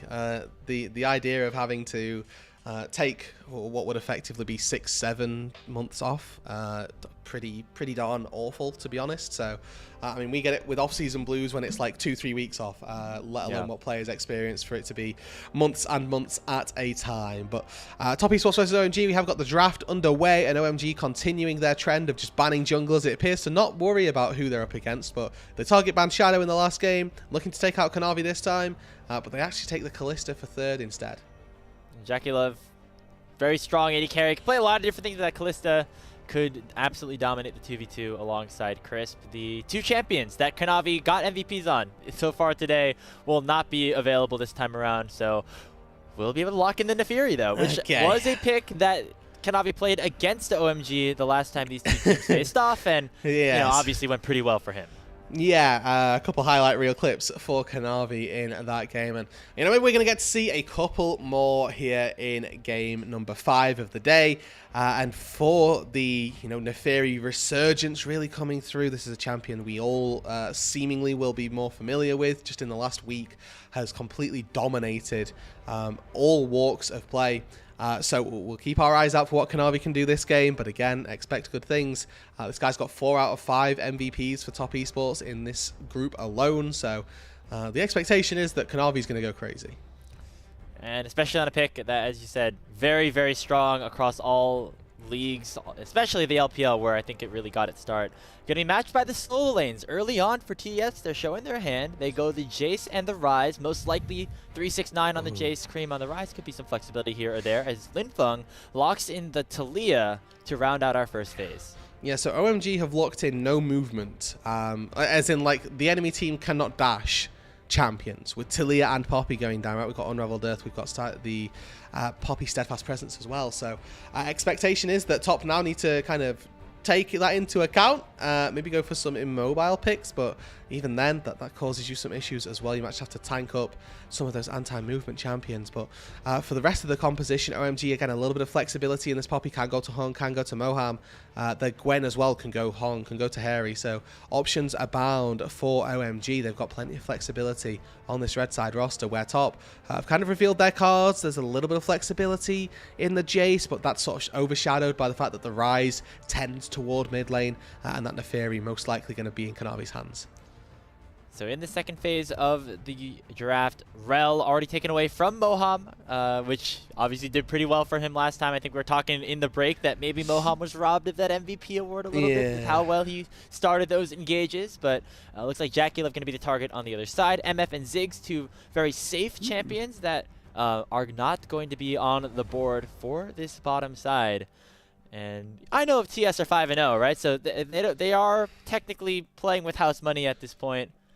I mean, it'd be great to see like a Draven or something, right? Yeah. No, I mean, if we're throwing that much caution to the wind, I'm absolutely here for a Draven lock-in for JackieLove and the Ashban as well, to take away from Star, reminding us that OMG do have first pick of their bot lane on this second phase. So they'll probably get to take the most highly prized one of those, and then they do technically have counter pick for support if they want it.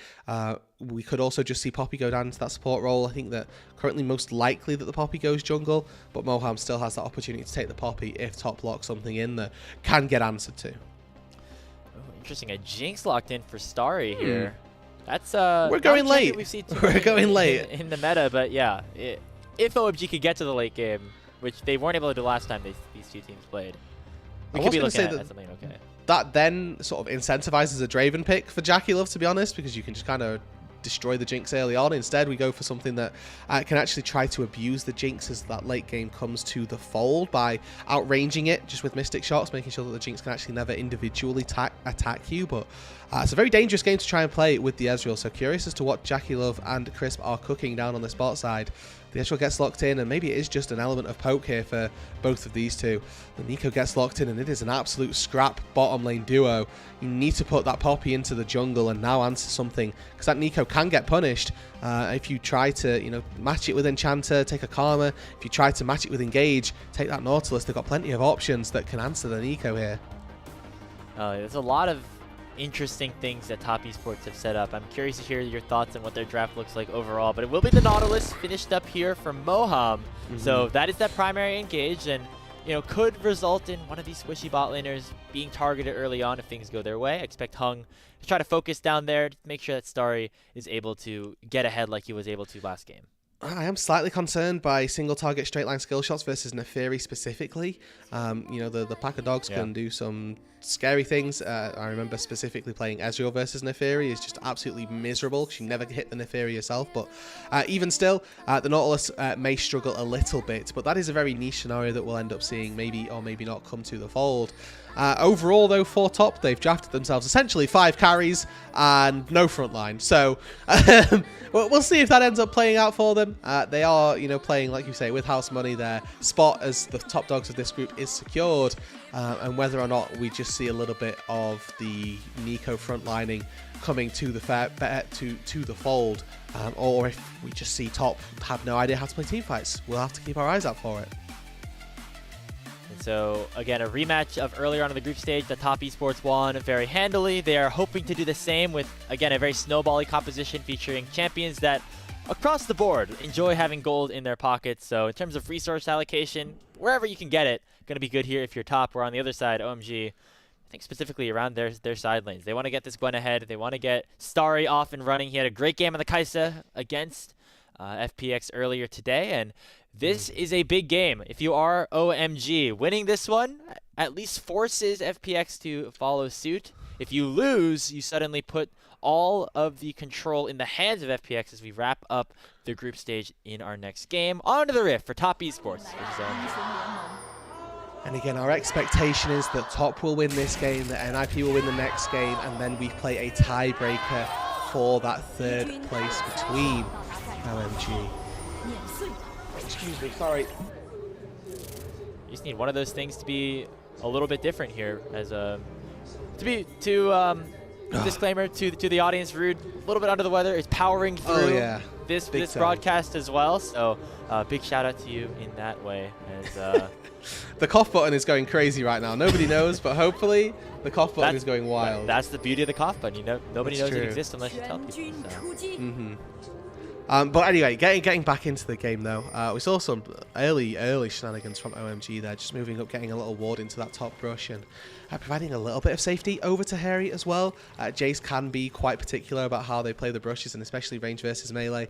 There is a chance for 369 to try to punish Harry in particular, especially with this phase rush as well. I really like the flexibility that it gives you in the lane. You can go in, get out, or go in, do a little bit of burst damage and get out quite quickly. Typically, if you're using your hammer to disengage with the E, don't really give the Gwen an opportunity to trade back, especially with phase rush. I mean, interesting thing to watch in terms of those trade patterns there. 369 was a really big part of the win that Top Esports had at the comeback over NIP earlier today on that cannon pickup. And looks like Moham and Starry actually getting that early push here in the bottom lane. Ooh, okay. So Moham started W here to try and be able to tank up a little bit of damage, but Crisp ends up walking barefaced into the Nautilus. Jinx can establish push versus an Ezreal very easily. And so far, OMG okay down on that bot side. The level 2 comes through, the respect is paid by Jackal and Crisp, but that's going to be it. And both junglers starting on that bottom side, so it looks like this Jace versus Gwen matchup is where they have their focus, unless Hung does something similar to the last game that they played against FPX and goes down to the bot lane level 3. I think the wave right now is in a good spot for that, though, all things considered. So, looks like just general early shenanigans as per usual, unless Kanavi looks mid, as Cream is posturing aggressively here for Linfeng, and Kanavi with the red buff does do a lot of damage right now. Jumps forward, Rune Prison connects as well. Linfeng already has flashed and will go down. First blood over to Kanavi. Poke hits on the bot side as well. Jackalov's ignited. Shifts away, should be all right. And just a little bit of chunk damage and a summoner spell burned on both sides. Hung. Now it's going to be Hung catching out Kanavi as he tries to go for an invade onto the enemy red buff. Should be able to dash over the wall just fine. Hung just not using that steadfast presence in time to try to get that knockup hit. Yeah, not quite in range, and read it like a book though. Another hook. Could be combined with the Flame Chopper as well. Crisp at 200 HP. Flash forward from Moham as Crisp is very low. Root connects as well. Starry stuck in 1v2. It's so close. Jackalov has controlled it. Starry gets himself a double kill. And a great play. He goes down to the final minion auto, the cannon minion on top side. But the wave is good, Grapes. Look at that bot side wave. It is going to be gorgeous for Starry to go back and catch. Moham should be Spider-Manning his way down there to try and hold that minion wave as Kanavi spots top lane as well. Yeah, he is not stopping on to his ganks on to Harry. Oh my goodness. Those dogs are barking here in this game. Yeah. Incredible. 2 kills already for Kanavi. Hong was able to stop the Neferi from getting a kill on an invade, but both of his solo laners have fallen prey to this early game Neferi gank. And a replay. This isn't what happened down on that bot side. This is level 3s early for the top esports bot lane. Gave them a bit too much confidence. 1 extra minion goes down, and Starry and Moham look for that fight. It's the barrier for Starry, which gives him the ability to stay alive and find the double kill. But 1 minion that was tanking the cannon for the most part ends up falling and turns around and gives Starry a swift goodnight. And X-Flash over the wall here for Moham, but realizes that Kanavi is here as well. Crisp already half HP, going to likely fall. The question is, what can Kanavi and JackeyLove get on the other side? Hung using the charge to actually go away from the Neferi. And so will be another kill going for OMG. They are scrapping with top esports early on here, Rude. Yeah, and importantly, all the kills are going to that AD carry. I think Starry as well going to have to be that bright spot for OMG. Has been one of their players for the last 3 years on this OMG roster, and is going to have built up some goodwill in the camp. We need to try and cash in on that this game, though. Looking towards that serrated Dirk opener for the Jinx. I think importantly, what I want to highlight for the Jinx in particular this game is how well she deals with Neferi. You want to attack the Neferi, if you've got a Runans, you've got rockets, the dogs die by proxy.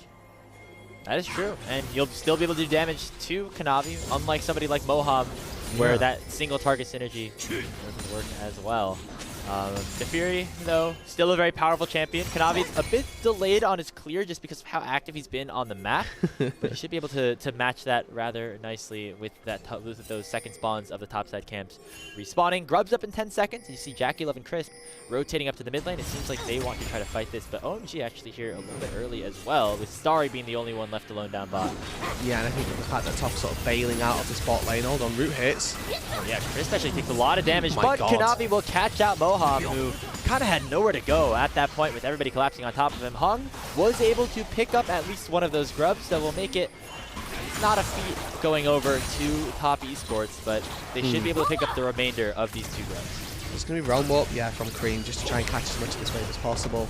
And he's actually pretty low. Starry, I think, taking that turret shot probably gives a little bit of safety that Cream needs to walk back in. But with no mana, this Rise can't really threaten the Jinx. Starry should be able to just push this wave in, get a really good recall, and with that extra plate in his back pocket, feel quite confident about his position in this game. The way that OMG need to play this out is through Starry, is through this Jinx. And I think that versus so much poke as well, it's going to need Hong and Moham to step up, to act as that front line, to block these shock blasts coming through, the Mystic shots, spotting every single Nico engage possible as well. Now I know you're the AD carry player out of the 2 of us, absolutely, Rude. So Indeed. if you are this Dirk for Jinx, is this a common thing? I feel like I haven't seen this too often. Does this go straight into a collector, or is there something else? You can do collector. There was an old lethality Jinx build. I say old, like probably start of the season, maybe 1 ago. You go lethality for the first 2 items and then IE on 3. Just gives you a little bit more boost to your W poke and your ulti damage as well. It does slightly curve the way your build has to go. You're probably not reaching Zeal until 3rd item, because Runan's Collector is just the worst synergizing duo that I could think of. Yeah. But as soon as you end up hitting the Infinity Edge marker, you're pretty confident to go for a Runan's, try and pick up some attack speed as well. So it's not awful. It's not personally a preference, but I don't want to count Starry out. I think it was probably just a capitalization on the gold that he had. Went back to base, had about 1,000 gold, decided to either go for a pickaxe or go for a Dirk, and decided to, you know what, we'll take Dirk this game. Yeah, you know, fair enough. Especially because top esports, as we mentioned at the start of the draft, all squishy carries on their team, right? So if that lethality, if that extra execute damage is the smallest bit of difference to allow for Starry to pick up a reset or not the worst case for the Jinx. So we'll see how this lethality build ends up going. Still has a couple of daggers in inventory as well, likely to turn at least one of them into the Berserker Greaves later on. Ooh. But Berserker Greaves take 2 daggers now. They can both go into them. Okay. Hey, I'm a tank player, so Yeah. For me, it's either Grapes, there are going to be other tank. There are going to be way more tank players that also didn't know. This is a great educational point for everybody involved. Berserker Greaves needing 2 daggers is a shift in my own mindset. But because they're so cheap, hey, it happens. That's true. It's only 500 now total instead of 600 before, right? So yeah, we'll take that. As Kanavi back into the scene of the crime where he initially had to dash away. Second spot of the red buff here. Hung taking a ton of damage overall, as Kanavi already has that completed eclipse because of the 3 kills that he's picked up in this game. And Hung will just give away his red buff, as now Cream looking for maybe a play on the Harry on the top side.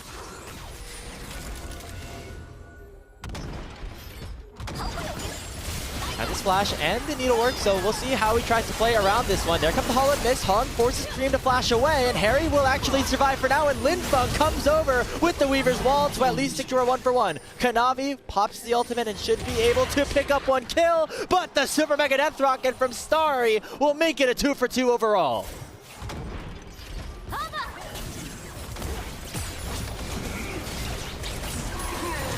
Now here, depth charge lands. It is going to be Jackie Love targeted out here. Ignite ticking on top of him. Flash on a Crisp as well. Starry and Moham are absolutely carrying this game for OMG, as they have picked up their 5th kill of this game.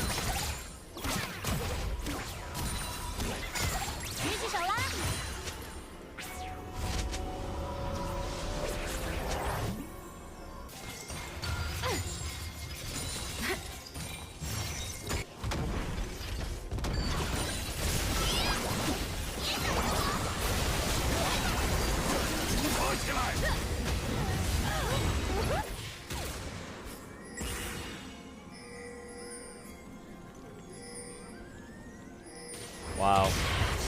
That's crazy. And now look at that. Full Collector, full Berserker Greaves with both daggers implemented, Rude. At 10 minutes into this one, 1,500 gold ahead of Jackie Love in this game. And a Jinx going up against a team composition like this where any one of these 5 players can die relatively easily if they get caught out by Moham. All of a sudden, OMG looked like they could pull off this upset.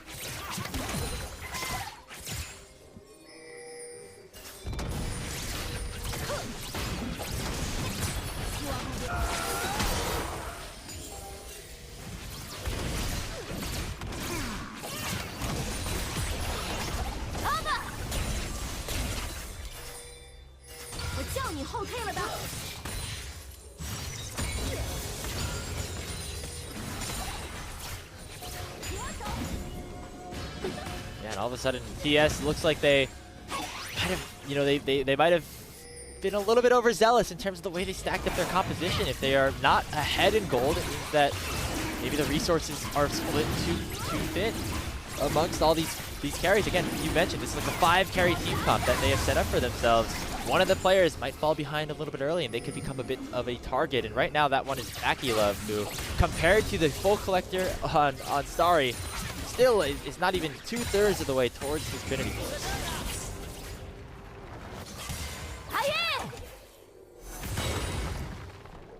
Oh wow, Hung with the Keeper's Verdict sends him away. That should at least be that first turret going down for OMG.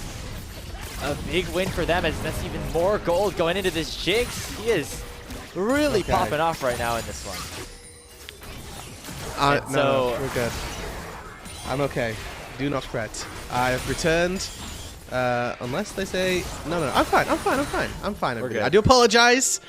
The cough button went a little bit too crazy. However, what I am concerned about, right? We've highlighted how well OMG can carry if Starry is ahead.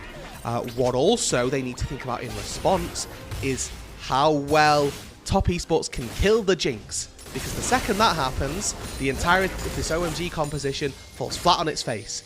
And I'm looking if Crisp lands 1 ulti, if Cream gets 1 root, if Kanavi is even allowed to press W. Starry can die very quickly, and then OMG are going to struggle. Yeah, that's the thing of having all your kills beyond this hyper carry Jinx. It feels good when the Jinx is alive, but as soon as one little tool is used to stop it, could definitely put a wrench into these plans. And this is a top esports roster who is very experienced, who has been to international stages time and time again, who's won, some of these players won world championships, looking notably at that bottom side. And so if you are them, you very much are aware of the situation, and you're aware of the tools that you have at your disposal to go for it. So I'm curious to see how they approach the rest of this game. It is an even game state right now, but it just really depends on how the start of these team fights go. Right now, looks like Boham with the Hex Flash. He's going to try to and continue to target out Jackie. I think this is the right way to go about it. Looking at Starry's build path, we'll keep our eyes on what this pickaxe ends up turning into. Double longsword does not bode well for an Infinity Edge, but we'll keep our eyes on where this ends up opting into. For the time being, though, it is a topside versus botside conundrum where Kanavi has got all of the gold for top esports, where Starry has got all of that gold for OMG. And if either one of those does end up getting shut down, it gives a massive advantage to the other team. Oh, another pick. Chris getting caught out, hung with the keeper's verdict, and Starry ends up picking up the kill again. 6-1-0 on the Jinx as they find another one in the mid lane. Cream on to Harry to try to make it at least a bit of a trade on this bottom side. Teleport comes in from 369. This tower should go down. Yes, they'll find first turret here down on that bot side, and not the first turret, excuse me, but find a turret, the trade turret, down on that bot side. And with the feat of warfare being in favor of top, actually means that OMG and top esports in a bit of a lock ahead for who's going to be able to find those objectives to begin with. We'll keep our eyes on quite what our teams are looking towards with regards to those neutrals, but for the time being, top, they've got 3 grubs. OMG find themselves with one of those dragons. As another look at what happened down in the mid lane. It's a great hook that connects. Nice little dredge line and hung as well. Following it up with that piece of CC, it's a great little bit of foreshadowing to show everybody that actually there's a lot of pick damage. There's a lot of pick tools here for OMG, and finding that first kill on a Jinx shouldn't be too difficult. Speaking of finding those first kills, that rocket did a lot of damage, and looks like Starry really honing in onto that lethality build. That's an opportunity second item as well, so that's what the 2 long swords were going for. Yeah, this is the old school lethality Jinx that I was kind of alluding to earlier, where your autos don't come through nearly as often, but they do hurt quite considerably. And then, of course, the damage that comes from your zap, from your ulti as well, for picking up these cross maps, it's going to be that bit better. Cream now the focus. Nice flash away from that heroic charge will mean that Cream will survive. Oh man, over the wall Kanavi goes, but gonna get caught up by Boham. Numbers advantage so far for TES, but the teleport is coming in for Harry, as well as the Weaver's Wall, who does a nice job of blocking out Kanavi and Jackie Love and forcing them right into the arms of the Gwen. Already Crisp is down, Jackie Love forced underneath this tower, and OMG are 1-for-0 so far in the fight. Ooh, and again, this lack of frontline for top esports means that it's Crisp who has to give his life for the rest of his team to get out to safety. Throws up his body, throws up a nice shield, but ends up falling in the back half, and 1-5 for Crisp on this Nico. There's one of these situations where you're the player who, unfortunately, in the support role has to give their life for the team. Looking individually as well. Looking at that gold first of all, still even overall, but big advantage in the top side for 369. And a big advantage for Kanavi. But also just looking at the roses as well. 4-16, OMG. Actually not doing too badly picking up those hidden objectives. Yeah, that's not nothing, right? I mean, it's just, you might say, oh, it's just 12 roses or something, but the XP, the adaptive force, it stacks up over time, and that just allows even more damage to go towards Starry, who now has 7 kills on the Jinx. We just continue to count up, and you can see how much damage those rockets do right now. Fight up on the top side of the map. Boham going for the engage on specifically 369. No Fung will join the fight as well. Looks like, yeah, no re-engage there for OMG. Yeah, and Starry doesn't have the Super Mega Death Rocket to try to call a little bit of assistance. But it's a good little hold. They defend their tier 2 turret down on that top side. I'm really a big fan of how top esports are shifting their solo laners around the map, recognizing, okay, well, the bot lane's not going well. Let's use our bright points to find success elsewhere. Kanavi immediately caught onto some flame chompers. It's a great disengage from Moham. And then just the follow through. It's a flash from Jackie Love that keeps himself safe. And honestly, Crisp blocking out on that arrow probably keeps Jackie, the rocket probably keeps Jackie Love healthy enough to prevent Harry from thinking about going for that extra engage. But Starry working his way through this mid lane. I think this tier 1 turret is what will break open the game for OMG, and until they get that, they're still going to be in a little bit of a lock ahead. Picked up that dragon over the past minute as well off of that kill, so continuing to add to their neutral objective advantages. One away from those feats of strength. The next objective will be that collected for either side. Full feats of strength or overall for them. Now on the top side, 369. Blast coning over the wall a little bit. Want to talk about Starry for another second here, Rude, because it's a player who, you know, we didn't necessarily build up as being the big difference maker coming in. I think most likely because he was playing against JackeyLove and Crisp, who have been so dominant here in the LPL. But this is a guy who's been a part of the longest tenured member here of OMG, who is there since the start of the Mossy Cup last year, and I mean, he's been a part of this developmental system here for OMG as well for a few years now. So really cool to see him in an opportunity to help get his team out of what could be a precarious situation in the Nirvana group. And looking forward to see what he has left here in the tank. That's the last Whisper already picked up as well. And a reminder as well at what's at stake here. OMG definitely fighting for a lot more. Top Esports are secured first place in this group. Doesn't really matter to them how this game ends. But if OMG find a win here, it forces FPX to win versus NIP, which honestly seems like less of a challenge than OMG taking this win here. But even still, OMG coming in and finding some really good form. They've got a very strong Jinx in this game. And if they can leverage her to find a little bit of gold, move around the map, take some turrets, definitely some good things to think of. Looking at those neutral objectives as well, it's not like Top Esports are particularly close to, you know, a sole win condition or anything of that ilk. And to be honest, OMG should be very happy. There may be a little bit of gold down, but overall, still should be quite happy with the position they had in this game. Problem right now, though, is that other than Starry, the rest of OMG are falling behind. It seems like they are really putting all their eggs into the Jinx basket right now. 369, Cream, Kanavi, all ahead over their respective opponents right now. Specifically, haven't seen any of 369 in one of these big team fights. That is finally a completed Muramana on the Jace as well, so he's going to pack even more of a punch if he decides to come to any of these scrimmages. Yeah, in the side as well as doing exactly that. Probably quite easily able to handle the Gwen. Again, this is Flash Harry, so there's no exhaust to keep the Jace locked down. There's no Ghost to try and close that gap. With Phase Rush, I really think that 369 can take the trades that he wants, get in, get out, and there's not too much the Gwen can do to answer. Yeah, it's been difficult for Harry so far. You can see the CS lead. Not really a good spot. It's 55 down for him right now.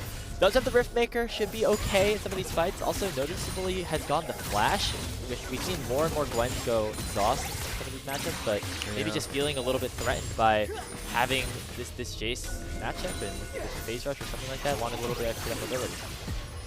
See though that the zaps coming through a little bit more meaningful than we're maybe used to seeing from other Jinxes. That's, you know, 400-500 HP off of JackeyLove, and again with Ezreal being one of these champions that looks to poke at you with range, this is actually giving Jinx the opportunity to match that poke.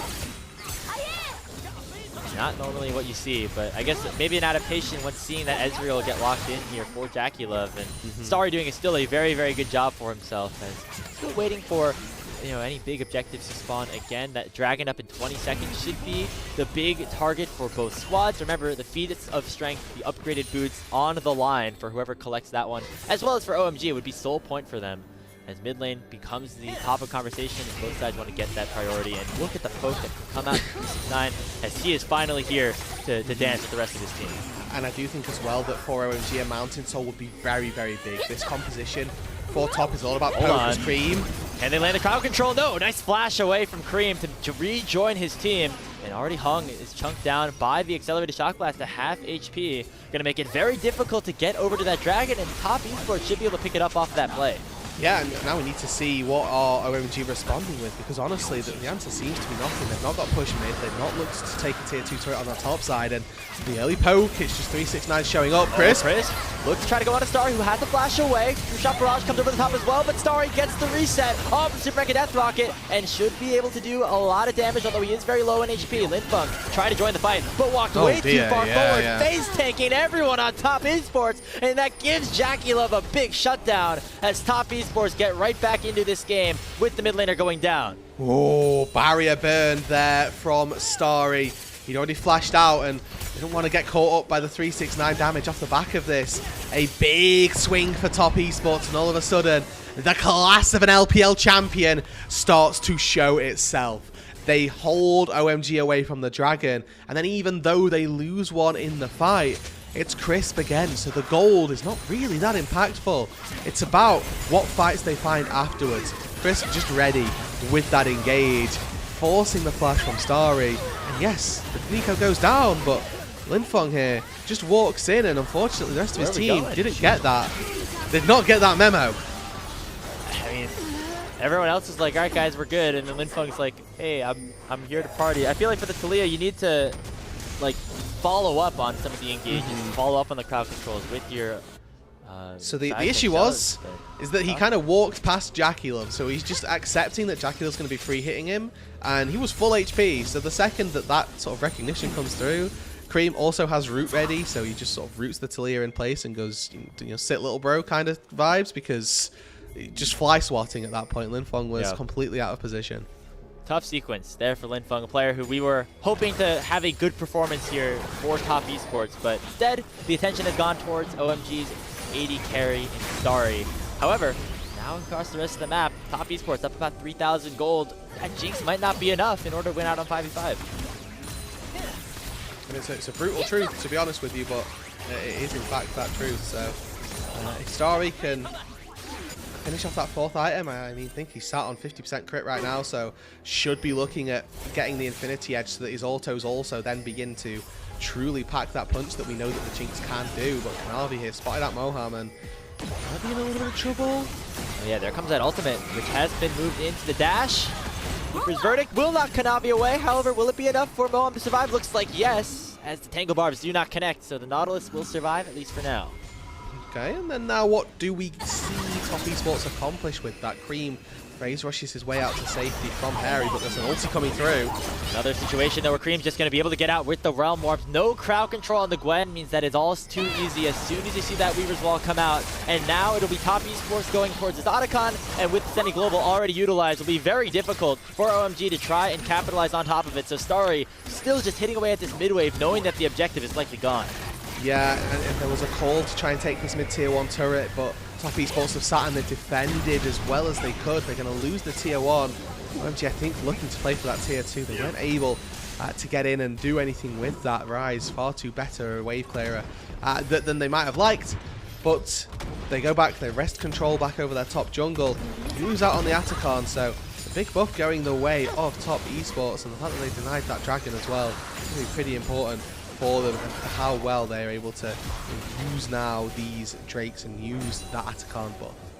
And Top Esports doing a really good job in the macro game. They've now taken all 3 of those outer turrets without losing anything in terms of kills. You know, ever since Starry picked up that 8th kill, I mean, it's been relatively quiet for the last few minutes, and over that time, Rude, it's been Top Esports, specifically their soul laners, as well as Kanavi here on this Nefiri, just continuing to stack up gold. Now we have 3 full items on this Nefiri. Kanavi's level 16 at 27 minutes in. Now a very scary composition overall for TES. Yeah, and again, the sad story is that if OMG lose Starry, they lose the game, right? Like, if Starry stays alive and is kicking off, then yeah, absolutely, that they can win a fight. But if it's the opposite, if Starry ends up going down, even if he just catches a little bit of poke, that poke's gonna stick, right? This is a lethality Jinx. You don't have a Bloodthirster anywhere near in the works. It looks like you're now working towards a Runans, and if this game does get to the hyper late game, I expect to see Starry selling some items to start maybe working towards a true traditional crit style build path with that Bloodthirster to try and maybe stave off a little bit of the poke.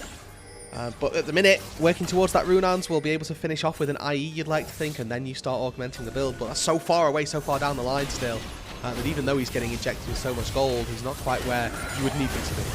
Okay, so it looks like now OMG looking for the engage onto Jackie Love, who already has used the Arcane Shift. Nice. Can't even flash, as that's a huge kill going over towards Starry. And now OMG, with Jackie Love down, could go towards one of these big objectives. The Baron potentially the target, but still so risky with Kanavi being very strong. Now it's potential engage. Flash. Nice flash in from Hung as they find the stun onto Kanavi. Teleport coming in. That's Harry looking to join the fray. Mohawk And they're out. step charge on to 369. Relvarp comes out as they will sacrifice their top laner. 369 falls as Linfeng picks up the shutdown. OMG with 2 kills will go over to Baron. And there's still 20 seconds on JackeyLove as well. They have this 3 versus 5. All OMG wanted was a fight. They wanted one extra member to give them the benefit of the doubt, to make sure that they could find the fight and find the Baron without any recompense. And that's exactly what they get. Part 1 was Moham and Linfeng syncing up to go on to JackeyLove. Part 2 was the flash from Hung to get the second fight going. You can see Linfeng just hanging out in Fog of War, and JackeyLove, as soon as the arcane shifts into the lane, as opposed to over the wall, he signs his own death warrant, gets taken out. There's a follow-up play from there that takes down 369 as well. But Top Esports getting caught out in the mid lane, and OMG making the plays that they need to. And so OMG, they were maybe feeling the brunt of the pressure of playing against an LPL champion for those last 10 minutes or so, and then they decided, hey, screw it, we have an 8-kill Jinx, let's go and fight them. And they end up doing just that. That is now a 4th item completed for Starry with the rapid fire, a Vamp Scepter inventory likely going towards either a Bloodthirster or maybe even a Boar, probably the Bloodthirster at this point in the game. So with this Baron buff, OMG have to make good use of it. They have a big wave shoving it down. Bot lane, the tier 2 turret should be the target. On the other side of the map though, 369 pushing in, should be able to match unless OMG make a quick decision here. I'm still concerned looking at the damage that's coming out of JackeyLove, that you can also see from Cream. Linfeng here caught in a little bit of no man's land, wanted to catch a mid-wave, but actually when they've got the Baron, OMG are losing tier 2 turret, and so far haven't really found a response. The wave clear of a Rise, definitely valuable. They're not really sat to Baron up that wave either, so it's just going to get popped really quickly. By the time they put the Baron on it, the Rise has already taken it out. Yeah, a little bit of mismanagement of these Baron waves here for OMG. They have Harry pushing this mid lane in. Tier 2 should be a bit of a target and forces Top Esports to respond as well. But the waves are not synced up in a way that allow for both towers to be sieged on at the same time. It means that Top Esports can do a nice job rotating back and forth. The teleport comes in from Linfeng, and now here comes the siege onto tier 2 bot lane. JackeyLove throwing out some mystic shots, and here comes Kanavi. He's level 17, maybe looking for an engage. He's fishing so far with his Q, but not enough actually for that tower to go down. Interesting. Would have maybe liked to see them commit to the turret. And I think maybe they're thinking, well, actually, if we go with another wave, we can get Starry a reset, and that can actually start a fight as well. Yeah. Obviously, Jinx resetting off the turrets. Kanavi going in.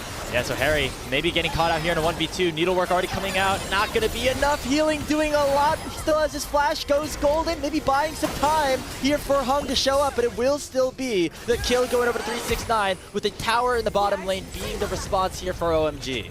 And Linfeng going to use the wall to get out to safety just in case anybody was trying to collapse. Kanavi's going to make the most of this time, though, with no Harry on the map. Going to try to steal away a few camps. So he's already taken the Raptors, and now the red buff defense is on. Next flashes over the wall. They now spot out Kanavi. He does have his smite, so he could be able to steal it away, but Starry actually eats the Q to prevent that burn damage from taking down the red buff. So it will be OMG with that advantage, at least for now. Now the pop that untargetable to make sure he stays alive, but now the depth charge comes on top of him and actually finds a knockup onto the clone of Chris. I got a little bit there with the Nico passive. That's a hook. Moham continuing to go in. That's the real Nico. He's got Ignite on top of him as well. Super Death Rock gets splashed away from, and that will be a big cooldown down. One of the key engage tools for Top Esports is off the menu. Yeah, and that's really big for Starry as well. If the Nico has flash, you need to be very scared at all times. However, now without that summoner spell, the threat, the imminent backline access is removed from Top Esports. We are 90 seconds away from a dragon, and that means that that neutral objective, the Baron that spawns just 40 seconds afterwards as well, is going to be fought without the threat of a Nico flash. Yeah, and that's one of the big tools that Top Esports could use to take somebody like Starry down, as Linfeng actually was going to get targeted here. I think Kanavi could have probably gone for that. Maybe didn't realize that Linfeng didn't have that ultimate up for a couple more seconds, but looks like instead the next fight will be around this Mountain Dragon. Now, Top Esports have gotten the last 2 Drakes, but it's come at the cost of OMG winning a couple of fights, getting a Baron, and the like. So they're all of a sudden back in a relatively even game state. 1,500 gold separate these 2 squads. Remember, OMG would absolutely love a win, as it would put them in a great position to make it into that last chance bracket and end Group C in 3rd place. Yeah, and I mean, this is a great time to remind people that this is a game that last time these 2 teams played, we were on to the next game at this point. It took Top Esports 25 minutes to beat OMG in the first round robin. We're now 2nd round robin, and OMG have more kills. They've got even neutral objectives, and are actually very well poised to take this game. Bloodthirster is now finished for Starry, so he can stand and tank that poke, and has a way to build it back up. Now is when you would expect to see the Jinx start to pivot into this more AD carry-esque build as opposed to the lethality that we have right now. But Top Esports walking in, 5 members strong down on this bot side, mid-prio in their favour. They're certainly looking to take another fight. Yeah, this Dragon could be a reset, but instead, OMG want to go for the fight early. Weaver's Wall already comes out. It separates all of Top Esports. Pop Blossom does land onto it. Mohawk Starry's dead. Target. Realm off for the wall, and that Starry going down as Kanavi will find him. And OMG, all of a sudden, with their main carry down, look much, much weaker as Top Esports will collapse upon them on multiple fronts. It's a 4-for-0 off the back of Kanavi, and Top Esports, once again, right back in the driver's seat. And now, just like that, it is a 6-0 for Top Esports. They've got 40-second death timers on Linfeng and Harry, 30 on the bot lane duo, and a 6-0 start to split number 2. It is just going to be hung alive for a little bit. Going to try to get as much of the wave as possible, but will not happen. The death timers are way too long, and 5 members strong. Top Esports will march into the base. Took a little bit more time, Rude, but this time, Top Esports will end this group 6-0 and send OMG to 1-5. And it's almost like the last 35 minutes never even happened. Top Esports just find one fight, and OMG fumble. They crumble even in that final exchange, forgetting the crucial point of their comp was keep Starry alive. Kanavi finds the access to the backline. There's a Jinx left completely alone with no support, and Starry just falls. He has flash, he has barrier, he uses both of them. Kanavi doesn't care, flashes after him and takes down the Jinx. It's so brutal to see a game like that, and it feels awful for Starry as well, because he'd played so well for 34 of those 35 minutes, but it came down to one final team fight, and ultimately it's those clutch decisions that are why Top Esports were our best team in Split 1, why they're the best team in this group, and why they go out into the Ascent stage 6-0. Yeah, and even though Starry was strong at that last fight, can't fight 1v1 against a Nefiri. Yeah, full build Jinx against an Assassin, and yeah, Hung, Linfeng, they all dove onto Top Esports seemingly to try to, win a fight straight up, but then forgot the fact that Kanavi was rounding around the back, used ultimate to get on top of the main carry, and then once he's gone, the rest of the team does not have as much juice as all of their gold were allocated towards their marksman. It's all about keeping that Jinx alive, and unfortunately OMG seemed to just slightly miss the point on that one, but it does mean that now all of a sudden the ball right back into our final game of the day. Whether or not we see NIP take the win versus FPX is going to be crucially important. I'm fighting it off. But FPX, they've now got a chance to put themselves in that secured 3rd place and not have to play a tiebreaker up against NIP.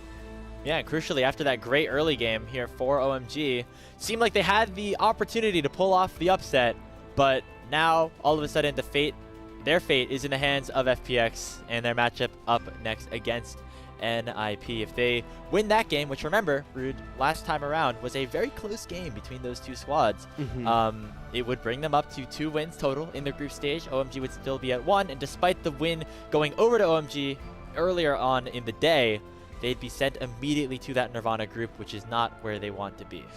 Yeah, it's a pretty rough draw in Nirvana, so keeping our eyes peeled for which of the 2 teams is going to get sent there going to be highly indicative of our final game, and potentially even more highly indicative of game number 7 if there happens to be one. But for Top Esports, this is our small farewell to them, because they've finished now their group stage. They are now by far and away secured as the best team from Group C, 6-0, won every single game, beat every single team. But for them, again, there were a couple of issues to look at, right? Like, this game wasn't clean, it wasn't easy, it wasn't smooth sailing. There were certainly parts of this game where we thought, oh, maybe they're going to be in a bit of trouble. But maybe they can just top that up to the draft and just go, well, I mean, we drafted 5 carries and we still won, so yeah, what are they going to do, you know? I'm sure the mood's going to be absolutely fine, and a game versus OMG is relatively inconsequential. Yeah, they knew coming in the stakes, at least for themselves, right? There's no difference between finishing first and second, and regardless, like, because they have the 2-0 over NIP, there's no chance that they could end up second. As we take a look at some of these post-game stats, Starry doing a ton of damage, obviously, but it just was not enough at the end of the day. So if you are top esports, you know, it's a good confidence booster to wrap up your day as you head into the Ascension group, where you'll be playing up against a ton of very talented rosters. Yeah, and I mean, whilst this replay is going, I don't know if they're going to stick on it long enough, but look at the cannon minion. One auto onto the creep that just dies, spins back around, catches Starry on the way out. That could have very easily, again, changed the small trajectory of how that game plays out. But these are laning concerns that top esports should have, right? They're getting killed in the 2v2 versus OMG, and, you know, on this top side as well, we're seeing Kanavi make some very good plays, but there are very clearly weaknesses to this top esports roster, and even domestically they're starting to get shown. Yeah, looks like they were able to fix it a lot on the back end, but maybe bandaged by just how well Kanavi and 369 played out this game, right? They were so far ahead that you even think about like how some of those mid-game situations or late-game situations played out, where the poke issued out by 369 with the shock blast, even and Jackie Love playing a role as well, put OMG in a bad situation before a fight even would kick off. Of course, that's not the best analogy right here, as if we saw Jackie Love getting caught out. But yeah, those two players specifically, Kanavi and 369, really coming to play in this one. Yeah, I mean, they came into that final fight, I think, level 18 in this clip here that you can see. Kanavi is level 16 versus Hong's level 13. It's there's a complete disparity in the jungle, right? Like, they played 5 carries and they had 5 carries, right? Like, they were ready to party with the majority of everybody. And you can see Kanavi here as well, honestly taking the 1v1 versus Harry, just winning it handily. 369's there for moral support. Yeah, and this is the final fight here. I'm curious to look to see what Kanavi did to get in. I mean, it wasn't even anything super crazy. He just jumped over the wall again. The blast cone actually, like, sending his whole team away from him. Like, that's the opposite way that Starry wanted to go. Yeah, it's a little bit rough, and unfortunately, right, like, it's those small things in team fights that ultimately break the game, and decide who ends up coming out on top, who wins the fight, who can come away with the victory. But for top esports, right, like, they'll take it. I mean, it's almost assuredly going to be a 5 out of 6 sweep of player of the games for Kanavi, because I think he was absolutely phenomenal in this game, constantly ahead of his counterpart. And in fairness, I mean, like, Kanavi and Hong had different roles to play that game, right? Like, if Hong had nearly as much as gold as Kanavi in that fight or in that game, it would have been a complete disaster, because that's gold away from the Jinx. And no surprise, a clean sweep on the day here for Kanavi. 6-1-4 on the Neferi, ends the game 5,000 gold up on Hong on the Poppy. So very, very well done from him. We talk about how good Starry's early game was, but Kanavi found himself 3 kills in the first 5 minutes as well, as he went bot, then mid, then top. It was all over the place here on this Neferi, which I feel like is a bit of a problem in the jungle right now. Just be hitting the ban tables a little bit more often than it has been. Yeah, that champ might be a little bit broken. It was B1 for a reason. Absolutely. So, Top Esports end the group stage at the perfect record. They join Invictus Gaming as being the only 2 teams to do that throughout this placement stage. OMG now leave their fate in the hands of Fun plus Phoenix, as they have a matchup with Ninjas in Pajamas as we come back from this break. Don't go anywhere. We'll be back with more LPL after this.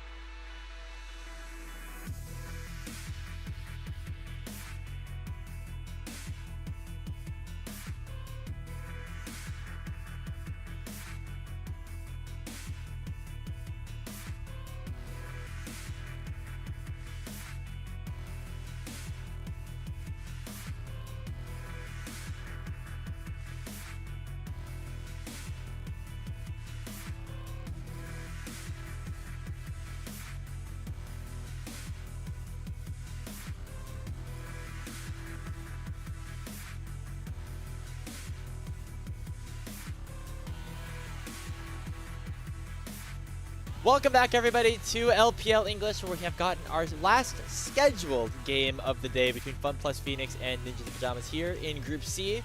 Last scheduled game of this placement stage of Split 2 into the LPL. However, of course, we always scheduled is doing a lot of heavy lifting, is what we I'm always have hearing. that tiebreaker here, and with NIP, probably the favorites here against FPX, creates a world where we could very much see another game after this one. Grapes and Rooted here for this game. Can FPX do it here, Reed? What do you think? You know, I wouldn't be surprised, to be honest, right? We have to set expectations, and the expectations are that NIP will win this game. They come in as the favourites. That is the way the benchmark should be set. But the last time these two teams played each other, 4 days ago, NIP struggled. FPX had an opportunity. They fumbled, unfortunately, but NIP did come out with the win. But NIP equally struggled. So if FPX have righted those wrongs, have set themselves up a little bit better, NIP aren't without weak spots, and I think that FPX have the opportunities to exploit those. The bright spots of FPX and where they've won games have been the weak spots of NIP and where they've lost games. I'm looking specifically at their top laner and looking at the top side of this map and thinking that that could be an area for FPX to try to find a win.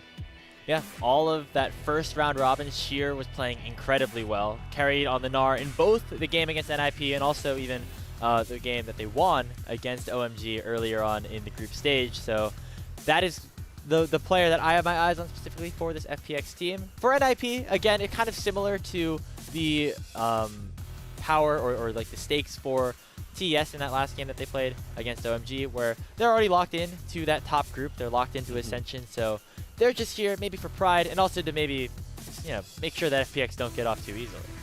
No, exactly. And for the most part as well, this is a little bit of redemption for NIP as well. Right there, they have the Split 1 MVP in their mid lane, right? Doinb won Split 1 MVP for the LPL, so the idea of them going into a group stage 3-3 or into, Ascent at 3-3, probably not sitting too right with Doinb specifically. Came back to try to be, you know, the best like he was previously and so far that we've seen from him in the past. So the eyes are on FPX to upset NIP and to make sure that they get a surefire way into third. But equally, NIP have got some things to prove themselves. And just to make sure everyone knows what we're talking about, we can pull up those group standings that have been updated going into our 6th game.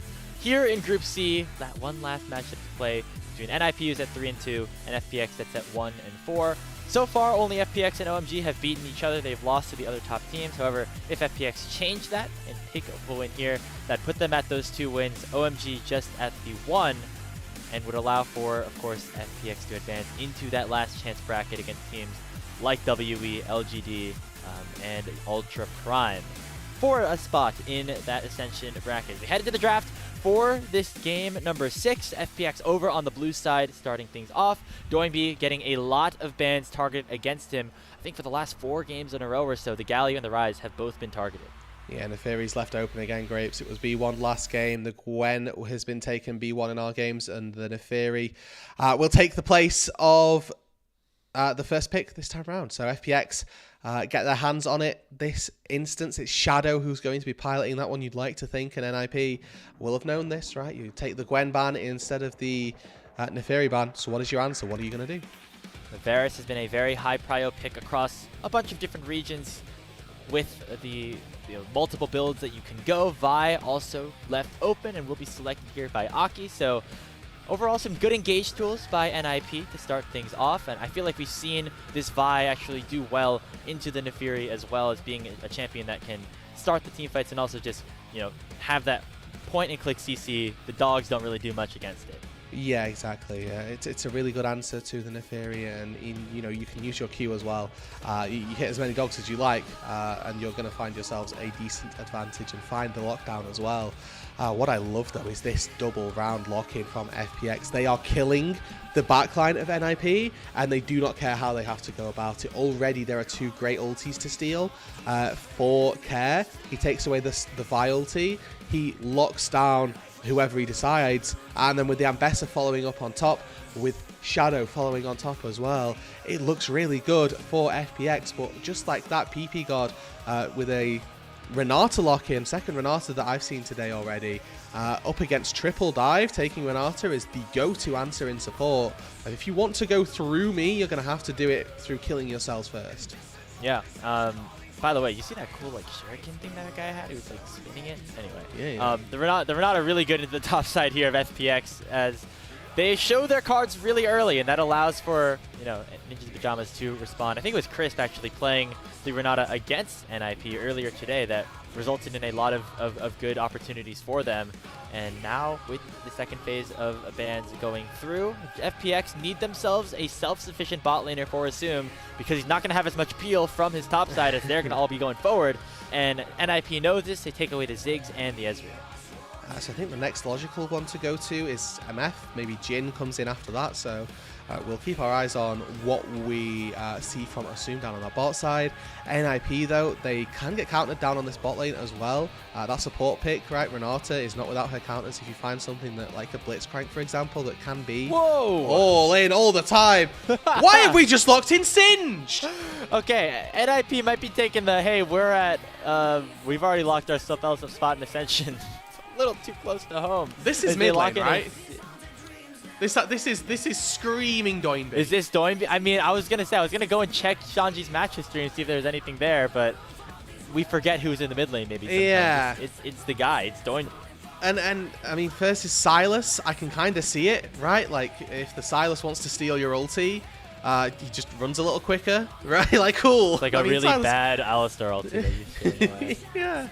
I don't know. I mean, it's probably Shanji, I guess. I honestly, I'm not even going to bother guessing. I have no idea where either of these picks are going to go.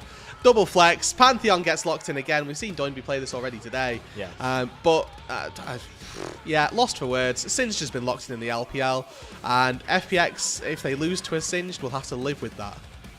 Now, according to Leakpedia, Singed has not been played by Shanji throughout his 6-year competitive career. So we will be looking at a first time here for NIP. We're getting word from our producer, Alk, that actually Singed is pretty good on this patch. I'm going to go take a look at what specifically is good about it right now. As into the Ambessa will mean that probably won't be 1v1ing the Ambessa super often unless he wants Sheer to have a good time. So expecting a lot of proxying, a lot of trying to just pick up waves and being as much of a nuisance as possible. All right, cool. I'm here for it, right? If we've got new stuff in the meta, then absolutely bring it to the forefold.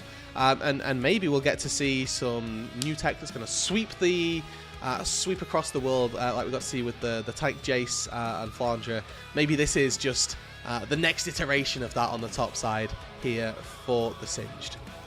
So taking a look, Singed did get buffed. Health, base attack speed has been increased, and also the poison trail got a bit of a hotfix / buff where if there's any instance where a minion would kill the minion, it basically makes it easier for Singed to pick up CS via the Q, via the poison. So we put the game on easy mode for Singed players. Great. It allows for Shanji to get more farm basically early on. The extra attack speed for the last hits at cost of, it looks like some of the E damage going down as well as for the health growth going down.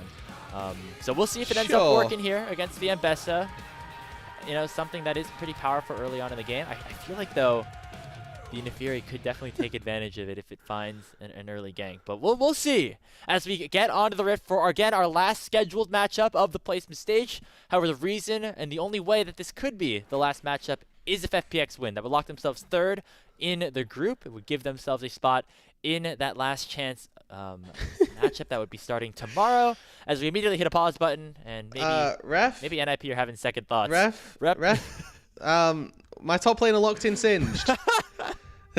Excuse me. Are you seeing this? My top laner picked Singed in a competitive game. I need somebody to check this. I wonder, we'll probably get one of those lower thirds at the start of the game, like last time Singed was locked in the LPL. I'd be very curious to see what that ends up looking like. It probably wasn't that long ago, Let's take a guess. Have a guess. When? I would say think? I would say like 3 years. I feel like that's a good time. So are you saying recently? More recently? So you're going 2022, right? 3 years ago? Yeah, sure. I'll go 2023 then. And we'll not do closer wins, just we're either right or wrong. But Lehens played it, right? Support in LCK. I feel like somebody will have been inspired by that somewhere. And I don't know. I feel like people enjoy a fringe Sins pick. I have no idea.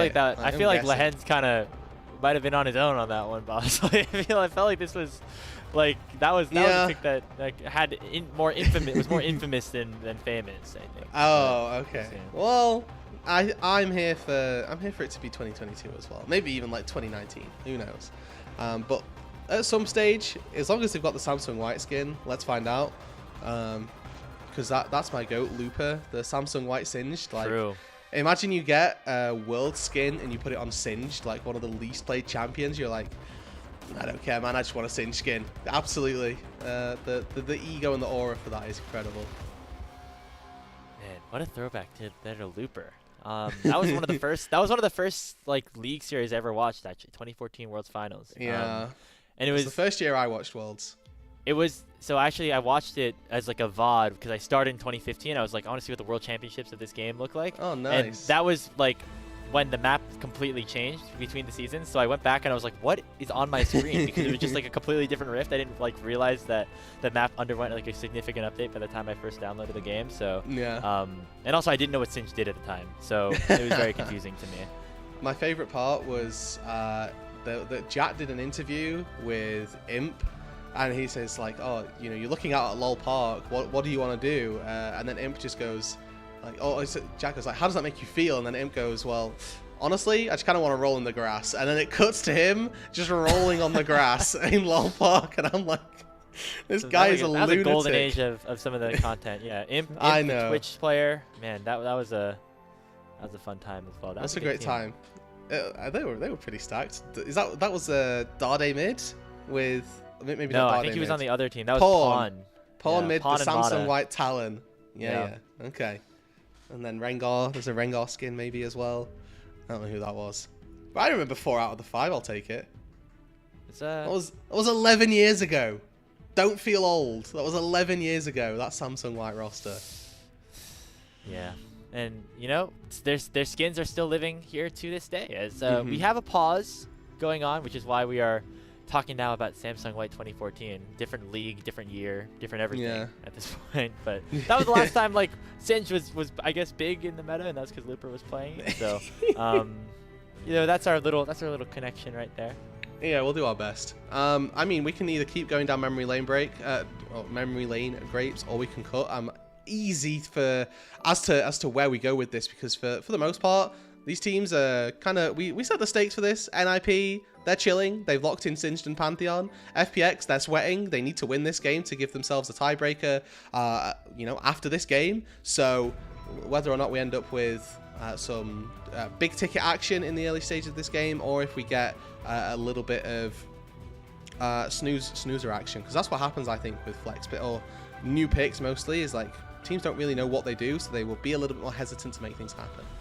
Yeah, that definitely, that's fair enough. Although I feel like, again, the Embest and a Fury combo, it does so much like damage early on that, I mean, if you catch the Singe proxying, like, but he just runs away. Where's the CC? That is true. There's no crowd control. That is the one downside here. He just pops down the poison pool and then runs away. He's like, okay, cool, thank you, job done. Ghost, surely? I don't know what some of the spells he took either.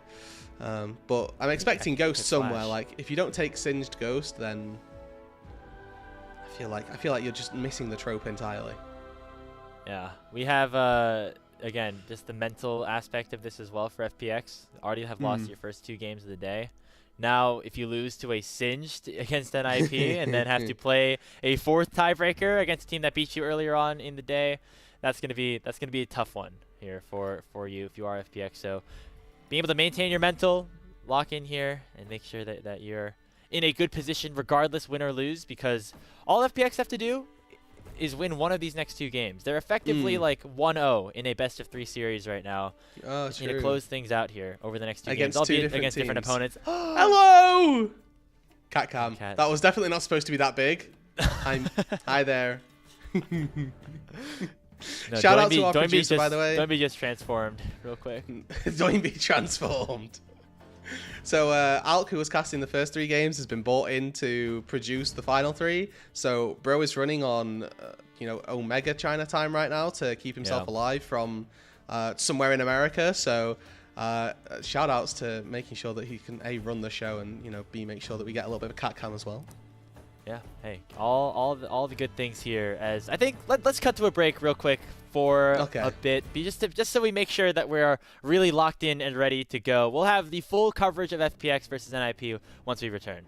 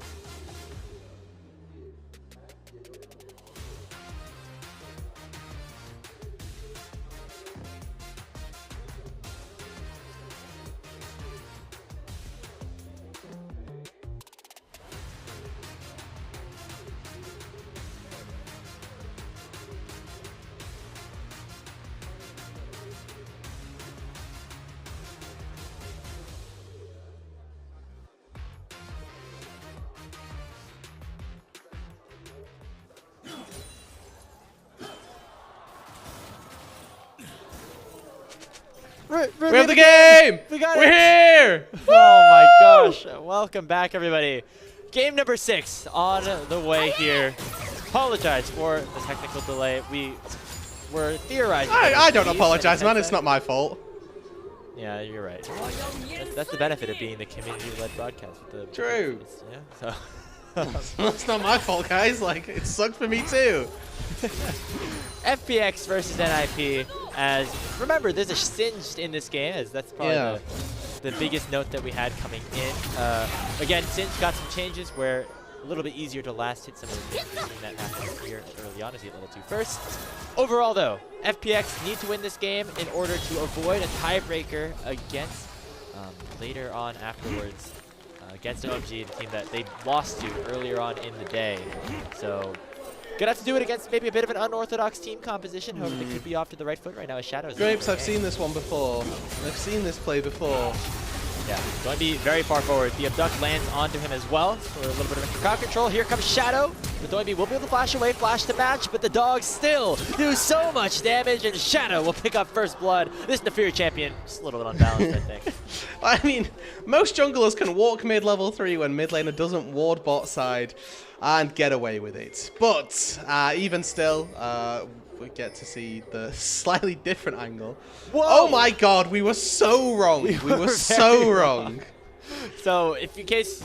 Okay, we'll get back to this in a second. It's actually Assume is going in on a PP God. One more auto attack is going to secure the kill. It's 2-0 FPX here. Okay. Yeah, I mean, we might have to like dial in on those Singe a little bit later, but so far FPX are 2-0 to the good. Reminder again that they need to win this game to just completely avoid the tiebreaker at the back end of the day. And the last time these two teams faced off against one another, NIP struggled. It was a winning situation for FPX for the most part, but weren't quite able to convert on it. And now Doinb once again caught mid. He doesn't have his splash. He's going to have to try to fight this one out onto Care. Potentially Shadow jumps over the wall, and this Nefiri is going to be able to do a lot of damage right now in melee range. Here comes that Abscond Abduct, and the Feats of Warfare picked up 4 minutes for Fun plus Phoenix. And I mean, Shanji might have not been, you know, particularly relevant for the start of this game, and that's, you know, Singed in a nutshell. But the rest of the squad are still fumbling by the wayside. Doinb 0-2, leaving PP God have been getting solo killed down on that bot side. And yes, it's Kalista Mika, right? Like, it's a powerful duo, but you're Boris Renata as well. You should be able to at the very least hold your own, or at least stay safe and stay stable down there. So far, this is a very, very good opening for Assume, for Jue.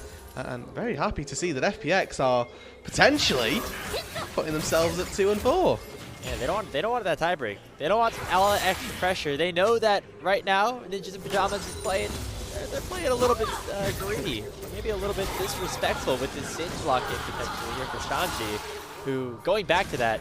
7 years, Rude. 7 years since he was last played into the LPL. Yeah, I am incredibly surprised. Amazing J is a throwback that I was not expecting to have to reference on LPL today, but here we are, the last player to have played the Singe top specifically for the LPL. So, you know, very nice to see that there's a very long call out that's come to fruition, and we get to now find out whether or not NIP are going to be able to do anything with this Singe pick. It did go Flash TP, so a little bit disappointed that we've not got Ghost, but Flash Flip is a big combo that, especially versus Kalista as well, might have some pretty good impact.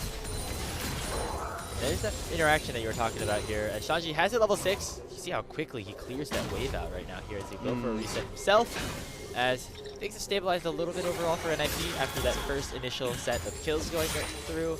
But Shadow onto Nefiri going to continuously be a problem. I feel like at this point, Rude, it's like no matter who's playing the champion, it's going to be very, very strong in this early game and take over from there. Yeah, it's a problematic champion, and I do want to lend a little bit more information, perchance, as to why the Singed might have been picked. Specifically, we did get to see a little bit of interaction there. The Nefiri dogs, the way they take damage is based on time in combat or instances of damage more so. With Singed poison ticking very quickly, the dogs do die quite fast if they are in the Singed poison, so 1 to 2 seconds before they go down. Yeah, you saw it right there. Another instance as Leave could be in trouble more. Assumed, not able to finish off that kill as now FPX collapsing here around the grubs. Shanji will go down. Public execution goes on to Doinb as well. He pops the E, but Shadow's behind him, and he will pick up another kill. It's now 5-0 FPX. Is Shadow playing the dog, or is he the one taking NIP on a walk right now? 5-0 to the good. 2k gold to the good as well. NIP are getting destroyed. Oh my goodness. I mean, we were suspecting it was Leave, the one who was causing the pause, or somebody on NIP's side. I feel like FPX might have taken that a little personally right now, Rude. They want to get out of here. They're ready. Their day needs to be done. Shadow, he's down bot side. 3-0-1 already. And Leave doesn't have any flash. The ultimate comes out. It's just going to be such an easy kills. Picked up here for FPX. Doinb comes in with the Grand Starfall. He'll try to find one match onto Dwayne, and he will, but he will likely go down in response again. Shadow is 5-0 on the Neferi. This Neferi champion, man, every single time we see it get played just seems to do disgusting things. And Doinb is 1-4 on this Pantheon in the mid lane, having a real shocker in this final match of the day. I say that with a little bit more certainty after the way this early game has gone.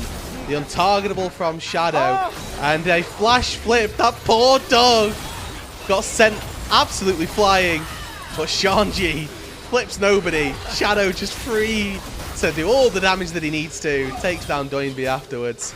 And Arky, just sort of watching, goes, okay, I'm out. Goodbye. Thank you. This is a go ascension angle for an IP right now.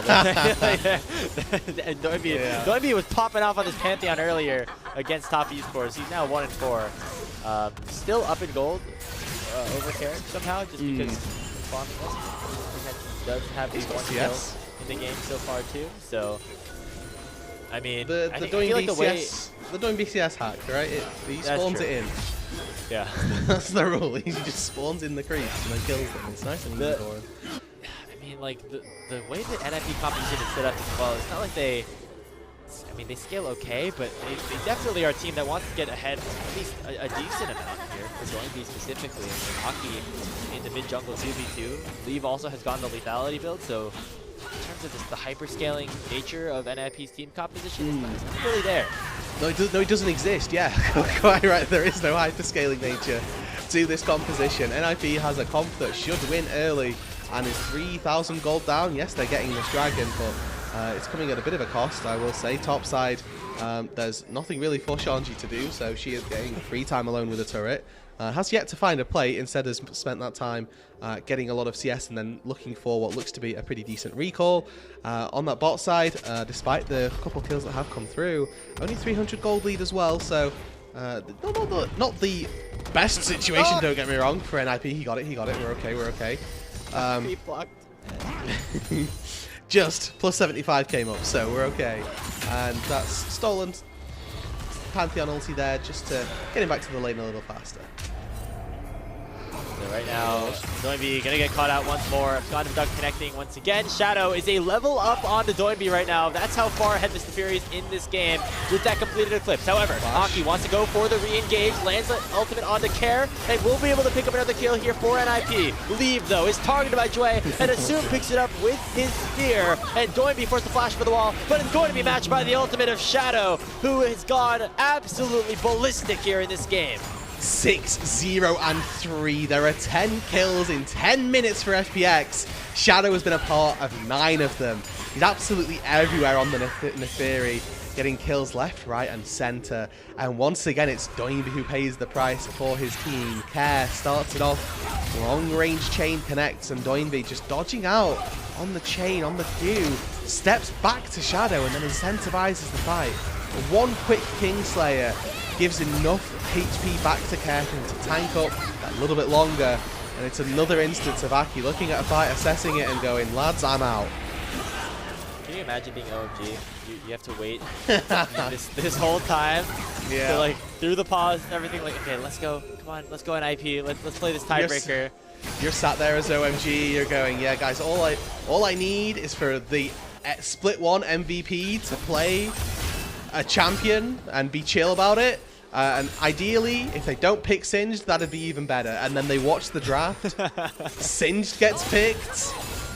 Doinb is 1-5 at 11 minutes into the game, and OMG are just, I mean, I would be upset if I were them, but that's the nature of the group, right? If they wanted to not be in this position, they should have beat FPX the first time as well.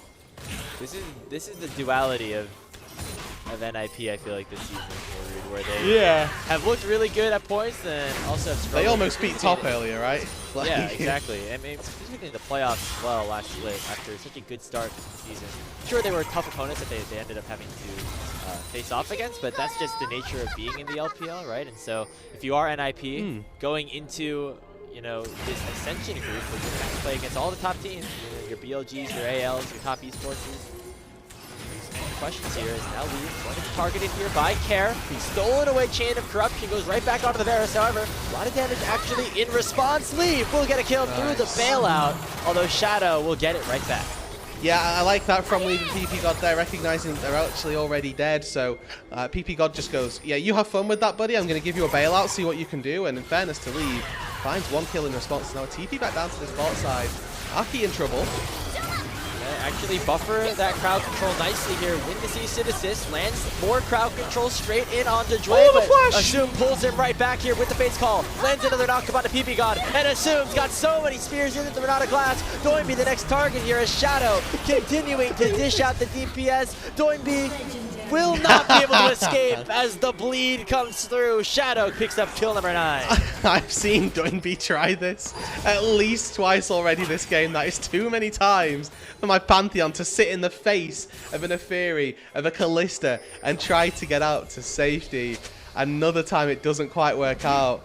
And it's again just FPX running away with this early game. Their composition scales better. NIP are already thoroughly in the dirt, and we're just watching fights for the fighting sake now. Yeah, I mean, Shadow to Assume played this one out pretty nicely. There's the Fate's Call at a beautiful time, and then let's see just how Doinb died. So it's just an Apheri bleed, right? Like he lands back down and the bleed has taken him out. I want to quickly again highlight that wasn't just Assume getting a really good timing on the ulti. He's also flashing over ulti from Renata to try and ensure that he's not spending as many summoner spells, since usually spends in the end anyway. But even still, gets in, gets out, keeps his AD, or support rather, alive for long enough to find a knock for finding the kills. However, looking at that gold graph, it is, or gold graph, or that gold lead, excuse me, it does not make for good reading. Aki working on food stamps right now, trying to make sure that he's getting gold, whereas we're looking at Shadow sat in his mansion getting fed food several times over. 2 full items on the Neferi 14 minutes in. It's going to result in the Dragon being set for them. A 4,000 gold lead overall for Fun Plus Phoenix. Reminder, if they win this game, they will be playing right once more tomorrow in that last chance qualifier. The 2 teams at the top of that bracket at the end of these next 2 days will find themselves in the Ascension bracket alongside NIP. So that is where FPX want to be, have the right to play against top teams. 1-7, baby. And they're showing like they're doable here in this one. It's going to be not having a good one here on the Pantheon. That's his 7th death in 15 minutes, and the teleport coming in from Shanji as well. Care steals away the Singe ultimate, maybe for just some good measure, although his leave does do a decent amount of damage. Shanji will be able to survive with that rocket being popped until Shadow dashes forward, but will he die for the bailout? No, the untargetable will allow him to live. Leave will go down as well, and PP got next on the chopping block here for FPX. It's 18-4. It's 4-0. It's a 3v4 down on the bot side. Assume and Jue are just watching everybody else kill everything while they hit a mid-wave. Guys, I'm happy with this game, to be honest. FPX are probably going to win. Let's keep it a stack, right? They're in a very good position. I think 12-0 and 5 jungler, 15 minutes into the game, looks pretty good.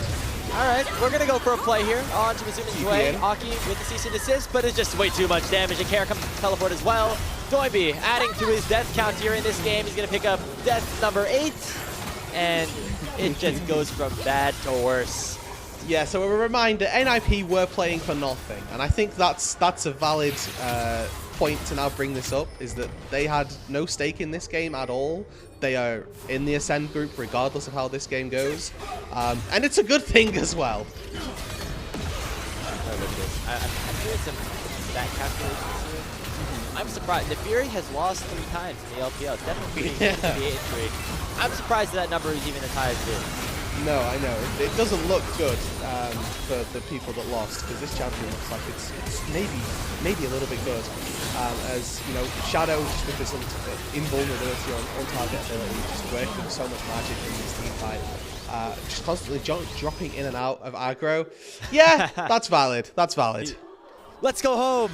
He doesn't want to play a tiebreaker. Shadow wants to be right back in that 3rd place spot here tomorrow. And by the way, he picked up another kill on PP God off screen while that replay was going on. Seems like the broadcast didn't think it was important enough. 24,000 gold ahead of Aki in this game. I mean, at this point, what's the 13th kill to show on broadcast of an Fury, right? Like, we're probably going to get a couple more before this game ends as well. So let's just savor it. We'll enjoy the moments and enjoy the players getting hyped up as well. You know, good little discrepancy. I'm seeing Shadow. No, okay, Aki somehow even in levels, by the way. Despite the fact that the enemy jungler has 13 kills and I have 0.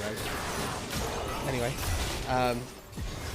We'll deal with that. That's how across the bear, I guess, more than anything else. As now Care Fancy's a 2v1.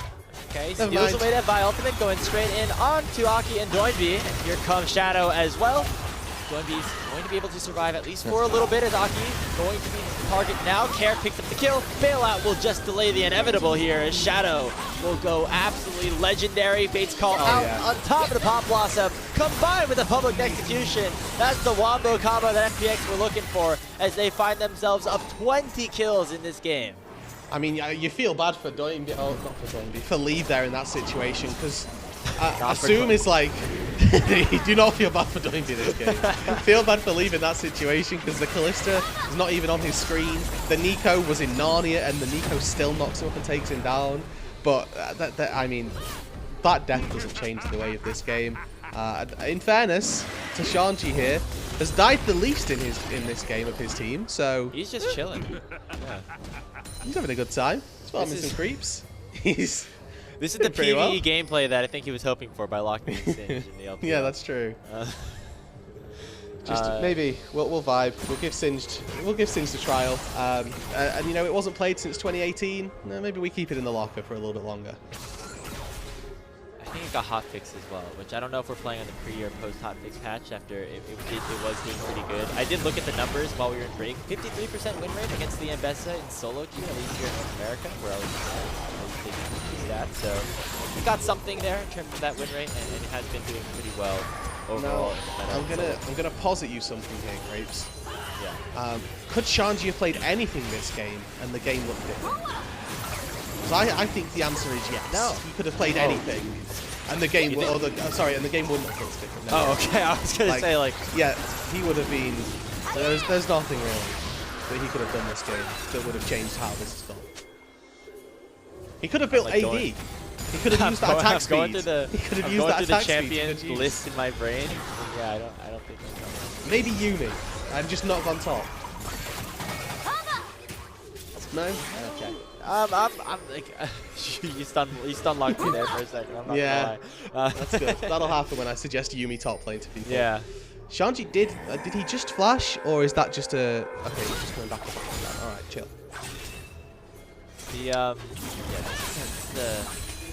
This game's over at this point. Yeah, so we can talk about FPX Folks, overall. I mean, if you're here for us to give you hard-hitting analysis on this game, okay, this game's over. Like, you're not gonna get that this time. I don't normally advertise the other league.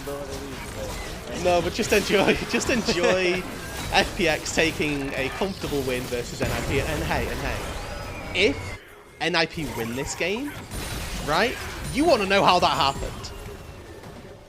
Yeah, I think you kind of get the gist after the first 5 minutes, but we're here. We gotta finish the job here. We gotta close the door. We gotta make sure that we dot our I's, cross our T's. Yeah, exactly. I mean, at this point, like, the book's written. We put the blurb in. The publisher's notes have gone in as well. I'm just sending it off to editing for final checks. I don't know how books get published. That is something. The order sounds might like a little different. I have no idea as well. It is the Shadow Show in this game. Which, by the way, picked up the Otacon that is giving him the revive despite the past 24 kills. In the first 20 minutes. I feel like I don't understand how they got how the it works range. anymore. Yeah. No, I'm not going to pretend I do either. Doinb. Okay. Oh, Here 1 and 10. it is. We got the power spike. This is the Yasuo power spike. You see the one Pantheon. 1 and 10 right now. Normally it's 0 and 10 now. We got an early kill. That's true.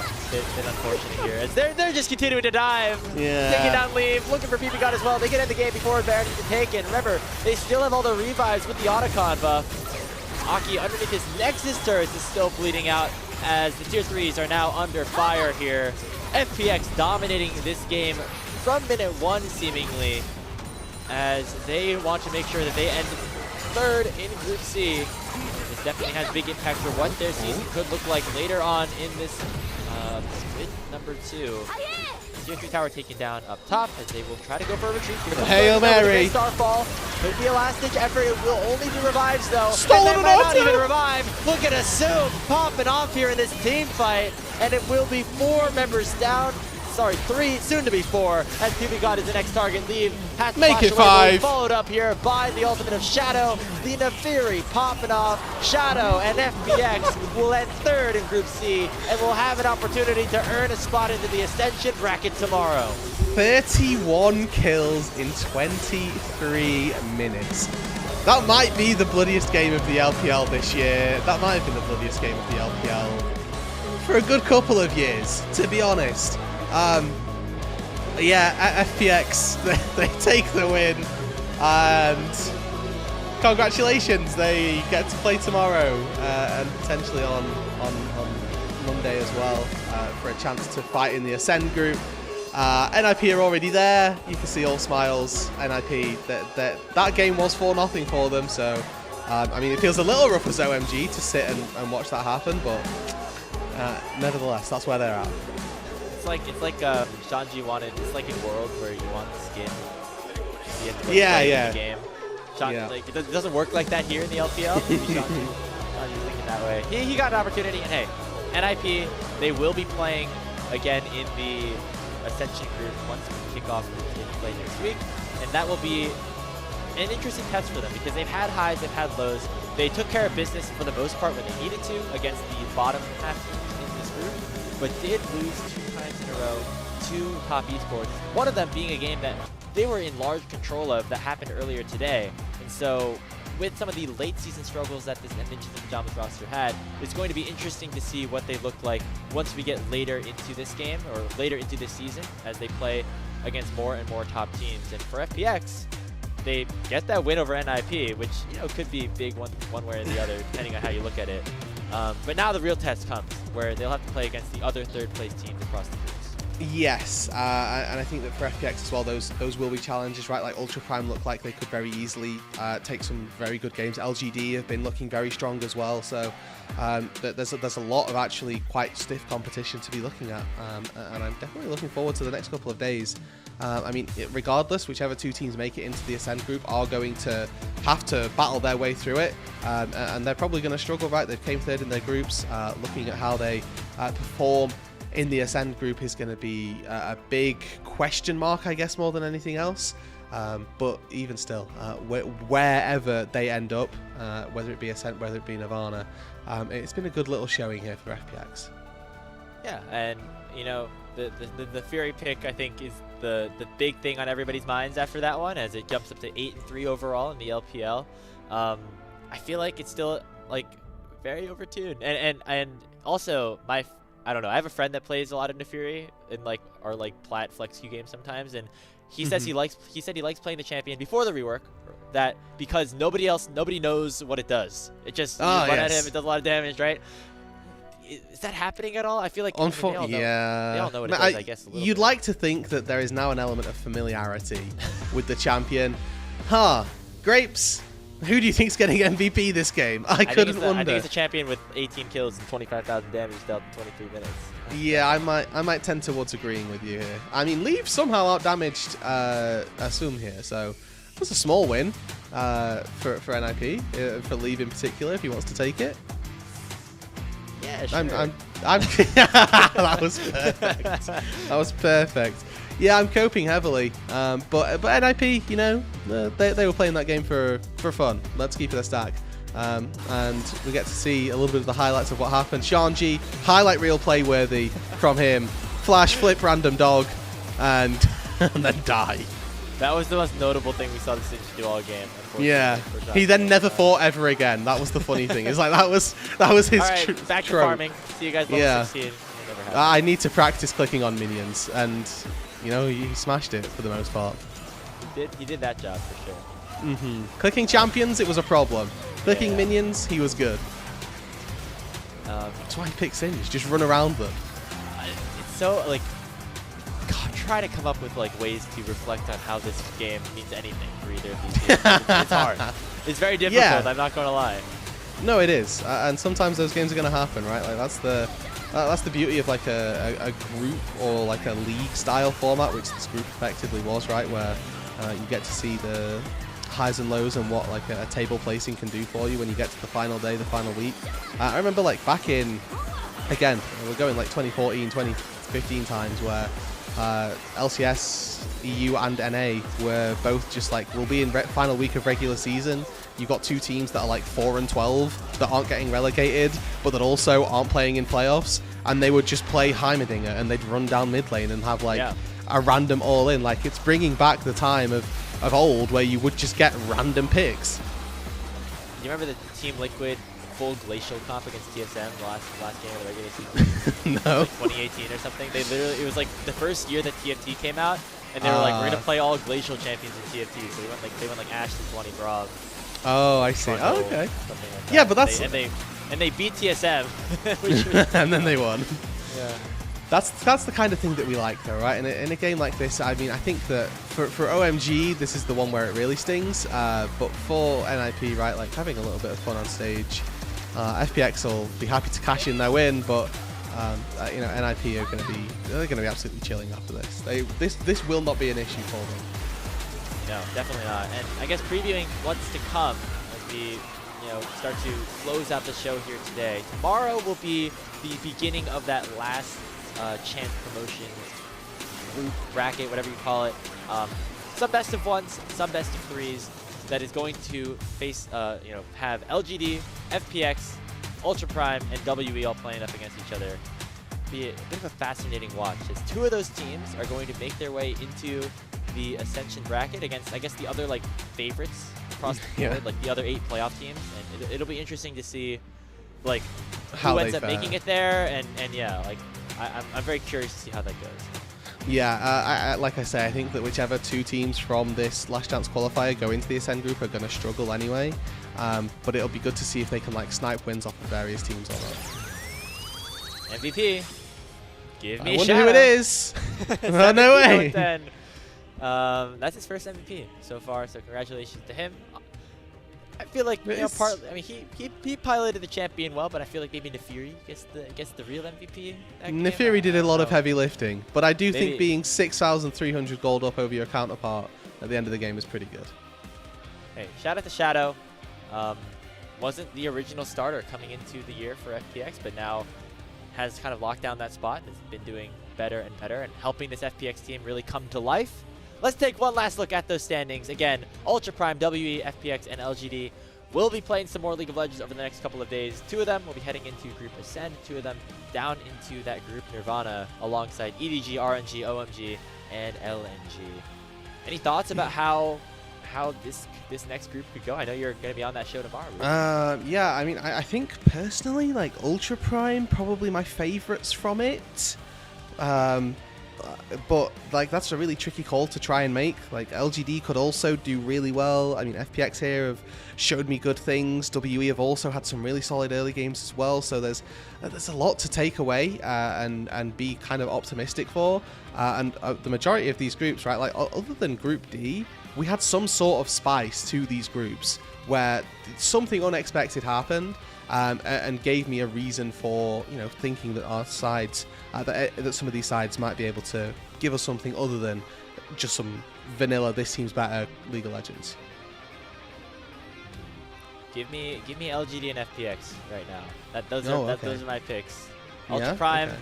Watched them yesterday. They had some struggles, especially in the back half of things. They closed it out in the tiebreaker, but that was all that it was there. But that's going to do it for us here on LPL English. Before we go, want to give a huge thank you to our Elite Coffee supporter, Aaron Saporis. Their pledged financial contribution helps level up the broadcast and give back the cast and the crew who help give you an LPL English broadcast and a product that is something that you can support and watch every single day. So thank you so much to Aaron Saporis. Thank you so much to everybody who was working here today. Of course, whether it was Mazel and Alk Battery earlier, Alk Battery producing now, Kai on the production, and of course you rooted for the back half of games. We finished up our placement matches across the group stage. Last chance promotion for 2 teams to be sent into that Ascension group will be starting tomorrow, so make sure you tune in and we will see you all then.